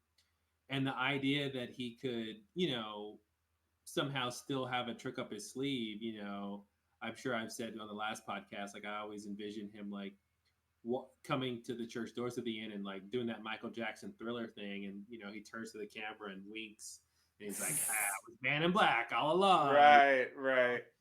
Yeah. Um, Yeah. No, I like that idea. I think from like the bigger characters, especially in um season 6, like aside from the obvious characters in the main cast, I think the main ones we do not see in the Flash Sideways are Richard, mhm. Jacob, and the Man in Black. I think we see almost everyone else, even bit players. Even Dogan shows up, Alana shows up, Frank is there. Like Mhm. they have.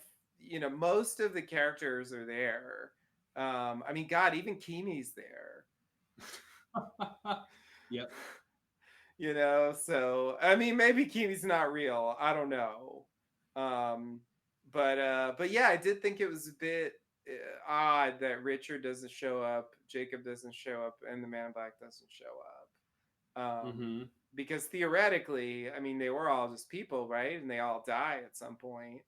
So Mm-hmm. you would think that would mean they would be in the Flash Highways. Maybe they just thought it was too challenging to incorporate, or they didn't think it was appropriate because they were like from different time periods or something. I don't know.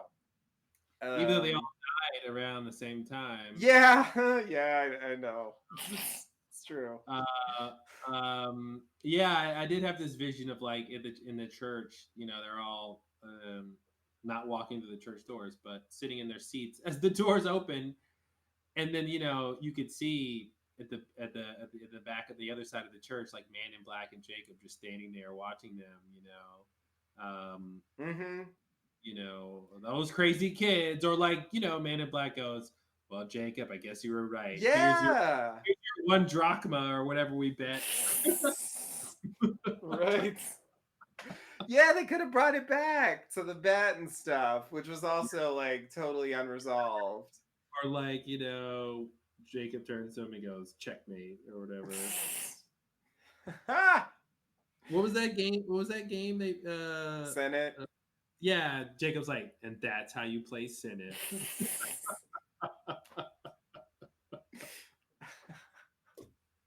He gives him the rock. Yeah. I want to see these alternate endings. That's yeah. And then they walk out of the church. Jacob and Man in Black walk out of the church and they run into Ben. Mm-hmm. It's like, holy shit.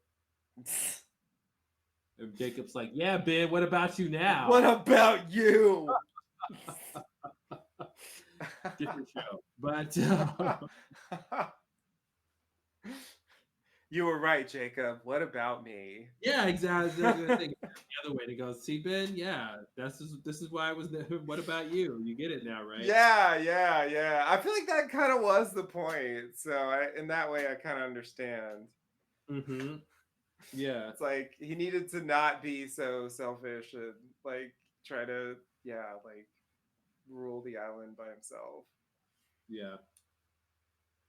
So yeah, I think that's I don't know. And I guess like, I think about Battlestar Galactica and how they end with the angels, Just like Lost ending with the angels on either side of Christian. Yeah.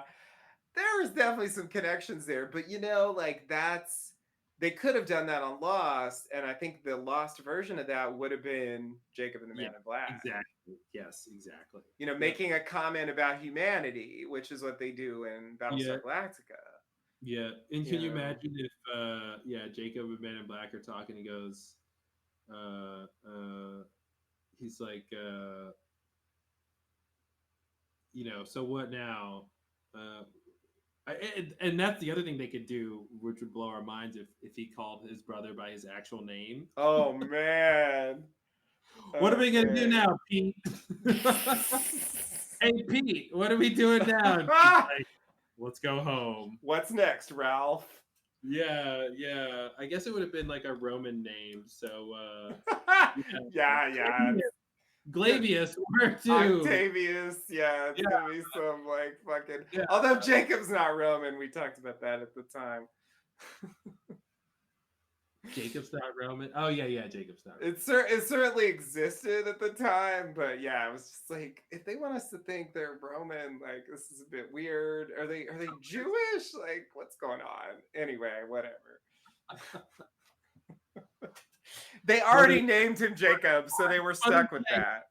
But there's like the light cave has life and death and everything in between, including the Torah. Yeah, that's why everyone in the incident episode, I shouldn't say everyone, but it was a big thing online to call Man in Black Esau, since he was Jacob's brother in the Bible. Mm-hmm. That's right, yeah. Because Jacob was a twin in the Bible as well. So, I think they definitely wanted to allude to that, but they didn't want to go quite so far as to call the Man in Black Esau. Yeah, and the whole Cain and Abel thing is there. And, classic trope of the good and bad brother. Exactly. Yeah. Yeah, the Man in Black being nameless is I've complained about it ad nauseum, so I won't go on forever. But it's yeah, it is one regret I have from the show. I think there's a version of Lost where Man in Black nameless works. It's just not this show. I Mm-hmm. think they needed a different character that was just like less just of a regular human who really just should have had a name. Like I don't complain about it not having a name, for example. That's totally appropriate. It makes Mm-hmm. sense for the story they're telling about that character, that it's a nameless entity, but like that's not what the Man in Black was. And so I don't know, I question that decision. I think it could have been cool actually to like just reveal his name at the end.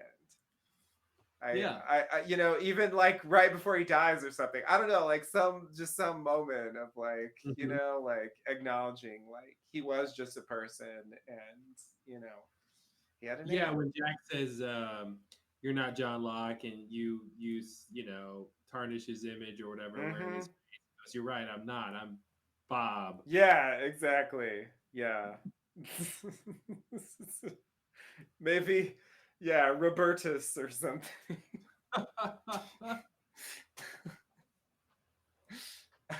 Yeah, what a crazy ending. I mean, Lost, I feel like it's one of those shows, of course, goes without saying that as soon as it ends, you want to go back to the beginning and go, wait, how did this start again? What was Mm-hmm. It's a uh long journey from the start to there, yeah, even though they do a lot of callbacks. yeah. And I feel like I should have seen coming when they're like, the Cave of Light, it's by the bamboo forest where you woke up. Like, I should have instantly known that they're setting us up to end where they started. Yeah. In retrospect, it seems obvious, but I Mhm. didn't take it that way at the time. Yeah. There's a lot of things like that. Yeah, it's crazy. It is a really, really, really, really long journey. I guess maybe because we just spent 10 years reliving it, but maybe there's a way to watch 6 seasons in a shorter amount of You time. can. I mean, I binged a show pretty recently, in the last like 6 months or so, and So it's possible. yeah, it's totally possible. I think it took maybe a month or so, Not 10 years? not 10 years. Okay, just checking. Or actually, I feel like that's maybe it was longer because yeah, I feel like it was probably more like 2 or maybe even 3. Yeah, I literally have never seen the show in that much condensed time. I've never, I don't think I've ever binged all 6 seasons like Yeah, that. yeah, yeah, yeah. I hadn't either. That was the first time I ever did it. Yeah. I had binged I had binged up to season 5, but Yes. I Yeah. had never done it with season 6 as well because we were doing the commentaries. Yeah, we were. Yeah, I still don't. Yeah, I don't know if well, I've forgotten most of my opinions about the show over the years, but of the past. But I don't know if my thoughts have changed too much about the quality of season 6. Mm-hmm. It still has a lot of problems. It still is just weird in a lot of ways. And rewatching didn't really help. Yeah, Um, yeah. I it's will like, say, for my money, um, I think I think I like it a bit better than season 5. Even though season 5 has its moments, there is some hardcore tedium in season 5 yeah, and some really messy plotting. And of course season 6 has that too, but I think especially the Dharma stuff. I every time I rewatch the Dharma stuff, I just want it to be over. Like the only thing I like about the Dharma stuff is like the character stuff with like Lafleur and Juliet, and like that yeah. stuff works, but anything to do with Dharma outside of our characters, it's just so tedious. Oh my Mhm, god. I mhm. can't stand it. I just desperately want them to get out of there so they can do something. And I just found the season 6 stuff, like, to me the main problem with season 6 in terms of that is like the era when they're just like sitting around whittling and like doing nothing. Like it's just kind of listless. Like they don't, I don't know, they need to get all these things together to like move the plot forward. But when they're doing stuff, like it doesn't always work, but I always find it more interesting than that Dharma stuff. So Yeah. I think that's the main reason why I kind of prefer season 6 to season 5 overall, even though like if you pick some individual moments, like the best moment from season 5 is much better than the worst moment from season 6. Mm-hmm. And I do think that overall it's weaker than the earlier part. I mean, when you rewatch, to me, there is a magical quality to the first season that they never replicated ever again. Yeah. It's really amazing. I don't know why or how, but there is a really a really impressive atmosphere that they maintain in season 1 that is just so unique to that season. And I like the other seasons for different reasons, but they just never quite got back to that tone. And you know, that show is like a super cool show that's just a little different from what the show actually became later on. Mm-hmm. So like it almost is a thing you could just watch by itself, you know, Mm-hmm. because it does its own thing. And that's kind of how Lost has been the whole time. Like they really change things up a lot. Mm-hmm. You know, season 2 is really different, and season 2 also does its own thing that no other season really does. Yeah. It's really They unique. all do their own thing. They all have, every single season is unique for sure. Yeah.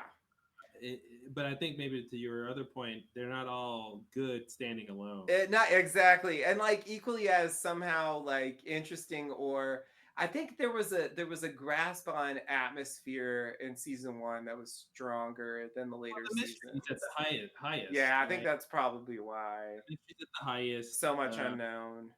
They're setting up all the most interesting stuff. Yeah. Uh, yeah, yeah. Yeah, it's and I do think probably season 2 is the closest they come to it, and that just goes to the idea that it's also like where we know the least. Yeah. You know, season 3 is where it starts to dissipate, you know, and you know, by season 4 like things feel a bit more, I don't know, just kind of normal, I guess. It's hard to explain what I mean by that, but if you watch season 1, there just is a different quality to the scenes from the way the show was filmed later. Mm-hmm. And it's just really great. I think to me that's the best like era of the show, just to like if you just want to watch like some Lost, Mm-hmm. that's the stuff to watch. If you know, if it's not about the story, it's just about sort of experiencing what it is like to watch Lost. Like Mm-hmm. that's the best. Obviously, the plot gets more involved later. There's really not that much going on in season 1 plot wise. It's quite limited and very slow. They slow play everything. It Mm-hmm. takes forever for the hatch thing to progress, even a little bit. Like they find it and they talk about it for a long time, Mm-hmm. and like takes forever for anyone else to even find out about it. And even once they find out, there's still a discussion about what they're gonna do.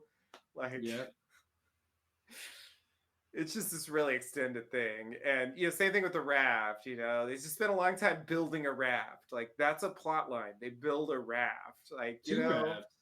oh yeah, 2 rafts technically. Because yeah, what a That's how good the raft building plotline was. it was so good. They built it twice.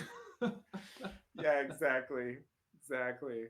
So yeah, it's like simpler problems and stuff, but yeah, the magic is just so strong there.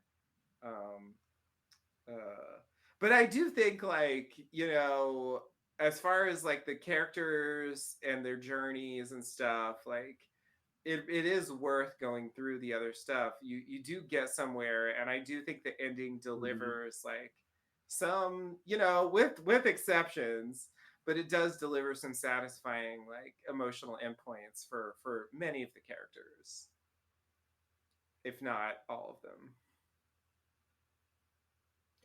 Yeah, I agree with you in general. I would the only things I would bring up is this, that some of the moments by the end, I guess it just depends on what exactly you mean, right? You know, I feel like in this actual last episode, the moments when they're waking up and having these connections and remembering their past, that's all great. That feels good. It's really easy in a way, easy victory. I mean, um, because we as the audience are bringing in our entire experience of those characters to those moments. And so you have good actors performing well with good music and flashbacks, and plus everything we bring to the characters. So those moments work, right? Because there's a lot going into them. But I feel like some of the actual plot points on where these characters end up aren't that great. So like Kate and Claire, like Kate spends all this time trying to get back to the island to save Claire, and that was really like bungled the whole time. And then we finally, so all of the stuff in season 5 and trying to find Claire and then running to her at the temple and all that stuff, and then like getting split up or whatever, and then then now here in season 6, obviously the Flash Sideways stuff where they saw each other a little bit at the beginning, and then on the island, like just comes down to Claire being like, "I don't want to go home," and Kate's like, you should come with us." Okay, you know what I mean? Like Yeah. the To the the clarify, thing with I was talking about the Flash Sideways moments. I was not talking about the island stuff. okay, yeah. Yeah. Yeah, I think the Flash Highways moments, to me, what works is literally the moments where they wake up and some of the dialogue stuff when they do have a time to talk with certain characters like Locke Mm-hmm. and Ben and stuff. Yeah. But I still feel like I feel like Desmond ruined them really having real sort of epiphanies organically. Mm-hmm. So they didn't really get to learn whatever they're supposed to learn. Whatever reason Jack has a son here and is divorced from Juliet, he never gets to find out. Now, it doesn't matter once he wakes up, Right. which is weird. It seems like everyone should just wake up instantly then. Like what's the point of living through an existence if that seems to be the point is for you to relearn a lesson or get a second Mm-hmm. chance or whatever. Yeah. But if that doesn't actually even matter, because once you wake up, it won't matter if you came to that realization organically or actually even learn what was holding you back in your previous life, right? um and to your point earlier, maybe some of those ideas are wrapped up in what's unspoken in these moments. Um, you know, and we just don't get to see it or hear it.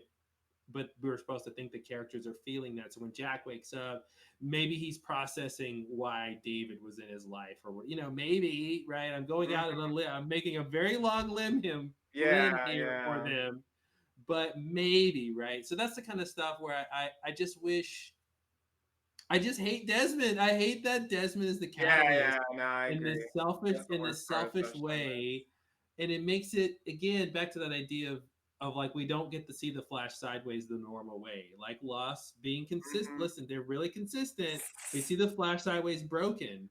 We see the Desmond Right. influence of it, and we don't get to see what would organically happen.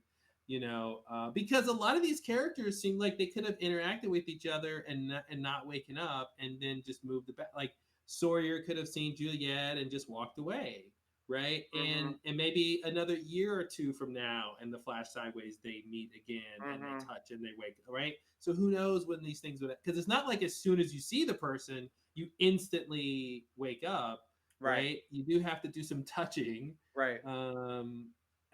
So yeah, so that makes it a little weird. That makes it a little weird. But I agree. Like in general, like the emotional moments with the music and the flashbacks, those all work. It feels good having seen the show and the history and the long journey, and you feel like the characters have earned this, right? Yeah. Because they've just gone through so much, even if they don't understand why they're here in some sense, and in other senses it doesn't matter. um Right. It's so weird in that way. It's so weird, right? Again, that thing about life where it's like the criticism doesn't even stick, right? Because it doesn't matter. Um, Mm-hmm. because they Yeah. because it's not about the past anymore. So it doesn't even matter if they realize. Like the point of the Flash Sideways is for them to realize what happened in the past, but actually that's not the point. The point is for them to let it go and move on, so they could skip past realizing what they needed to know Yeah. as long as they move on. It's weird. Yeah. Yeah. Yeah, yeah, no, I think that's true. Yeah, I was trying to think through the on island stuff. I mean, I do think Jack has the most satisfying like on island journey, where it really Yes. feels like appropriate for the character, like a worthy endpoint, Mm-hmm. and feels like you've been Mm-hmm. getting there the whole time, and like I think that works pretty well. I think you're right. Yeah, the Kate and Claire, I want that to be more, but yeah, there's just not much Mm-hmm. there. They really underwrite it a lot, and I after all that stuff from earlier in the season, it just feels like such a weak payoff. Like I yeah, I wish they could have done more with that mm-hmm. moment. It seemed like they just felt like they didn't have time. Like I I don't kind know. of wish part of the drama with Claire and Kate in season one was something about who's the mother.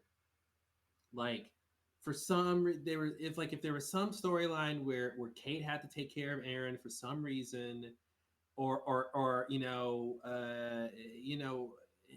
Aaron called Kate mom, or attached to her in some way. I wish they had some kind of thing about Kate and Claire in the mom role for Aaron that was part of their fundamental drama that later would have come in season four with like Kate is raising Aaron and having all this guilt about it, and then deciding to go back to get Claire, right? And then coming Right. back to that, and then the Flash sideways again.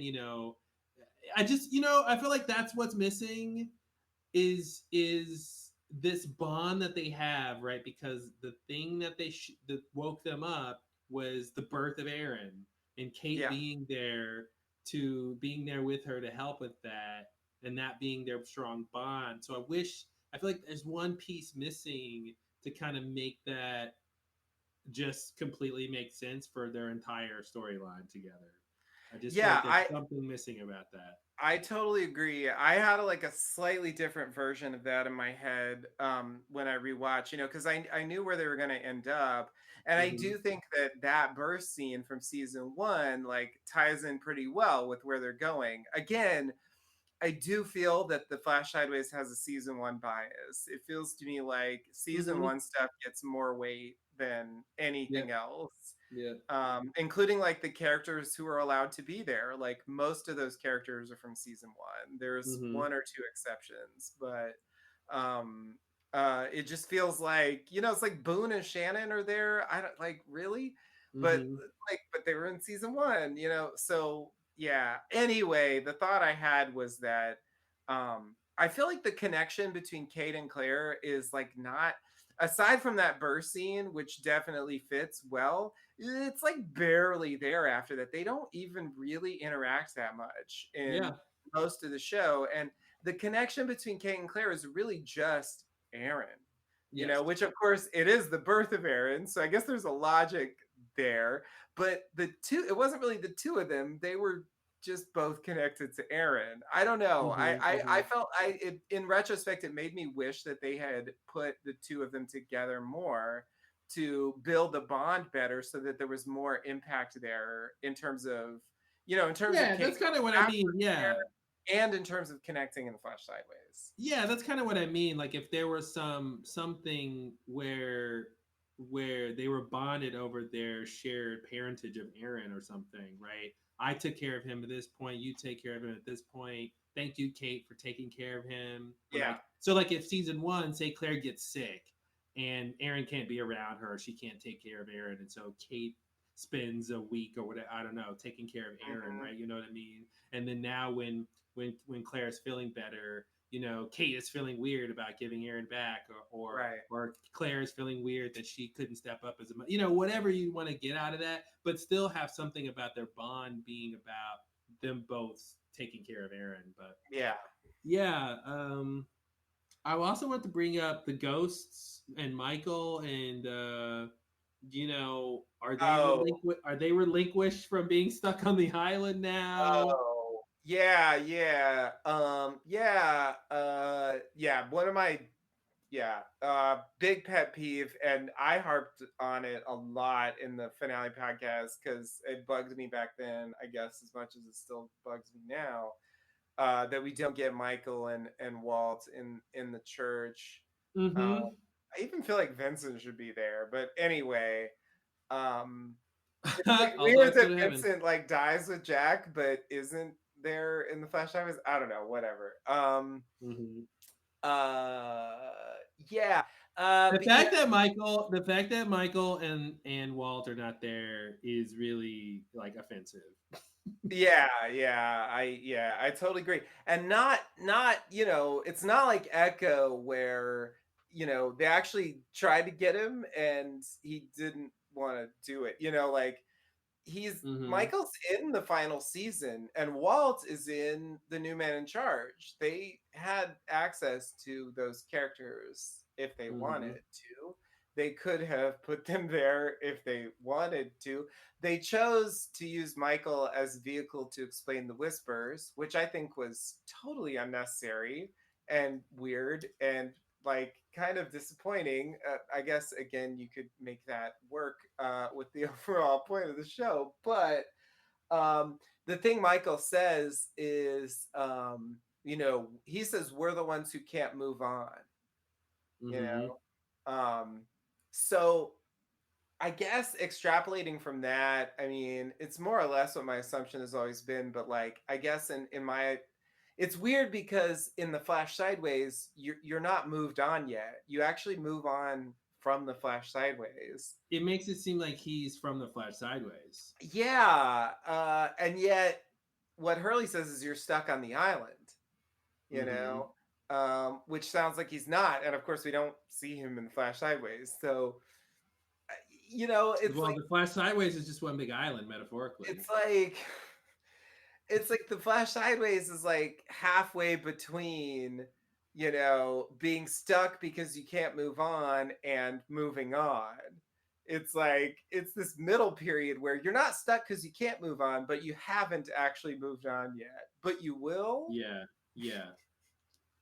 I don't know. That feels really clunky to me, but I think that's It makes it seem like where ghosts and the things come from is not the island. Like they're sort of stuck on the island, but not literally stuck on the island. Like um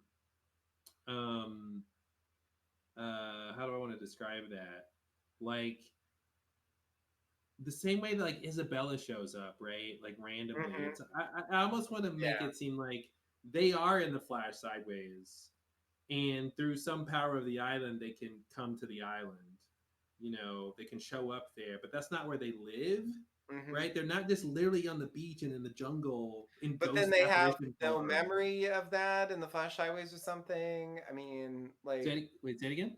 they have no memory of that in the Flash Sideways, like when they go back, because like we, Well, we never saw any of the people I'm talking about in the Flash yeah, Sideways. okay, all right. So yeah, I I would don't have know. to agree with that, but I was just trying to figure out like the logistics of like, okay, I'm gonna go be a ghost now. Well, maybe if you're But I maybe don't know in the I'm dead somehow. I don't know. It's like it's just weird. yeah, Doesn't I make feel like maybe it's yeah, okay, maybe it's yeah, I don't because the know. ghosts I know want they're it to dead, be so it's very different from the way the Flash Sideways seems to work. yeah. This was a problem I had, with the ending. I felt like, they already had ghosts. You already told us shit about the afterlife. Like, and we even, Hmm. there's a ghost of Charlie, earlier. There's a ghost to Ana Lucia, Of course, I did eventually come to believe that they were actually the Man in Black, but like, if they were Hmm. real ghosts, there are some real ghosts on the show, you know, uh, what about the Flash Sideways? Like, how does Mm-hmm. that fit? Like, it's just weird. Like, is there one version that goes to the afterlife as a ghost and then a different version that goes to the afterlife as the Flash Sideways? You know, Hurley like sees Charlie and there's like touching moment where it's like, oh, Charlie, you know, but he saw him as a ghost. Like, you know, so it just Mm-hmm. feels like I don't know, it just feels like the ghost, the whole existence of ghosts like undercuts what the idea of the Flash Sideways is supposed to be, and they really Mm-hmm. don't make an attempt to connect them or say anything about what the relationship is, except for Michael saying we're the ones who can't move on, like using those words suggests something, you know, connected to Christian speech at the end in the Flash Sideways, you know, but it's still actually pretty hard to work out like exactly what that means.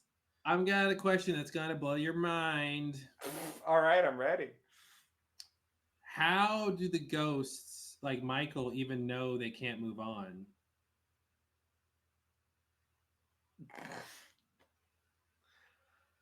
Why do they even know they're dead and they're ghosts?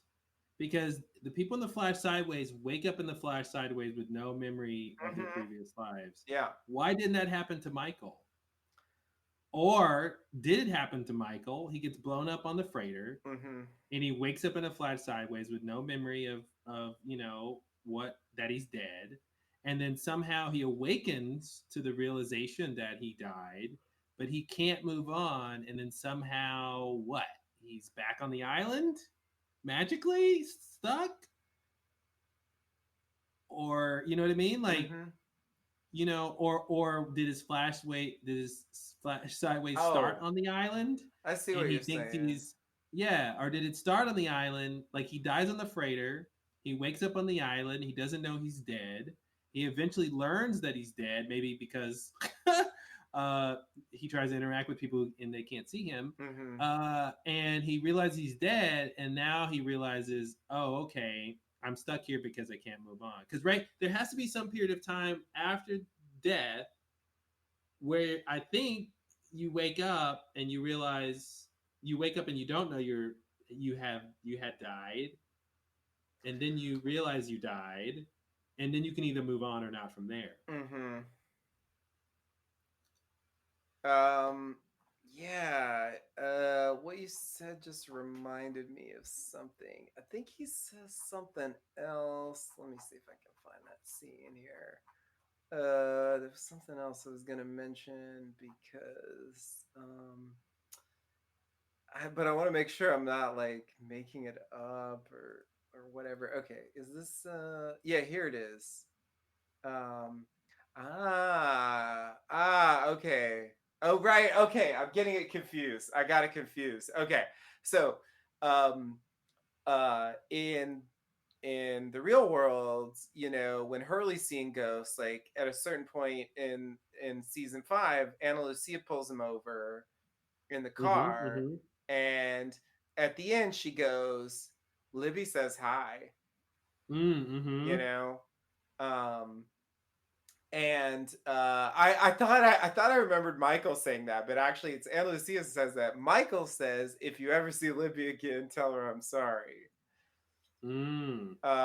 So anyway, that actually doesn't help make any particular point, but I just remember that he made a comment about Libby, and I'm like, oh, does that indicate something about how this afterlife Mm-hmm. is working?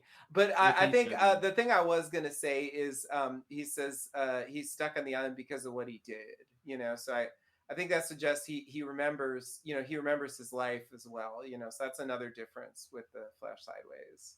Yeah, but that's what I'm trying to describe, right? Or figure out is what is the sequence of events from you die in the real world, then there's something in the middle, and then there's you remember your life, and then there's you can move on from that or not, right? So how what's Michael's thing in that step 2 where somehow when he got to the afterlife, whether that's the island or the Flash Sideways or whatever, his initial existence after death, does he automatically remember his life and he doesn't need to do any waking up, or does he not know that he's dead for a period of time and then has to realize he's dead and then realizes he can't move on, and therefore is now stuck.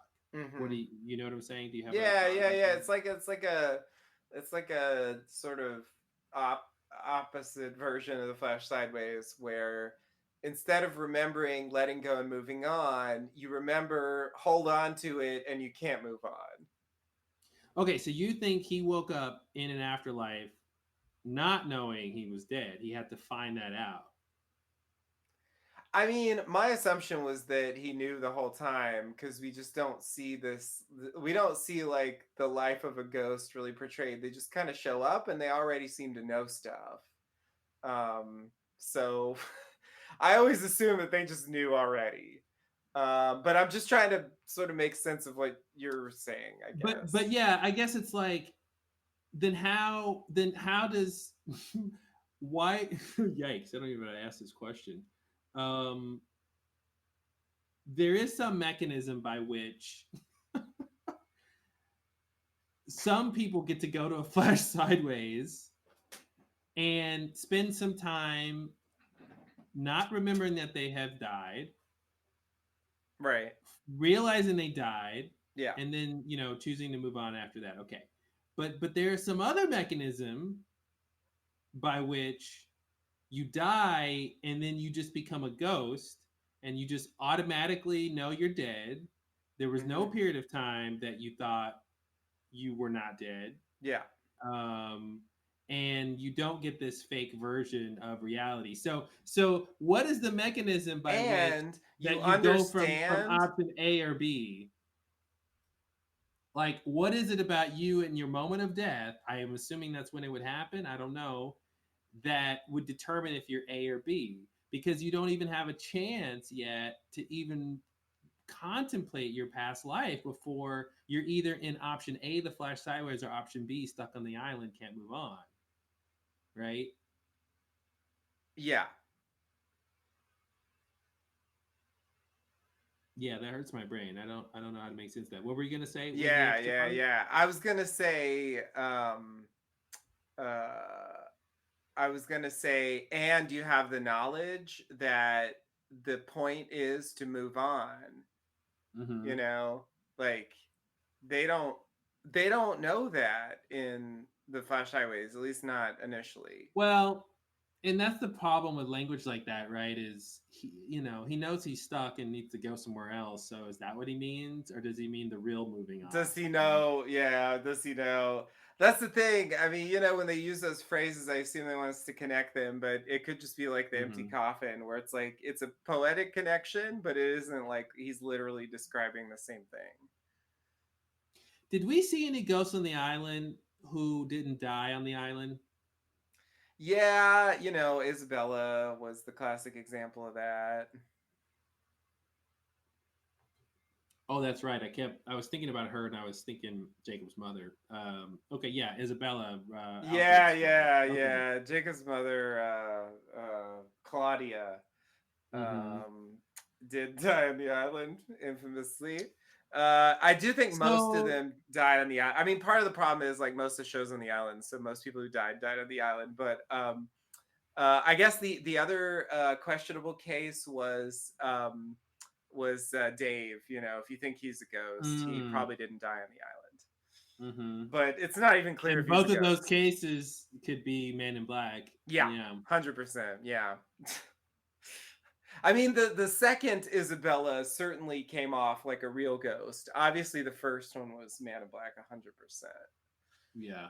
But like with the second one, it was like they went so far as to like only Hurley can see her, and they even cut to the Man in Black at the end, like off in the distance, watching from afar. Mm-hmm. So I feel like there's a lot there to say. Like the Mm-hmm. second one was really Isabella, but I don't know. Maybe that's just a weird special case. Maybe she got sent on a special mission because at the end she's like, "We better stop the Man in Black, or we all go to hell." It's weird because she's like really invested in that idea to like give a grand pronouncement like that, but Michael doesn't really seem concerned with the Man in Black per se. He's really just trying Mm-hmm. to not have Hurley get himself killed. That's really all he Yeah. seems to care about. He actually and leads him and straight to the Man in Black, which leads to the submarine. So in a way, like he gets close to letting the Man in Black kill them all. So yeah, I don't know. and yeah, it's really weird. With Isabella, what was the quote she just said? You got to stop the Man in Black from leaving to the island, or we all go to hell. Yeah, Michael doesn't consider it hell, but she says go to hell. So it's like, where are you now? Yeah, yeah. I think that's the Because you implication. thought, They're not there now. yeah, but what's weird is like Richard thought the island was hell. Right. So they're like mixing up like what hell is. So Yeah. so and then why would Isabella think? And this goes to my idea of this like, oh, we gotta wake up and bring up in the flesh sideways before Man in Black destroys it somehow, right? Like that would be the equivalent of like going to hell, right? So like for the dead people. So like why why is there an option of people going to hell in an afterlife, right? If what we saw was what everybody gets, Mm-hmm. what does that mean? Go to hell, Right. and then why is she even there? Yeah. Yeah. Is Can she she really not? supposed to be a whisperer? Like, Can she not move on? Like, why wouldn't yeah. she be able to move on? Yeah. Yeah.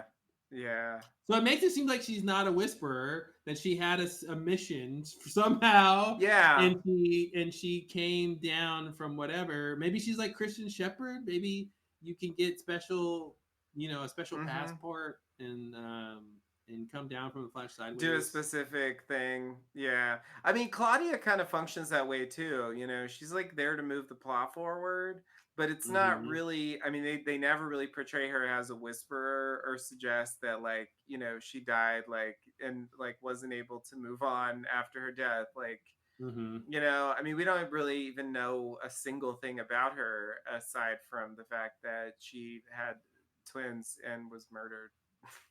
Mm-hmm. So so it does seem like you can be a ghost without like having that, you know, specific reason for being a ghost.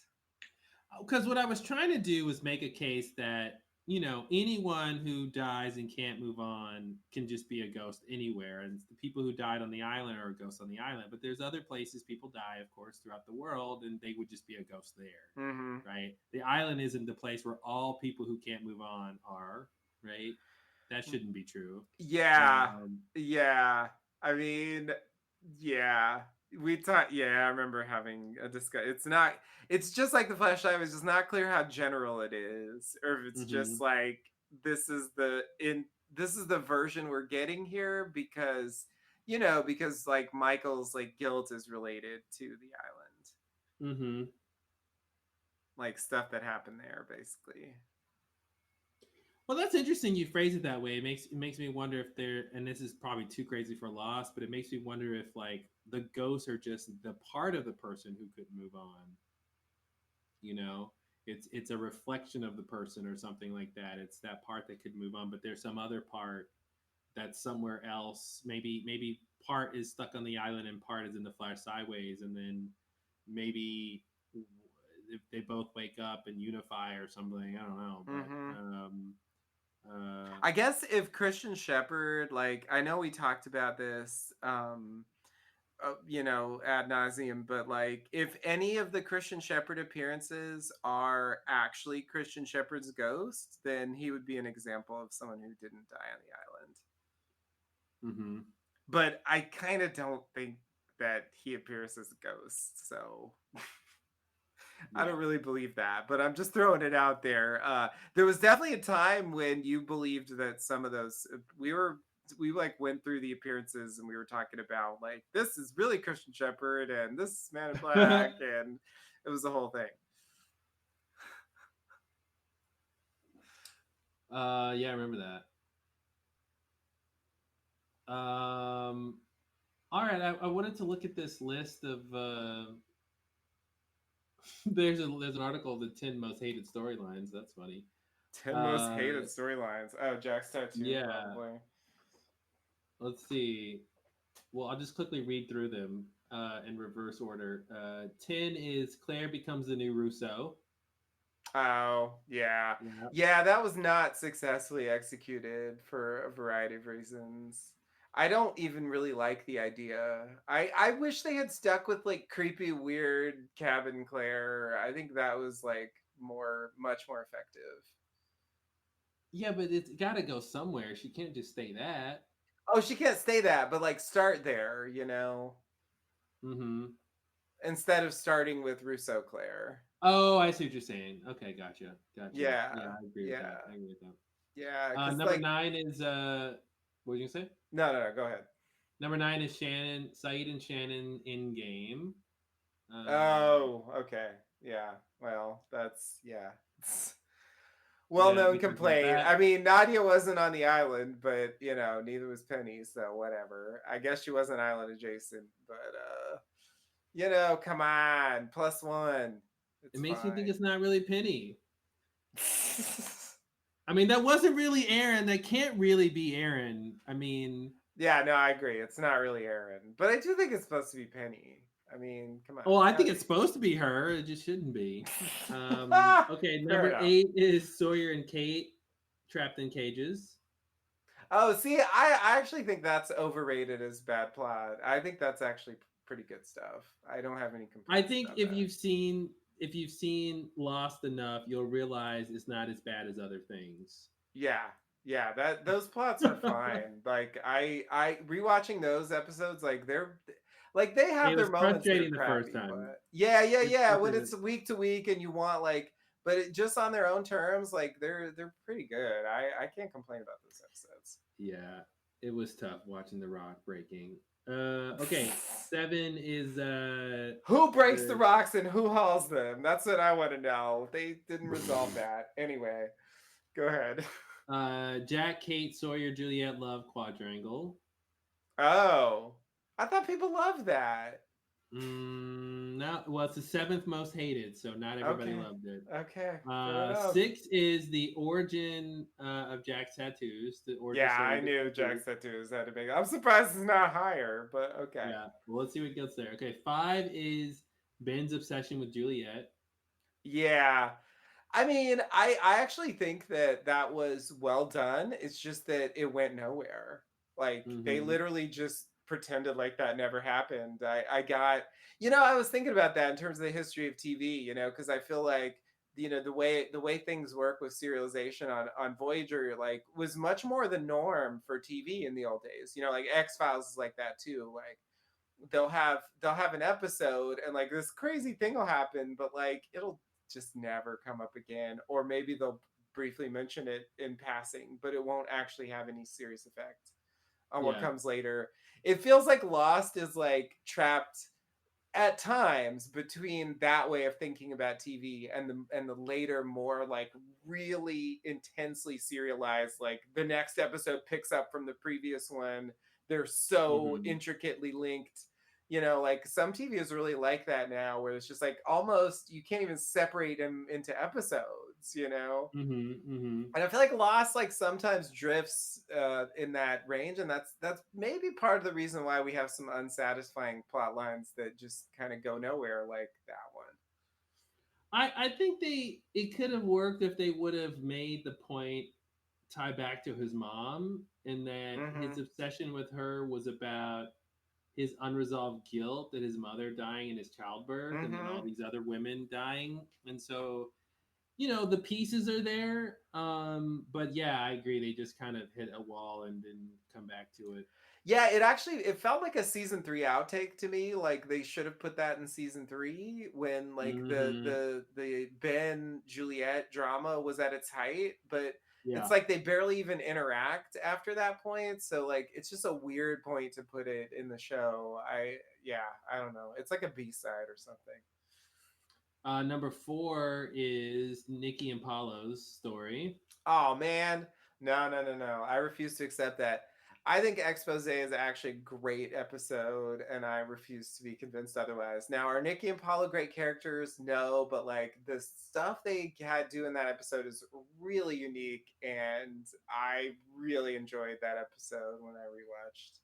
So I All think right. the way they introduced Nikki and Paul is crappy, and the end point is like kind of Yeah, that disappointing. But they're saying the whole story arc, not just that episode. Yeah, they're yeah, saying yeah, fair the enough. whole But Expose is like a really fun episode. So anyway, thing. I have mixed feelings about Nikki and Paula for that reason. Number 3 is Michael kills Libby and Ana Lucia. Oh, well, that was a great plot line. What?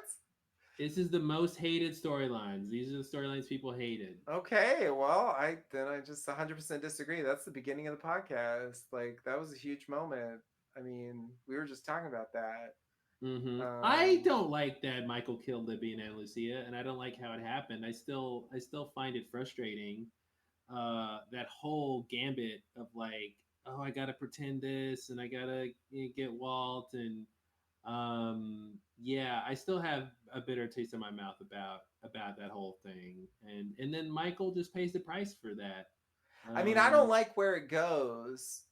But the plot itself, I don't know. I thought it was just really well executed, really powerful. Like the way they played it was great. Like I don't know.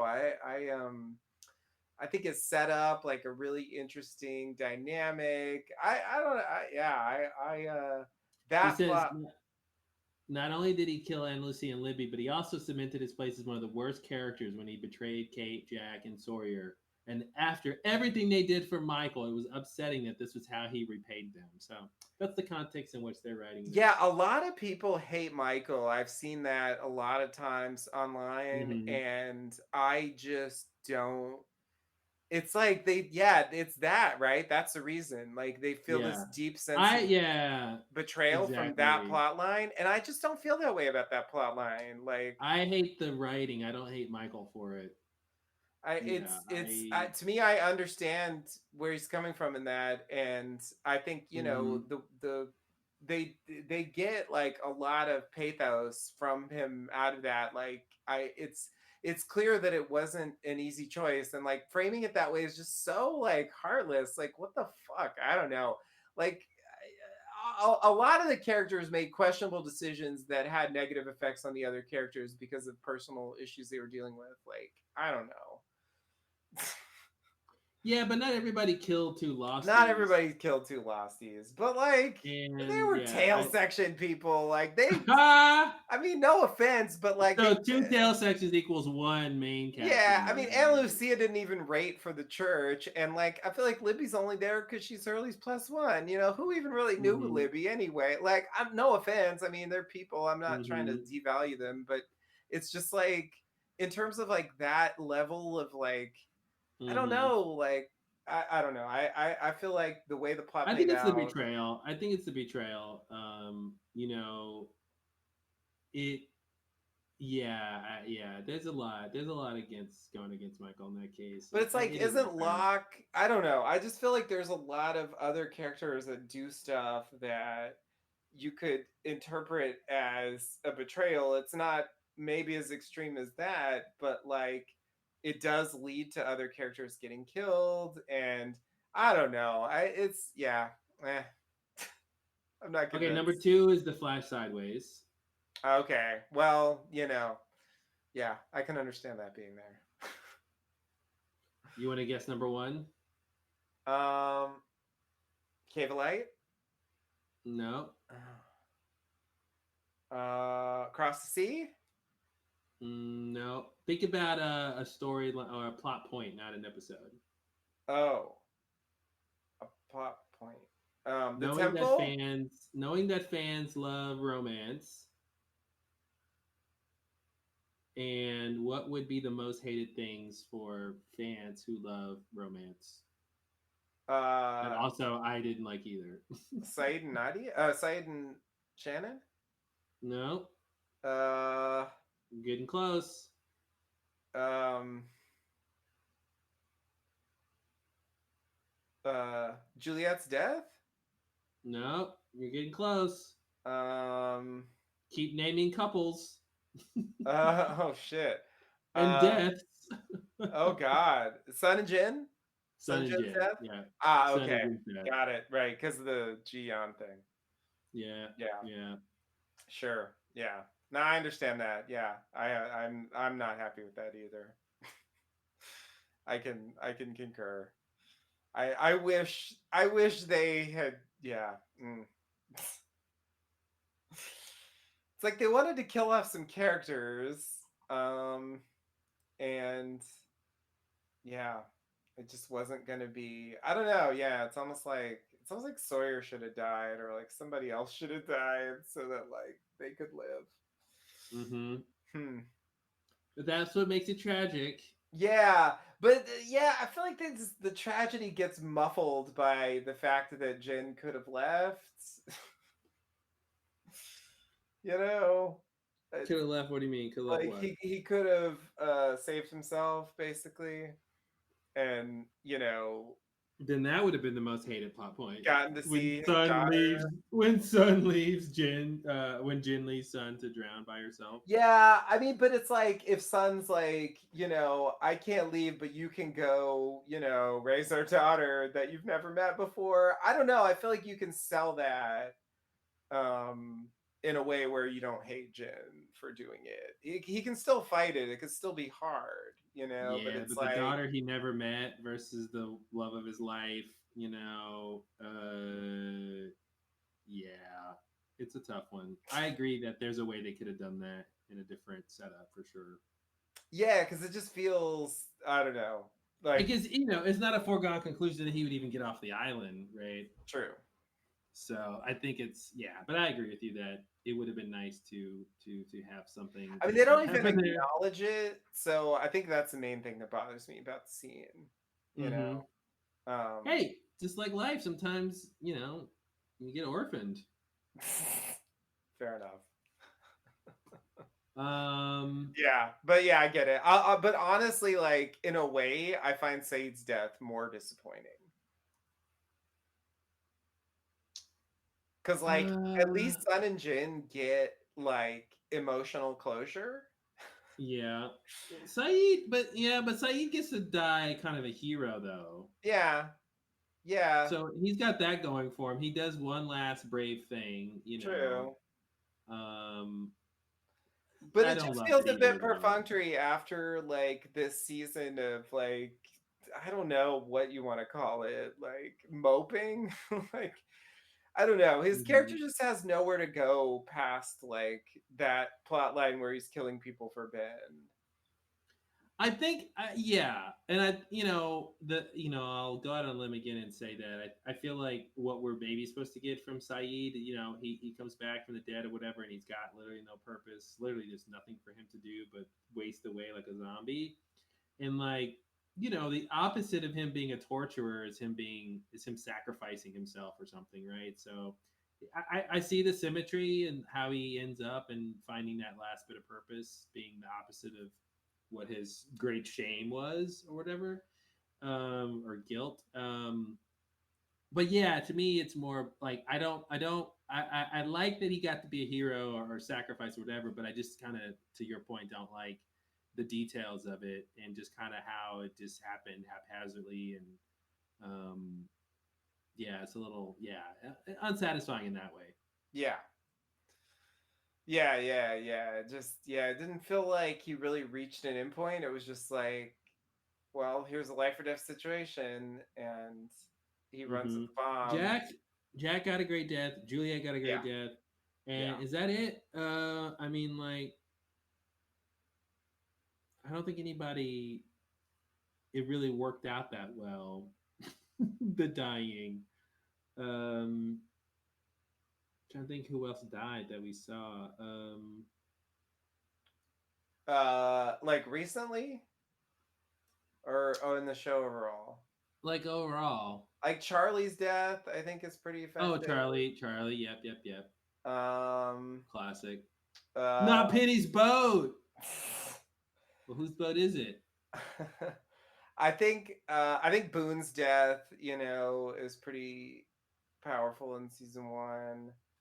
Um, and not really for Boone per se, but That's yeah. I wouldn't quite give it for the the way it same affects the weight. other characters. Yeah. He didn't get a good death. It was a good plot line, Yeah, it was a but good plot line. Maybe that's a better way to put it. yeah. I think Locke's death is good in how harsh it is. Mm-hmm. It's not, Mm-hmm. it's not like a satisfying death. It's sort of the opposite of that. But I guess in that way, I appreciate it. Mm-hmm. Just, yeah, the extent to which it's so ridiculously harsh. Um, so yeah, I think, I'm just thinking this would have been insane, but I was just thinking, what if this is a completely different show? But I was just thinking, what if when Ben is killing Locke and Locke is, about to die, he's having a near-death experience. He gets a taste of the Flash sideways as he's right about to die, and his last words are, "I forgive you, Ben." And then we find out all those years later that it hmm was him and the Flash sideways like telling what they did Ben with the reason he Juliet said and that. the it Yeah, worked thing. Yeah, yeah. yeah. Yeah, it would have been nice. It would have been nice. Another moment I was thinking about that's like vaguely along those lines is that moment with Michael on the freighter when Christian Shepherd appears right Mm-hmm. before he dies and says, "You can go now." It almost feels like they're hinting at the Christian Shepherd from the Flash Sideways there. It almost feels like he's Mm-hmm. playing that role, you Mm-hmm. know? It's That's like that's who it should be. it's like Like, it they doesn't make knew. sense that it's Man in Black. No, it really doesn't. It really doesn't. And yet he doesn't move on. And like Michael's only reaction is, "Who are you?" So Yeah, and that's another case of this idea of ghosts from the Flash sideways visiting the island yeah. on like a mission. Yeah, yeah, yeah. But like a failed mission? Like I don't know. Like what was going on there? It's a weird one. But it does feel like they had some idea they were going for there that connects with what they're doing in Flash Sideways. Mm-hmm. Um, so yeah, it would have been nice. I don't think they knew about the Flash Sideways at that point or when Ben was killing Locke. But Yeah. by the way they did Juliet, I feel like if they had known, they could have planned to do something like that where he says a thing that he says Mm-hmm. again. It would have been interesting. There were a lot of like references to the afterlife in season 6. It's like once they knew that's where they were going, they started laying on the foreshadowing. But Yeah. I think you know, uh I do wonder at what point they conceptualize the idea of like doing an entire portion of the show in the afterlife, as a Yeah. substitute for flashbacks. I think it should have been early because they would have had to figure out the structure, right? And like, what are we cutting to? What are the two things that are going to hmm be the structure? Because they do that every season. Yeah, It used to yeah. be No, no, no. flashbacks and Clearly, it was present. before season 6, but I guess I'm saying how far before season 6. Mm-hmm, You know what I mm-hmm. mean? Like, did they have an inkling of it at any point in season 5, for example? Yeah. Well, we'll ask Damon and Carlton Yeah, yeah, yeah, when they yeah. won't tell us. No, they probably won't. That's a good one for them to dodge. All right, man. Well, we don't have to make this one 36 hours, Luckily, 34 hours. And this won't be the last time we talk about the end, I'm sure. no, no. In Because we're going to fact, talk about it next week. we'll be back next week to talk about it again. So yeah. Hey, look at that. I predict the future. Um, well, cool. Well, all right. Well, cheers to, I guess, the penultimate end of the commentary series. Yeah, yeah. Um, But the last like sort of regular one. So yeah, congratulations yeah. for making it here. And we could do the live one and yeah, kind of have a bit of a celebration going on. Yes, so bring your party hats, everybody. Yeah. I hope you got party hats. You got time to order party hats if you don't have any. They're Get just probably enough easy to time. get, Yeah, realistically. 2 days on Amazon Prime. I mean, Of yeah. course. All right, everybody. Until next time. Thanks and namaste. Namaste and good luck.